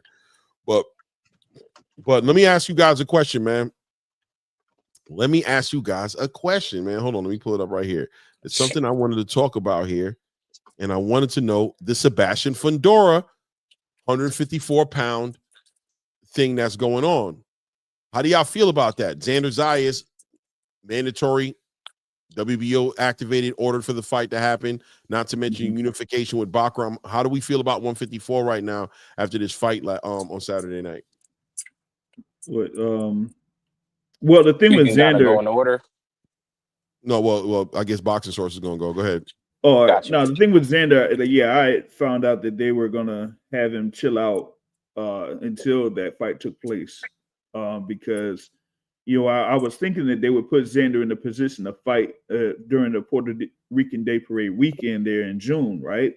But they were like, nah, we're gonna see what happens here with the Fondora Booker match and then activate the WBO mandatory, and so that's what ended up happening. You've seen Xander Zayas there ringside to watch that fight, so I'm looking for that fight to be done for later in the year, probably July, if they don't have June 6th is available for Barclays Center if they want to do it. I heard June 7th. Yeah, that's what I was hearing. June 7th, yeah, something like that. So I don't see why they couldn't do it, but either way, that's going to be I guess a pretty good matchup there for Xander Zayas being put in that position at 22 years old. As far as like the overall 154 landscape goes, I guess right now, people could say that Fondora might be there at the top. I guess because he's active, he has 2 of the belts. Bakhmut Zaliev does have that win over Tim Tszyu. Looking for an opponent. I mean, why not fight like a Boachuk or somebody? Have a voluntary defense of that IBF belt. And WBA, well, since Terence Crawford is, going to end up fighting Canelo Alvarez, that WBA belt's going to be vacant. So you're going to have Ennis there that could be either elevated or he could fight the champion in recess. Wait a minute. Who's that champion in recess? Wait a second. Who is the champion in recess of WBA? Isn't it Ennis? No, he is the WBA interim champion. I thought it was a regular champion. Y'all can't forget about Jermell Charlo. Don't do my dog Jermell Charlo like that. That's the answer. Listen, bro. Jermell Charlo need to get on the ding, schedule. ding. That is the correct answer. I don't acknowledge Jermell, man. Come on, man. Nah, he need to say something, bro. I'm tired of that nonsense for this dude, bro. He just put a video out. He said he coming back for everything. He just did. He said he got to have it. He said he want all this shit back. Hey, so we could have Jermell Charlo versus Ennis Zayas, man. Versus Jermell Charlo? Yeah. Listen, man, I'm here for it, man. I want to see the Charlos come back. I'm just sick and tired of getting my chops all going. You know what I'm saying? Yeah. Getting all thinking and nothing. I'm getting tired of that, man. ETC said, "Come on, Clay, that's wild." Nah, bro. Y'all, maybe I'm in my feelings, man. That man need to say something, man. Somebody brought to my attention that it was weird that as soon as Bud announced that he wasn't coming back to 54, Jermell just made a video and put it out. I was like, yeah, that's kind of crazy. I'm not saying anything. I'm saying when they said that, I was like, yo, that's his kind of I see that. Jermell had around, but here's the Jermell had put a video out like that before though too. Yeah, he did. And I reported on it. So I think it's business. I think it's stuff going on with the PBC why he ain't been back. I can see that. I think they all on the same card. If you don't like when I say it's the money, it's the money, man. Once you get paid, once he got paid as much as he did with Canelo, Errol got paid what he got paid with Terence. Once these fighters get paid a certain way, they're not going down, but so far they're not going back to $2 million guarantee. Their market price is pretty much like altered significantly once you get paid that much money. Once it's what did Fat Joe say, Boxing Source? Today's price is not yesterday's. When we say yesterday's price is not today's price. Exactly. Yeah. So if you're getting fights against Canelo Alvarez, regardless if you're a Jamel Charlo or a Edgar Berlanga or whatever, your overall market price is going to be changed significantly from that. So you're not going to go for like a $1.5 million for a fight against, just about anybody. You're going to see if you can get more than that. So that's what, these fighters are looking for. With Jamel Charlo, it's going to be interesting to see how they're going to, have him come back in if he comes back against Eubank Jr or somebody like that. Man, look, I like it too. I didn't even think about it like that, man. If he's going to make a return with a title available open for him to take, and Joanna Seller's sitting on that interim, it makes sense, man. I like it. Let's see what happens, man. Let's see what happens. Joanna's is in a great position right now. I know that too. He's in a great position right now. He needs to stay. His next fight should be a really big fight. Yeah, you know what I mean. Yep. I mean, he had his performance against J-Rock. There on March 1st, so he's looking to get one of those fights against a top-ranked fighter there at 154. No doubt. He's not beating Charlo. He ain't beating Charlo. Yeah. I mean, we'll see what happens. Man. If Charlo the same fighter, but I don't see him. If Charlo the same fighter, man, all them dudes got problems with Charlo. If he's the same fighter, though, right? Like, let's be honest. Let's be honest here. How long has it been since he's been in the ring? When was that Canelo fight? 2023. Yeah, so it's been a long time, but he didn't really take no punishment. You know what I'm saying? No, it's not. He didn't take no punishment. It ain't like he got beat up, and it ain't like it's like Errol. He ain't in the same position as Errol Spence. You know what I'm saying? It is different for him. This is like Keith Thurman coming back. I counter that though a little bit, because if we're going to look at that at the activity part of it, look at our boy Caleb Plant when he came back after over almost a 2-year layoff, and he got sat in his pockets twice. He got sat down. So I mean, anything can happen in these fights coming back, not being ready. No doubt. Well, I mean, look, I guess they're both coming back. Jamal's supposed to come back towards the end of May or sometime in the summertime as well. And then you got Jamel talking about coming back. 154 is about to bubble up a little bit. Let me ask you guys a little side. We're staying in the division 154. What does Charles Conwell got to do right now, man? He's in a position to where he's kind of like almost there, but what does he need to do? I mean, Xander's going to be tied up trying to fight Sebastian. Virgil's got hand surgery, so he's about to take a chill pill and hang out to the side a little bit and deal with his hand situation. We've got Serhii Bohachuk, who's probably like, I think that's the fight. I think Charles Conwell versus Serhii Bohachuk is a fight, but at the same time, we're talking about Bakram needing a fight, and I think Serhii's going to take any shot at the title he can get. So if he can get that Bakram fight, I'm sure he'll take it. But what does Charles Conwell go at this point, man? This guy, like, you know what I mean? He's kind of like the guy who's in the conversation, but he's not in the conversation at all. You go home. Way to say it. I feel like, I had asked if Conwell would be involved in a, like, say for example, a WBO interim title fight with Xander Zayas, but once they said that Zayas is going for that Mando, that kind of like took that out of the picture. So now it's like, where does Charles Conwell go at this point? I don't know. Like, you know what I don't want to see happen to him? I don't want to see him fight Jesus Ramos, and I feel like that's what's going to happen. He's under. Like he just signed with Golden Boy, right? Yeah, he's with Golden Boy, but I think Holmes might be the fight. Either Holmes or Holmes is fighting Lubin. Holmes and Lubin is fighting. Yep. So who else we got? We got Mendoza, but Mendoza's been on the fence for a minute. I don't want to see him fight Mendoza either, bro. Yeah, I want him to see him take advantage of where he's at, man. I want him to see him get a fight that's significant. I don't want him to get it. He's not going to get it right now, Clay. He's going to be fighting one of these guys. At the end of the day, it's just everybody's tied up, and like Serhii's not tied up. He's going to be tied up soon. He's going to be fighting somebody else. He's not. Serhii Bohachuk is probably in line to fight that rematch with Virgil Ortiz right now. If he don't hook Charles Conwell up soon, I'm telling Oscar, if Oscar don't position, Charles might have to leave Golden Boy, bro. He shouldn't have signed. You know what? He just got there. No, but how many fights he got? Well, how many fights he's got on the deal? Probably I think it's 2 or 3 fights. 2 or 3 He only fights. All right, he's one already so fought far. twice. No, he fought once. He fought once. He fought once on that deal. Yeah, once.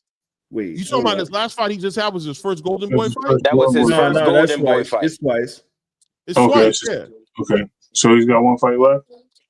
So who they got at Golden Boy that can make that to be a good fight for him? They gotta give him a real fight, or he's out of here. No, it's gonna be somebody on their side of the street. It's not gonna be nobody that they're gonna make worthwhile for him. So they're gonna give him Jesus. I have a feeling that's what I believe is about to happen. I believe they're about to throw Charles Conwell he been done bad his whole career, man. Yeah. For real. You ain't lying, man. That's why I'm fighting for him right now. That's why I'm feeling some kind of way. Like, you guys are gonna hook him hey, up, bro. you know what, man? He should have He been suffers getting from this that opportunity. inactivity Like, bug that a lot of these fighters are suffering from right now. Yeah. Speaking of inactivity, like just in his same boat, right? Look at Boo Boo Andre. That guy, when the last time you seen him in the ring? Came up playing. What? I feel like Boo Boo whole career has been. Excuse me, Benavidez. Yeah, Benavidez. Yeah, Boo Boo whole career has been like for him to get his biggest fight at what 30? How old is Boo Boo? 36 now. So that was when he was what 34, 35. Like it's crazy, right? It's crazy, man. It's crazy. You think Ramos, Memphis 10 Will says he thinks Ramos is going to fight Charlo. That might happen. That's what I said. I think I like that. I like that fight. But nah, I like it, but it's Charlo like that fight. I don't see Charlo taking that his first fight back. Charlo would like it. Charlo would like to fight anybody. Castaño was, I was gonna say Charlo fights anybody, and Castaño I think was a more tougher fight than Ramos would be, in my opinion. Do you think that Castaño is more? How would I say it? It wouldn't be necessarily like refined than Ramos, but he knows what he does in the ring in comparison to Ramos. Right, exactly. Like I think he has more IQ, ring IQ. Okay. Gotcha. Yeah, Ramos looks like he's kind of. I'm still having a hard time identifying the fighter he is. I'm still not there with him yet. Like I like him, you know what I mean? Yeah. But he hasn't like. I don't know who he is yet, and he's fought like differently. The way he fought Jason Rosario was completely different than the way he fought his last fight. You know what I mean? One thing I know about Ramos is that Erickson Lubin boxed his head off. Yeah. But that was like Ramos. I don't know what people was looking at with that fight. Erickson Lubin boxed his head off. No, it was that. Was that Ramos? Was that Ramos taking his foot off the gas and playing himself and doing the Oscar De La Hoya Felix Trinidad thing where he just thought he was ahead? Or was that Erickson Lubin just, really being better? Hell no. That was Erickson Lubin being better than him. It was Lubin being better because Ramos, he was there with that, trying to be aggressive and everything like that, but he wasn't precise with it. So a lot of times he was being inaccurate with a lot of the shots that he was throwing against Erickson Lubin, and so Erickson Lubin just controlled the distance, controlled the pace for the majority of the fight. So that's how I felt like he won there against Jesus Ramos. It's just that, as you were mentioning, there with Ramos, we don't necessarily know what he is yet. Yeah, he did pretty good there in his bout against Guido Emmanuel Strom on Saturday, but it's like that style that he does, I don't see much coming from a power perspective on that, because I would have thought that he would have finished Strom off like a lot earlier than he did, but I don't see much going from his punches, at least not in that fight. So we'll have to see what he does here in his next bout, because he said he wanted to be as active as possible here for 2025. I'm with you, man. Like I said, I don't want to see Charles Conwell in there with him. Not because I think Charles Conwell will lose. I think actually Charles Conwell will beat him, but I just want Charles Conwell to move forward. I don't want him to go backwards, and I don't want him to be a stepping stone for nobody.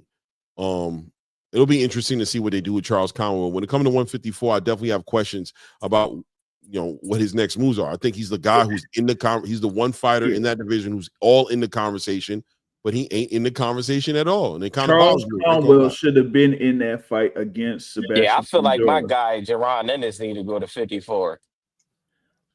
Jerron's in a different situation though. Jerron's in I'm listen. When you look at me and Ray Davis, we were campaigning for Boots to go to 154 4 years ago. No, not 2022. about It was a year and a half, 2022. 2 years ago. It was 2022. I know it was a long time ago. I'm not sure how long ago it was. But It was November 2022, right after he fought Karen, not Karen. It was Karen, right? The first time. Roman Villa. January Villa. Oh, yeah. Roman Villa. Right, was it? It was Roman Villa, and then we have brought it up. We were talking about it then. Yeah, basically saying that he should go because why? Because nobody wanted to fight him. But right now, I can't knock him, man. Like if he gets his unification with Stanionis, he don't got to deal with that rehydration clause no more. If he can get undisputed, he should go for it, bro. He shouldn't leave. It's open for him right now. Look, trust me, I understand how everybody's wanting to see 154. So the path for him to get undisputed, right? I just feel like I feel like it's going to drag along, and I feel as though it's going to, not saying he loses in a way, but I feel like it'll have the same effect that it had on Earl Spence. But staying at 147 for too long. I agree. Yeah, it's a risk. You're 100% right, Anton. Get the cut. Yeah, the cut. You're 100% right, brother. Like, that's He's why not gonna get that. He's not gonna get that. What's his name fight with Barrio? PBC? They ain't gonna give him Barrio. They ain't finna give him Barrio. Brian Norman, he'll fight Brian Norman, right? Depending on how that go, then it's gonna be like you still got to get that on the PBC side. And I don't think that they gonna let him. That ain't gonna happen. I don't see that. I think it's with the PBC side. I think it's with the Devin Haneys, the Ryans, and the Tio. Now maybe possibly moving up to that division. They're not fighting Jerron Ennis. Yeah, why not? But they're not holding no title. They're not holding the title. We're talking about the title. Devin is number one in the WBC, so Devin can get the Barrios fight. No, you right. Devin will fight Jerron. Devin will fight him. Devin will fight him. I don't know about that. Devin ain't fighting Jerron. I don't see that. I think hell no. I think he hell will. no. I can't. Come on, man. Absolutely not. Hell no, no. Devin do his thing. I'm not gonna hate on him, but he's not gonna take no Jerron in his fight. Yeah, he's not taking on him either. I'm not hating on him or nothing like that. He do his thing. I do not see that fight happening. If anybody that I think would take that fight would be Ryan Garcia because he's dumb. Other than that, it ain't competition wise. Like, but I don't see that fight happening. I'm gonna tell you why he take that fight. I'm gonna tell you why. Because Karen Kugajan has humanized Jerron Boots Ennis, and a lot of people see holes now. And with the last two fights he had with David Avanesian and Karen Kugajan, they see holes. And these fighters, no, they don't. Yes, they do. Yes, they do. Because they tell you that. The media will tell you that, and people will tell you that. But when it come down for them to get in the ring with him, it ain't gonna happen. Yeah, it ain't happening. I agree. I don't listen to that media. Oh man, he didn't look good, and then I don't go ball. I think the media paints the picture, but I think the fighters know what the fighters know, bro. And I just know, like, I believe the fighters. I don't believe a performance with Karen is going to skew fighters who have been this man for years. No, who? So why all these champions want to fight him now? That didn't want to fight him, except for Brian Norman. Who? That is marketing. Trust me. Who want to fight him? Brian Norman is the only one that's they all wanted these big paydays to fight him at one point. Now they're wanting to jump with him because they believe they can beat him at this point. Because of the fact that he had a bad performance. His name. All right. Well, no, I'm asking you. What champion is calling Jerron's name? Who? Stanionis said he was calling him out afterwards. Brian Norman's calling him out right now. What are you talking about? Who? Okay. So all right. Brian Norman, that's it. That's the only person. That's two champions right there. Okay, so here's the situation that we got going on right now, right? All right. Listen. We got Saturday night. Brian Norman is going to be fighting Derek Cuevas for that first defense of the WBO belt. April 12th, we got Boots versus Stanionis in Atlantic City. All right, if Brian Norman handles business on Saturday and then we see Boots getting out of this fight here against Stanionis, then that should be the next fight on the docket. I don't know if it's going to be July or August, but that should be the next fight on the docket. Like, he's already shot ahead. Wait. Boxing sauce. I'm glad you're bringing this up. But what about Turkey's plans for Boots and He's already got plans for Teofimo. Man, Teofimo Lopez, come on. We Yeah. How about this? How about this? How about this? Who wins between Teofimo and Arnold Barboza? Does he get through? Because we can't just skip past Arnold Barboza. He's been doing this. I got Barboza. We don't know. I got Barboza. The problem with Teofimo Lopez is we don't know what Teo is going to show up. Exactly. We don't know if the I Teo got, that fought Josh. I'm not going to say I got Steve Arnold Claggett. Barboza, but I'm telling everybody Arnold Barboza can beat TV. People, I've been saying this like, listen, bro. He's a live dog. Arnold can beat Teo. He can do it. You know, you know, I hear a lot of and I'm not coming at my man that just said that, but a lot of people say, well, it depends on what Teo shows up, and I think that Teo is Teo. You know, people named what's the fight with Josh Taylor, right? Yeah. But Josh Taylor was out of the ring 17 months, had been through rehab, didn't look good in the fight before he fought Teo against what's the dude? He got cooked by dude. What's the dude that from the UK that should have won the fight? Jack Catterall. Jack Catterall. You right. And so it's like Teo got a gang of credit for beating Josh Taylor, but at what point in his career was Josh Taylor? You feel what I'm saying? Let's just keep it real. Josh Taylor ain't won a fight really since before the Jack Catterall, because he lost that fight. Yeah. Well, I'm you know what I'm saying? Back to like even when Teo looked good against like the Richard Comeys and all of those type of guys. That's a different type of. I don't feel like but that was at 135. No but that was at 135, and ever since he came up to 140, he ain't had that same type of power. It's because he was knocking guys out at 135. He was hurting them. He ain't been doing that at 140. So it's kind of like I think Teo has shown us who he is, but I think we kind of like give him more credit than he deserved because he's athletic. Because we know he's athletic. We know he got a lot of ability, right? He got good footwork when he can use it at times, but his things, he got huge holes in his game. So let me ask you, the holes in his game. Lopez for making George Kambosos Jr. relevant.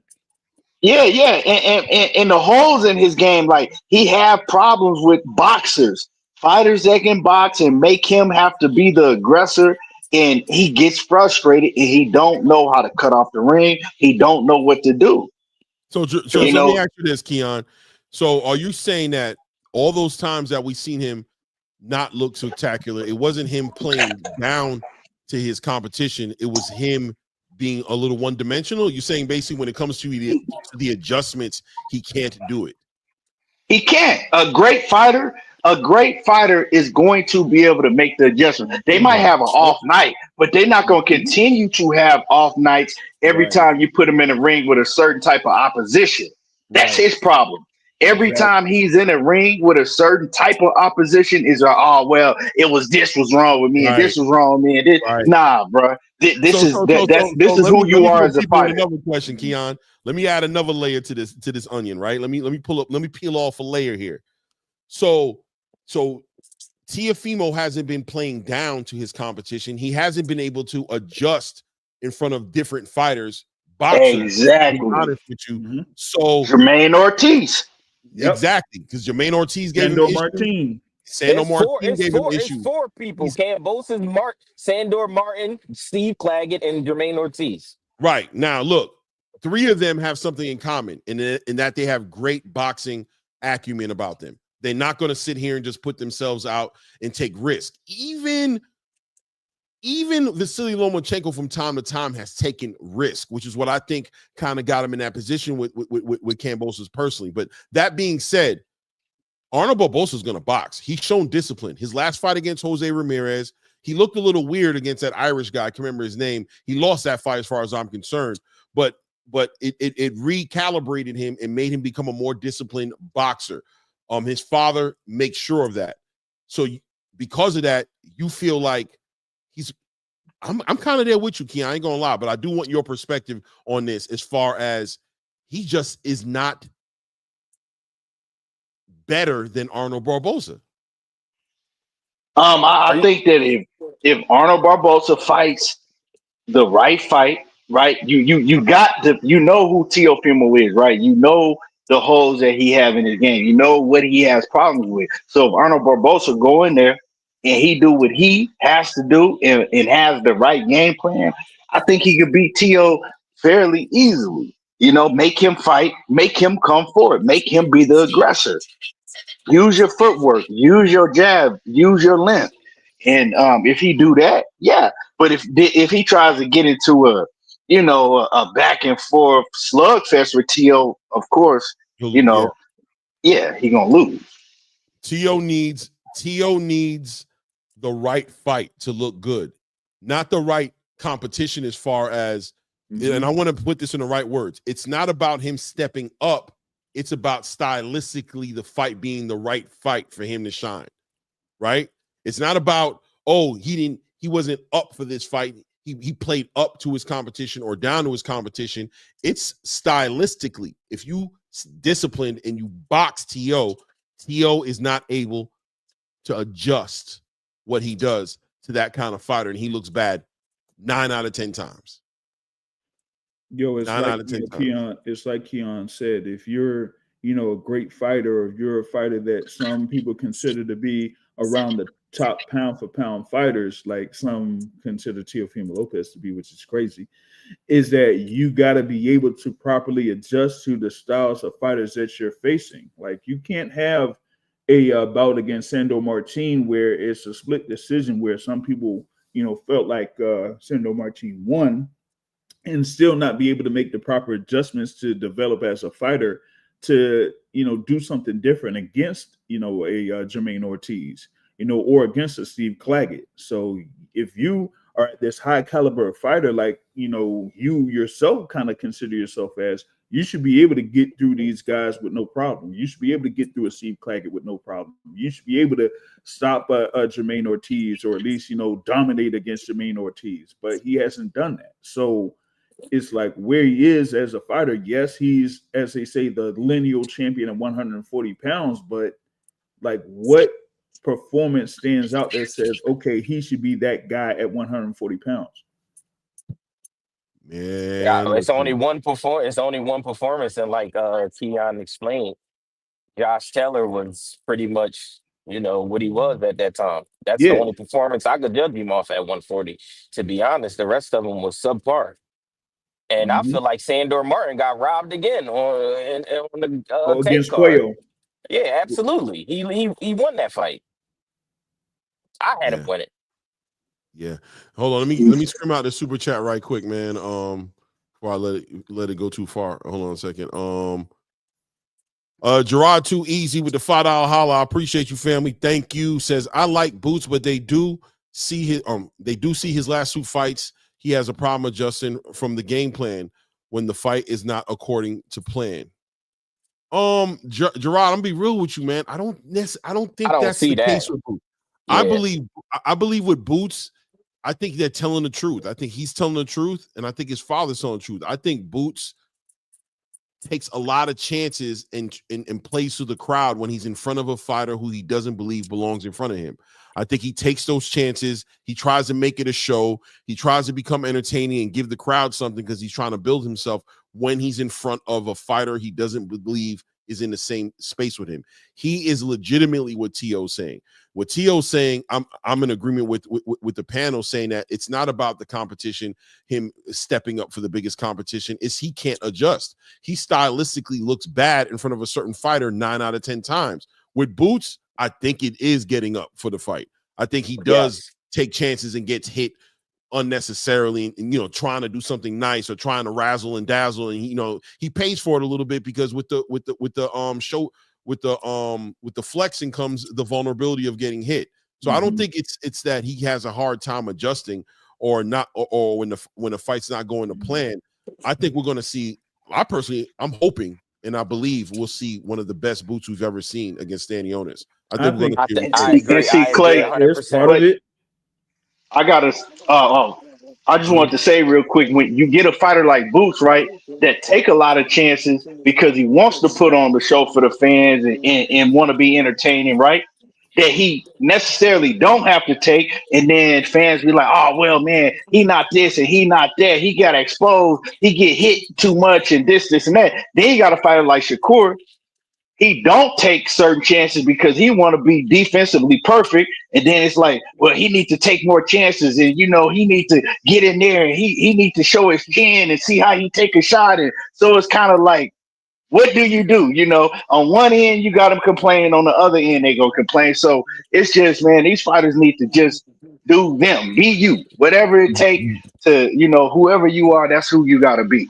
So Boxing they gonna fans are complain either never way. going to be happy. I Boxing agree. fans are never going to be happy, man. Whatever you do is going to be it's going to be something.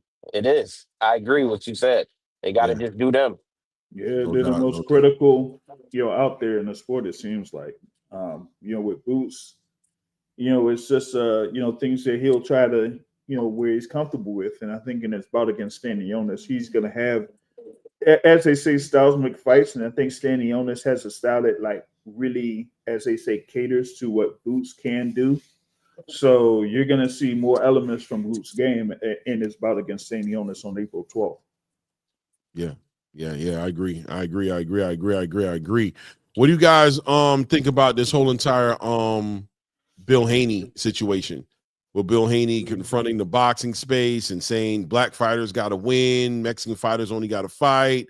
He got into it with Gabe Rosado, and it felt like Gabe Rosado was kind of disrespecting him. Where you guys at with it at this point? I kind of agree with him, man. It's kind of like we don't criticize these other fighters like the black fighters get criticized, man. That's just, it's real. When you get mad, people can get mad at it or whatever, but what he said was shit. I mean, it was on point. It's always been like that, Right. shit. Yeah. Like Yeah, the thing is, a lot of these fighters that come from these other, locations or other countries, regardless of, what I would say, like boxing is pretty much more of like a major sport in these other countries in comparison to, here in the U.S., particularly over the past, 20 or 30 years, like we were saying. So when these fighters like come out of the Mexicos or Honduras or the UK or something like that, they'll have, a good amount of people supporting them and backing them, whether it's, going to the fights or out on social media.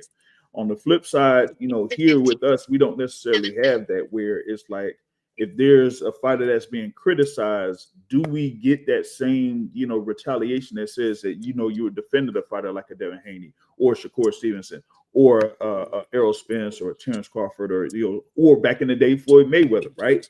So I kind of feel what Bill Haney is saying on that front, because it's like when our fighters get criticized, that we get this vitriol that none of these other fighters get. And it's from, the media space, as far as like, guys like us, we're not necessarily dominating the media space. It's those guys like, the Mike Cabbagers, Mike Coppingers, or the, as they say, Steve Kims, or the Michael Monteros. Like, those are the guys that are at the top, like a Dan Rayfield, or, who else is out there? Keith Idec. Like, those are the guys that are at the top of the media space that control the majority of the market. So whatever they put out is mostly what people see. They don't necessarily see us as much, so that's the thing that I think Bill Haney is kind of like going at with that.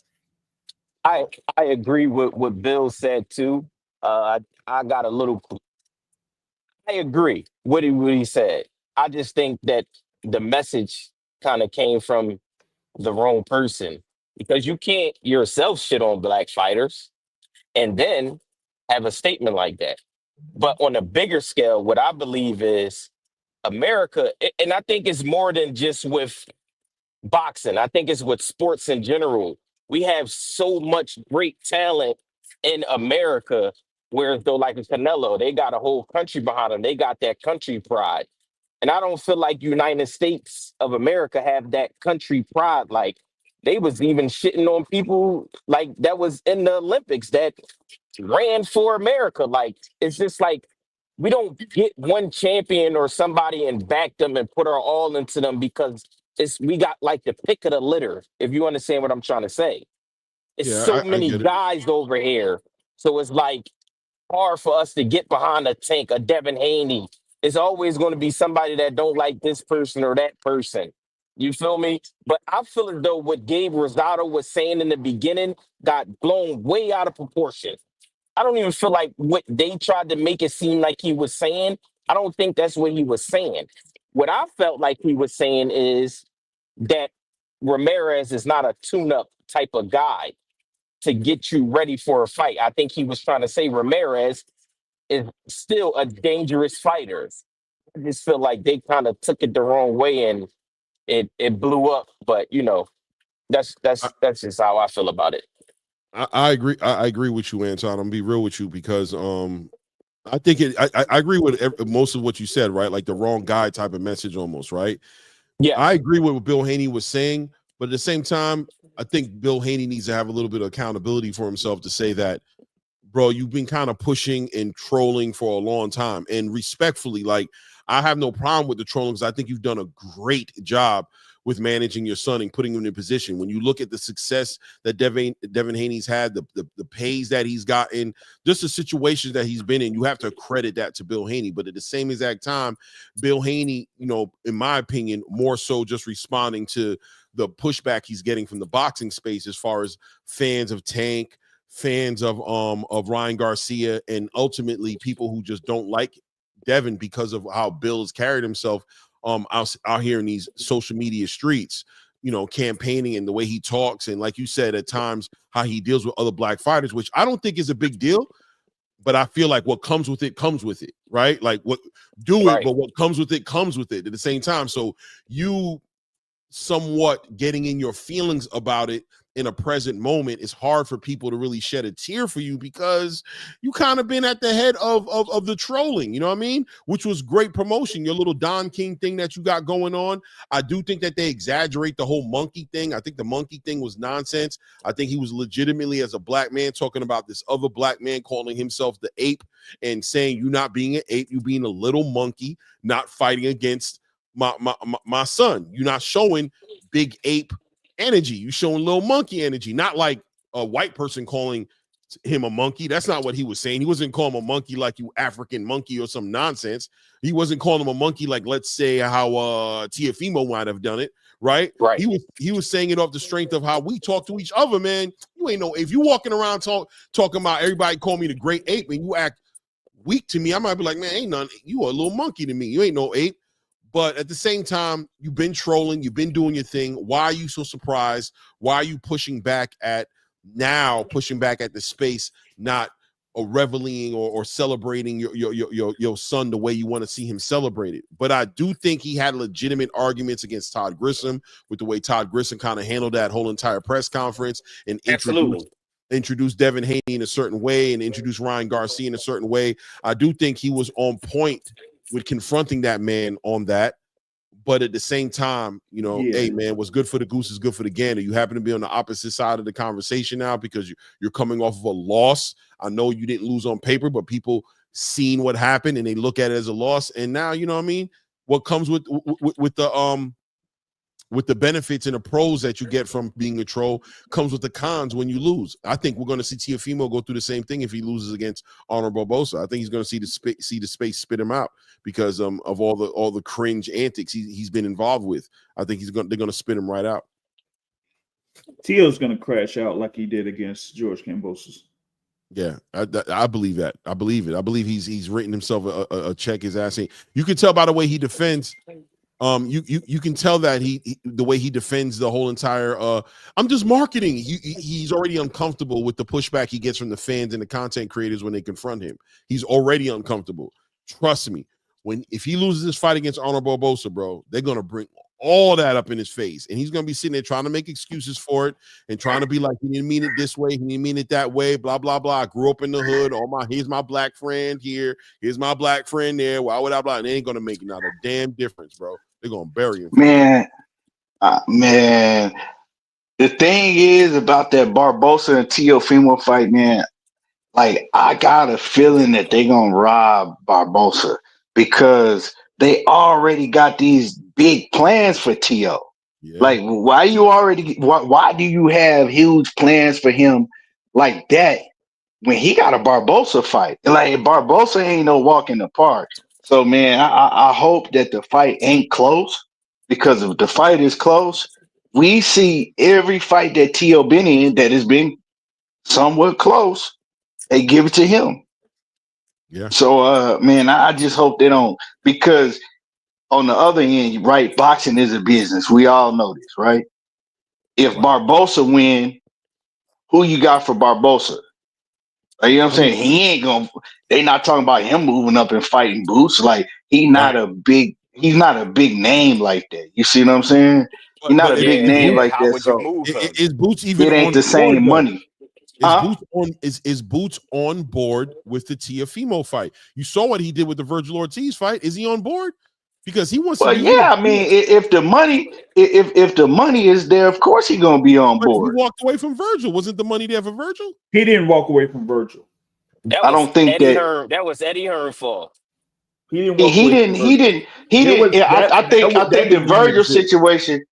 Yeah, I think the Virgil situation was just that, just like Oscar just spoke about it too. He said that he don't think that Boots ducked. He said that Boots just, decided that, hey, once he sat down, like, hey, maybe I can get these belts at 147. And he decided that he's gonna stay at 147. I think that was just the thing, that at first he started kind of running his mouth like, oh, I move up, this, and that. And then when he looked at the situation, when they put it on the table, like, well, you move up right now. You know what I'm saying? Virgil fights you right now. I think it's kind of like when he really started thinking about it, I think he thought, behind closed doors, like, damn, maybe I start talking too fast, because I still want to do what I said I was going to do at 147, right? Because now if I move up to 154, that means that ain't no more 147. You know what I'm saying? Right. Ain't no more 147. Let me still try to get these belts at 147, because that was my goal from the beginning. I don't want to let people knock me off my pivot on what I've had planned my whole career. And so I think it was just more so, you know what? Spoke too I'm fast. going. Yeah, Right. I spoke too fast, and I really do still want to accomplish my goals that I have at 147. Because when you, as a human, as men, when you put goals forth, it's a lot of things that's gonna come to try to knock you off of your pivot to accomplish those goals. You know, and I think he just got unfocused, started looking down the line, and then realized, you know what? Let me back up a little bit. I don't think it was oh, I'm ducking Ortiz because shit.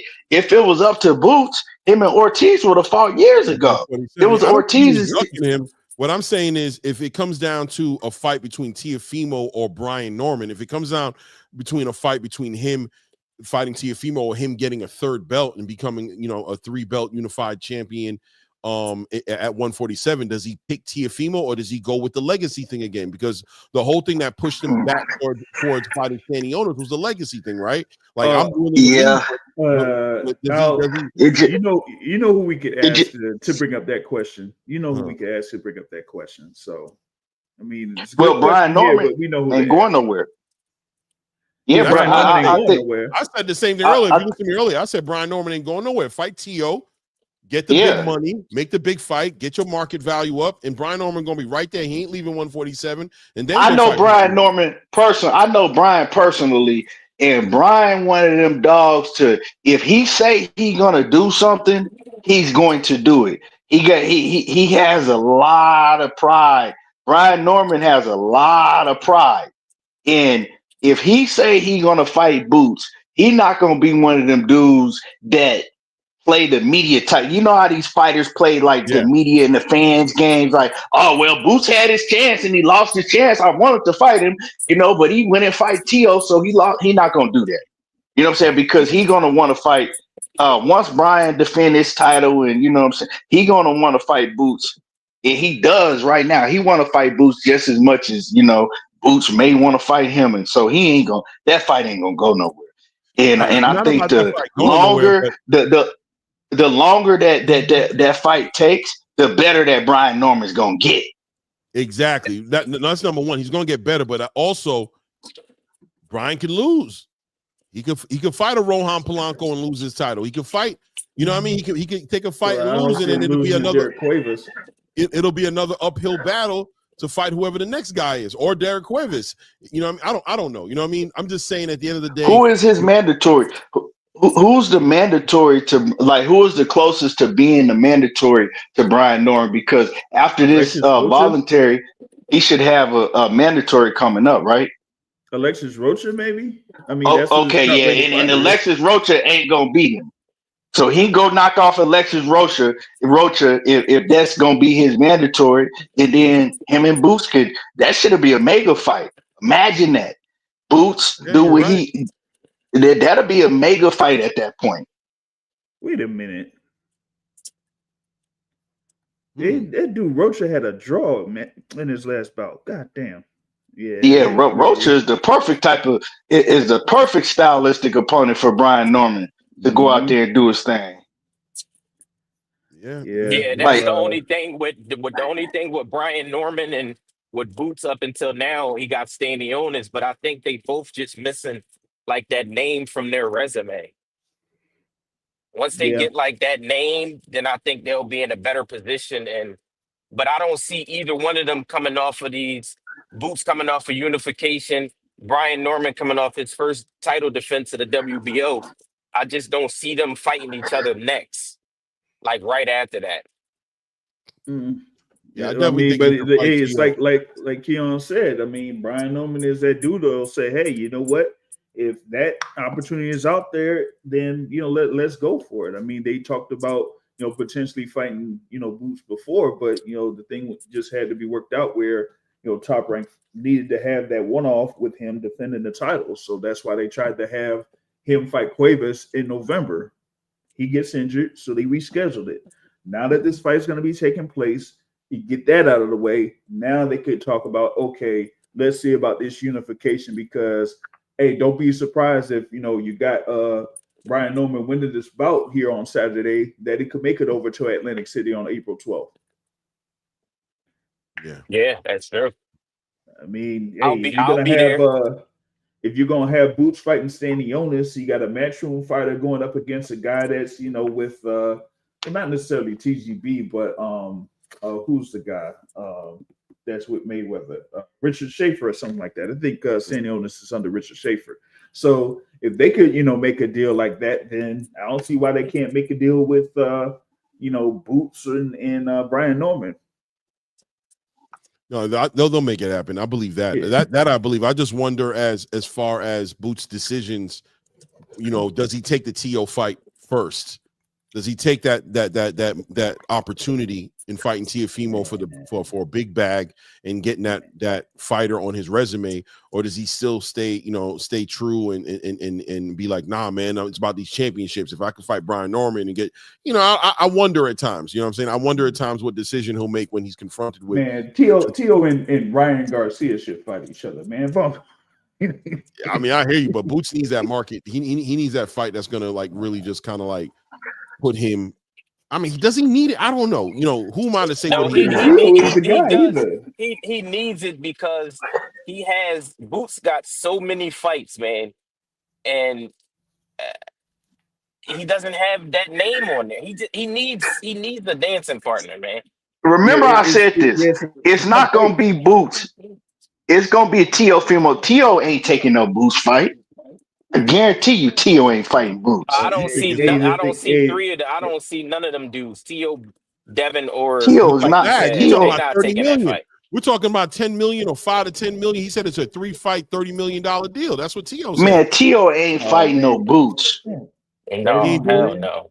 Why would Tio ain't built like that, man? He not gonna fight Boots. He like that man wouldn't even fight Devin. He was making all type of excuses when we wanted to see him in Devin. Email champion and all that. Yep. But he said it was about the money. Now the money ain't there no more. Now, I really don't see him fighting Man, I Boots think like when Bud let me and my bad. Let me use this example real quick. When he was talking all of that Bud Crawford shit, right? And I'm looking, rolling my eyes like, man, this dude don't really want to fight no Bud. He kept on talking to Bud shit, kept on talking to Bud shit, right? But when Bud pressed him, what did he say? Oh, I was just doing that for promotion. You know, I just want to spar. and what I say earlier You ain't about never want to fight Bud. promotion and marketing, you put a microphone in these dudes' face, they say anything. Yeah. We gotta see, man, because he sat down, he talked to Turkey, and Turkey said, all right, I'm willing to rock with it. I'm gonna put the bag behind you. Let's get you in there. Go ahead and fight Kambosos, but the next fight is gonna be Boots. He said, I'm here for all that. I just want the money. I hope Barbosa whips. Let's see if he make Turkey look like a fool and piss off Turkey. Let's see if he does that. Now I hope he beat Barbosa so we could see his next move and so we could sew this right up, because I don't see it, man. But hey, maybe we gotta see what it is. How do you guys feel about I'm gonna move the needle a little bit and go into the Hitchinson Kambosos conversation right now. Kambosos coming off over the weekend. Yeah, I know, but I want to respect him. I know. Oh, man, I'm logging out.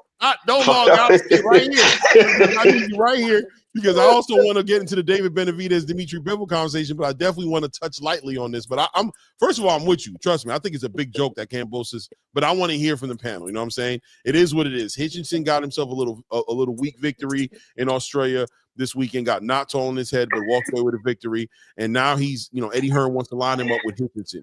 Hitchinson's the IBF title holder, bro. We all know Subriel Matias just won a title eliminator, and that he's the fight I think most people think should be fighting Hitchinson next. This is a fight that Hitchinson somewhat kind of ducked before Subriel lost to Amparo. But here we are. Somehow we see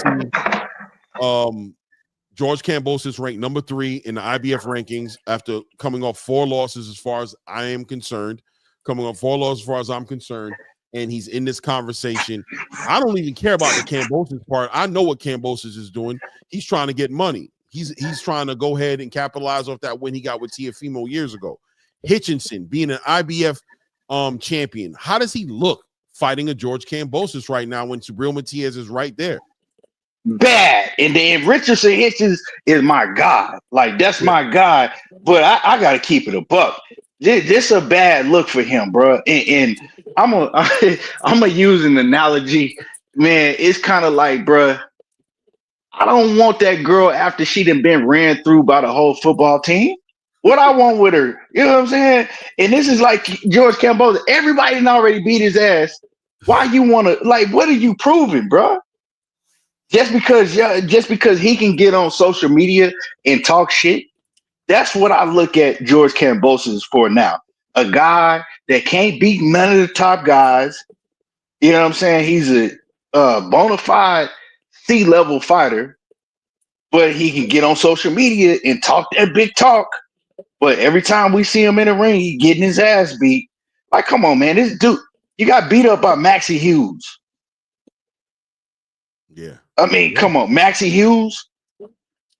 Facts. And you talking, man, you fight George. That's a bad look, bro. I don't see no point to that fight.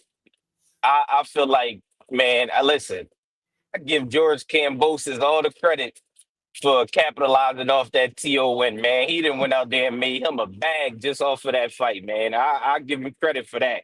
But I don't want to see that damn fight. I feel like Hitchinson, I think it's bigger. I think Eddie should have bigger plans for him at this point, man. Like, I mean, he's the champion now, and I just feel like fighting a George Kambosos is pointless, man. Like he said, he get on the internet and he's a talker. There must be some money involved in it. Oh my God! Boxing source, talk to me, man. You outside? Oh my God! Split decision against Mickey Bega in 2019. Split decision against Lee Selby in 2020. Split decision against Teofimo Lopez in 2021. 2 unanimous decision losses to Devin Haney. Y'all said he got whipped by Maxie Hughes in 2024, and then he has this bout here against Jake Willie last weekend. This is the biggest grifter in boxing, okay? The absolute biggest grifter in boxing. Yes, I see that you signed with Matchroom Boxing. I see that you were going up there to the super lightweight division. I didn't think that Eddie Hearn would invest in you enough to have you be placed number 3 in the IBF rankings and potentially face the IBF champion Richardson Hitchens, who got the belt from a guy that beat Subriel Matias that he was supposed to be facing in the first place as a mandatory challenger. It almost seemed like he waited it out to see Subriel Matias lose and then for him to get that next shot against Liam Paro. And now we're going to potentially see George Kambosos get this fight here with Richardson Hitchens. No, we should see Hitchens against freaking Subriel Matias. Matias should push for the IBF to make that mandatory challenge or make that mandatory be put in place. But since he was the mandatory, he could wait a few more months before that even gets enforced. So that allows him to get away with facing a guy like George Kambosos. But I could tell you that there are about a few other fighters out there that he could fight instead of George Kambosos, like a Elvis Rodriguez or a Kenneth Sims Jr., right? I love that Michelle fight. Rivera. Like, why are we having George Kambosos on our screen? Come on, y'all. What are we doing? I agree 100%. Shout out to the panel for keeping the bill on that. You know, at the end of the day, I'll just close out this topic and say that, yeah, bro, you look bad. You look like you scared of Subriel. You look like you don't want to fight Subriel Matias. It don't look right. George Kambosos is not him. He just coming up from 135. He looked pedestrian in his last fight. He did not look like that guy. He doesn't have any punching power that he brings. It looks like a cherry pick. I hope it don't go wrong for you. I hope you do what you're supposed to do in that fight, because it'll look real bad if you allow this man to take this title off of you and be one of these guys, and you make it easy for the other champions in the division to unify, because they're going to take that from him. Yep. At the end of the day, though, I get the fan base, the Australian fan base. I get the whole country being behind him, and I guess Eddie Hearn trying to develop and build the market value of Hitchens by trying to build him a fan base. But I'd like to go on record to say that arena was not sold out for Kambosos in Australia. I don't think he has as much support up in Australia like people think he does. I think he has some support, but I just don't think. I think people are kind of over it. I think those last 4 fights is been pretty telling about who he is. It just looks like you're ducking Subriel, man. And you talk about that rehydration clause out publicly. You've come out and talked about how it's hard for you, and you don't know how long you can keep doing it, and you don't want to be dealing with it, this, that, and the other. And people don't understand how hard it is to stay inside of 10 pounds. We might not know because we don't have to do it, but we've been hearing about the IBF rehydration clause for years. Why did you fight for a belt that you're not ready to fight under the rules of the belt for? Why didn't you go the WBC route? You know what I'm saying? Try to get in that conversation. You went with the easiest belt that was there for you to get, ducked Subriel Matias, and came back all of a sudden to fight Liam Paro when you saw Liam Paro won, and you won that fight. And I'm happy for you. I'm a fan of Africa, and that was a great fight against Liam Paro. He really schooled Liam Paro, in my opinion. But this right here, this is diabolical. Putting this guy, Eddie Hearn, working his magic, paying off whoever he did to get this guy put at number 3 in the IBF rankings is absolutely diabolical. Villain. You know what I'm gonna say, Clay? You know what I'm gonna say? You know how they put pressure on Shakur Stevenson to get certain knockouts, like this last guy, Padley. It was like, you gotta knock this guy out. And I was in agreement, right? Or they get any type of credit. You can't go no 12 rounds with him, right? So that's the same thing I'm gonna say for Richardson. You gotta go in there and stop Kambosos, because everybody else didn't beat him already, right? Lomachenko stopped him. In order to get credit, you got to go out here and stop him. I don't even want to see you go 12 rounds with him. If you want credit, you took the fight when everybody else didn't beat him. He ain't that, right? Now you got to go out here and stop him if you want to get full credit for it. We don't want to see you go 12 rounds with no Kambosos. That's I love it. That's the only thing that will make this fight somewhat worthwhile, is if you knock him out, I'll be like, you know what? That was a good fight for you because you needed a knockout. He is a common opponent with some good fighters like Teofimo specifically, being that you're trying to unify with Teofimo. But ultimately, if this goes 12 rounds, man, I don't even know what to say. And also this IBF rehydration clause, brother, if you don't get a unification, I don't know what to say. What's going to happen? I don't know. We'll see what happens. But let's go ahead and move the needle and get into the last topic, and then we can go our separate ways here. Dimitri Bivol puts up and complains about and criticizes the WBC in the way they're kind of handling him. He thinks it's because he's Russian. It's this Russian issue that Mauricio Suleiman has with Russia and the way that they're carrying it, and he's putting the pressure on him to fight David Benavidez. First of all, I'll let it go around the room. First question: does he just vacate the title and go ahead and take that money to fight Better BF for the trilogy and just allow that belt to just, be taken from him? And secondly, is David Benavidez wrong right now for, using what's in front of him to become a champion? Is an email champion bad look for David Benavidez, or is he just doing what he has to do? We can start with Keon. Or we can go Man, when it comes to this situation with David Benavidez, and matter of fact, man, let me go to Mauricio Suleiman, right? It's like if I'm either one of them, I'm like F Mauricio Suleiman. You let Canelo Alvarez, right? You let me beat Canelo Alvarez is mandatory for 3 years, and you wouldn't mandate the fight for 3 years. And now with Bivol, you want to make him fight. You want to mandate it and make him fight David Benavidez right off the bat. Like, why would y'all even want to support a corrupt organization like that? We know why he would never mandate Canelo. And he's like, oh, yeah, we was just about to mandate the Canelo Alvarez fight, and David Benavidez decided to move up. Man, yeah, right. You had 3 years to do that shit. Like, so, man, my whole thing is that these fighters, man, they need to come together and make a stand. Like, you've been seeing the corrupt shit go on for all these years, and you're still riding with it? Now you have a choice. Y'all got a choice now. Turkey Al-Sheikh already and really didn't want nothing to do with him anyway. Now you got a choice, right?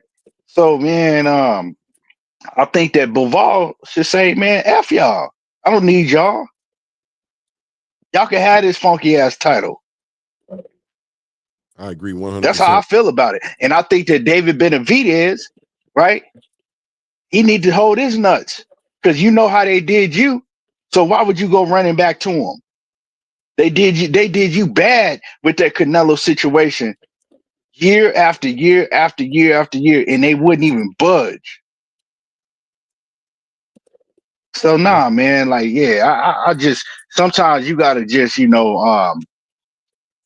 know what? I'm not rocking with y'all. And that's what David Benavidez should do too. I agree. I think I respect what David Benavidez is how he feels about being a champion and not wanting to be an interim champion anymore. He's just tired of that. He wants to be a champion. He deserves to be a champion, and I agree with him. I think he deserves to be a champion as well, or at least get a shot at being a champion. But come on, bro, one more fight. Let them have their trilogy and get the belt off of the winner. That fight is there for you. Nobody's ducking you. They will fight you. Hopefully, you never know. I don't want to say nobody's going to duck them, but it would look like nobody's going to duck them. But it is what it is. Samson Leibowitz is not going to kiss the ring. I'll pass it over to Anton Zegler. And one more thing, Clay. I'm gonna just end by saying this: if I spit in your face, right? Why would you want to come work for me? They spit in his face for 3 years. Made him look silly, just, gave him the runaround, and now you want to come do business with him? Nah, I can't, nah. And David Benavidez is one of my favorite fighters by far. Yeah, I agree with you. Go ahead, Anton. Yeah, that we back Canelo WBC sanction is nasty work, man. But I just feel like the culprit that loses in this situation is David Benavidez, man.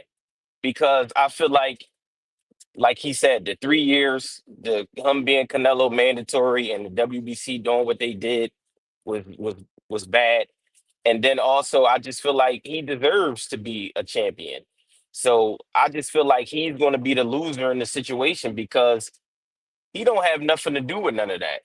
You know, he worked his way up the rankings. He did everything that he was supposed to do. He did everything that we want a lot of these boxers to do. He put himself in the position that he's in now to be a regular champion or world, to hold the world title and not an interim champion. But I just feel like I don't know. I don't know what's going to play out, man. I feel I'm on both sides. Like Dimitri Bivol, he has a right to feel how he feels, and I also think David Benavidez deserves to get a title shot. But I don't think he wants to be an email champion. I think he wants to get in the ring, fight for the belt, and then put more pressure on Canelo. Unless he's just done with that whole situation and is taking his career elsewhere and doing what he want to do. But I don't know, man. I don't like what the WBC did, and I don't like what they doing. Yeah, it's a bad look. Boxing Source, how you feel about this scenario, man? All right, shout out to Keyshawn in this because he was on point in reference to this particular situation on multiple fronts. First with Dimitri Bivol, he's gone through 2 close fights here against Artur Beterbiev for the undisputed light heavyweight titles. And they were like aiming to have a third fight between the two. And as of right now, that's the most lucrative fight that Dimitri Bivol could have. And I don't think it's, for much debate. So on one side, it's like, why would I not have a third fight with Artur Beterbiev if it's out there for me to take? So with the WBC doing what they do in that sense, it's kind of unfair to Dimitri Bivol. But it also points to the hypocrisy of the World Boxing Council. Because when you talk about David Benavidez, who had at one point held the WBC super middleweight title, didn't necessarily lose it in the ring. He lost it on the scales. Tried to get back in the picture to win that WBC belt that eventually was carried by Canelo Alvarez. And with him being the so-called mandatory, the WBC never enforced Canelo Alvarez to, fight Benavidez or give up the title. It's crazy because at one point the WBC had it forced Canelo to fight Gennady Golovkin at one point or give up the title. And guess what he did? He gave up the title at that point, which said that, hey, you know what? I'm Canelo. I'm the big dude here in the middleweight division. I really don't need your title. I could still make money and end up not paying you. So I'll give up the title, no problem. Yeah, eventually they did have the fight with Canelo and Golovkin, but fast forward, you have David Benavidez trying to get himself in position for that slot and never really got it. And then he ends up fighting Gvozdyk for the WBC interim light heavyweight title. Right. So they just said, you know what? Hey, we got this, this consolation prize for you. You could go ahead and fight for this interim title at light heavyweight while you have the interim title at super middleweight. And you're still not going to face Canelo Alvarez. We're still not going to enforce it. But now we're going to enforce it here against Dimitri Bivol. Like, to me, that doesn't make much sense on that front. And if the WBC goes ahead and does this, it almost shows like a level of hypocrisy on their front, because if they could do it for Gennady Golovkin, why can't they do it here for David Benavidez? If it was an IBF, the IBF be IBFing. The IBF stripped Canelo twice. Once as a middleweight, once as a super middleweight. So you mean to tell me that the WBC can't do that here for Canelo Alvarez when it comes to David Benavidez? That didn't make sense. And now they're going to try to have it here for Dimitri Bivol when Dimitri Bivol could earn about at least $10 million fighting Beterbiev again. Really doesn't make sense on that front. And I agree with everybody on the panel. This is a great panel today, man, guys. Yeah, man, we got to see what they're going to do with it. Me personally, yeah, I think Mauricio Sulaiman is You know what I mean? He got a split tongue. You know what I'm saying? He talks out of both sides of his face. He tries to discredit Ring Magazine and says that they're corrupt, they're paid, and this and that. But he's the biggest, most corrupt sanctioning body out of all the sanctioning bodies, at least the ones with a voice. I don't know. Like, I just haven't seen anybody be more just corrupt than the WBC, especially in specifically the way they handled the Canelo Alvarez situation with David Benavidez, and then obviously moving forward right now with the way they're dealing with Dimitri Bivol, just because of whether he's Russian or because or whether or not it's because David Benavidez is Mexican, or it's a combination of both. Just, you know, being willing to do things where you see money at and being politically driven to operate the belt and move the belt the way you want to see fit. This is what makes room for Turkey. This is where Dana White and TKO and Nicholas Khan comes from. This is where they come into the game and they see a void that they can fill in. Don't complain about these guys coming into the game and about what they're coming to do and sports wash and take boxing away from you. No, complain to the Mauricio Suleimans of the game and ask and say your corruption and the way you move is the reason why boxing is the way it is today. It is what it is. You know what I mean? It is what it is. But look, guys, 4.5+ hours on today, man. It went by fast. Boxing is always wins. Looking forward to these fights this weekend. Tomorrow, you know, we'll be back on 10:45. Back at it again, talking about this boxing, man. I'll let you guys get your closing, your closings, plug in whatever you want to plug in, and then we'll move on to the next chapter, man. Whoever wants to close out. Appreciate you, Clay, man. You always have great shows, always cooking, man. And salute to the panel. I'm out. Thank you, Keon. Peace. Yes, sir. The Boxing Source. Talk to him. Yeah, one time for everybody that's been on here for Claymore Range Show through ATP Combat Media. Be sure to hit the like button if you haven't done so already. Hit the subscribe button. Like you said, it's a lot to talk about in boxing, and after being through a lot of these fights that I've kind of like covered and attended over the past 6 weeks, guess what? It picks up exponentially here starting on Saturday. You're going to be seeing events like almost every single Saturday that I know about, with the exception of maybe April 19th. But every single weekend outside of that, from now through May 10th and potentially May 17th, we're going to be having some fights. So there's a lot to talk about in boxing. Folks that are saying, "Oh, boxing is dead." No, you just ain't really paying attention to what's going on. We got a lot of action that's happening here. It's just a matter of the people supporting it. And with that being said, I'll catch y'all later, man. Peace out. Thank you, man. Thank you, brother. That's the Boxing Source. You guys make sure you go ahead and subscribe to this channel as well.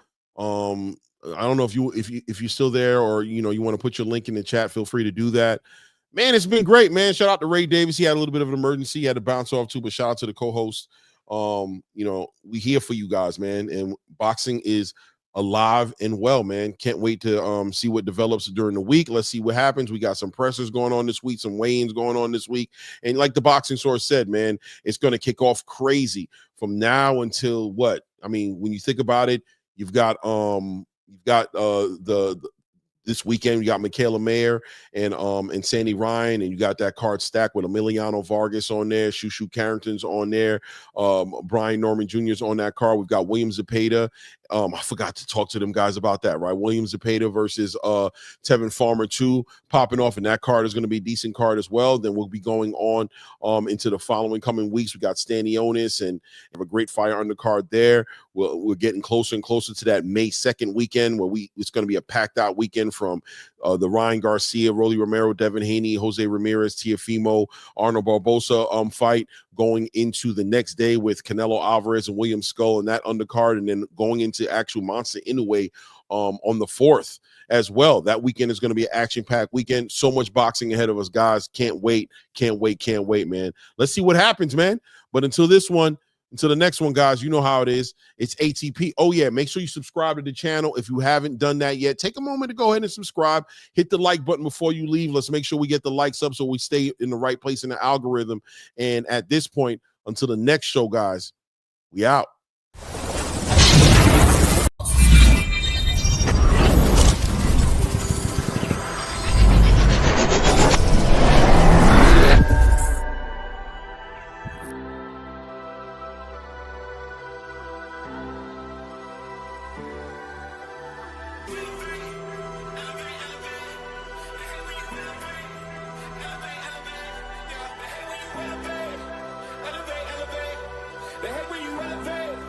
Yeah, they hate when you elevate.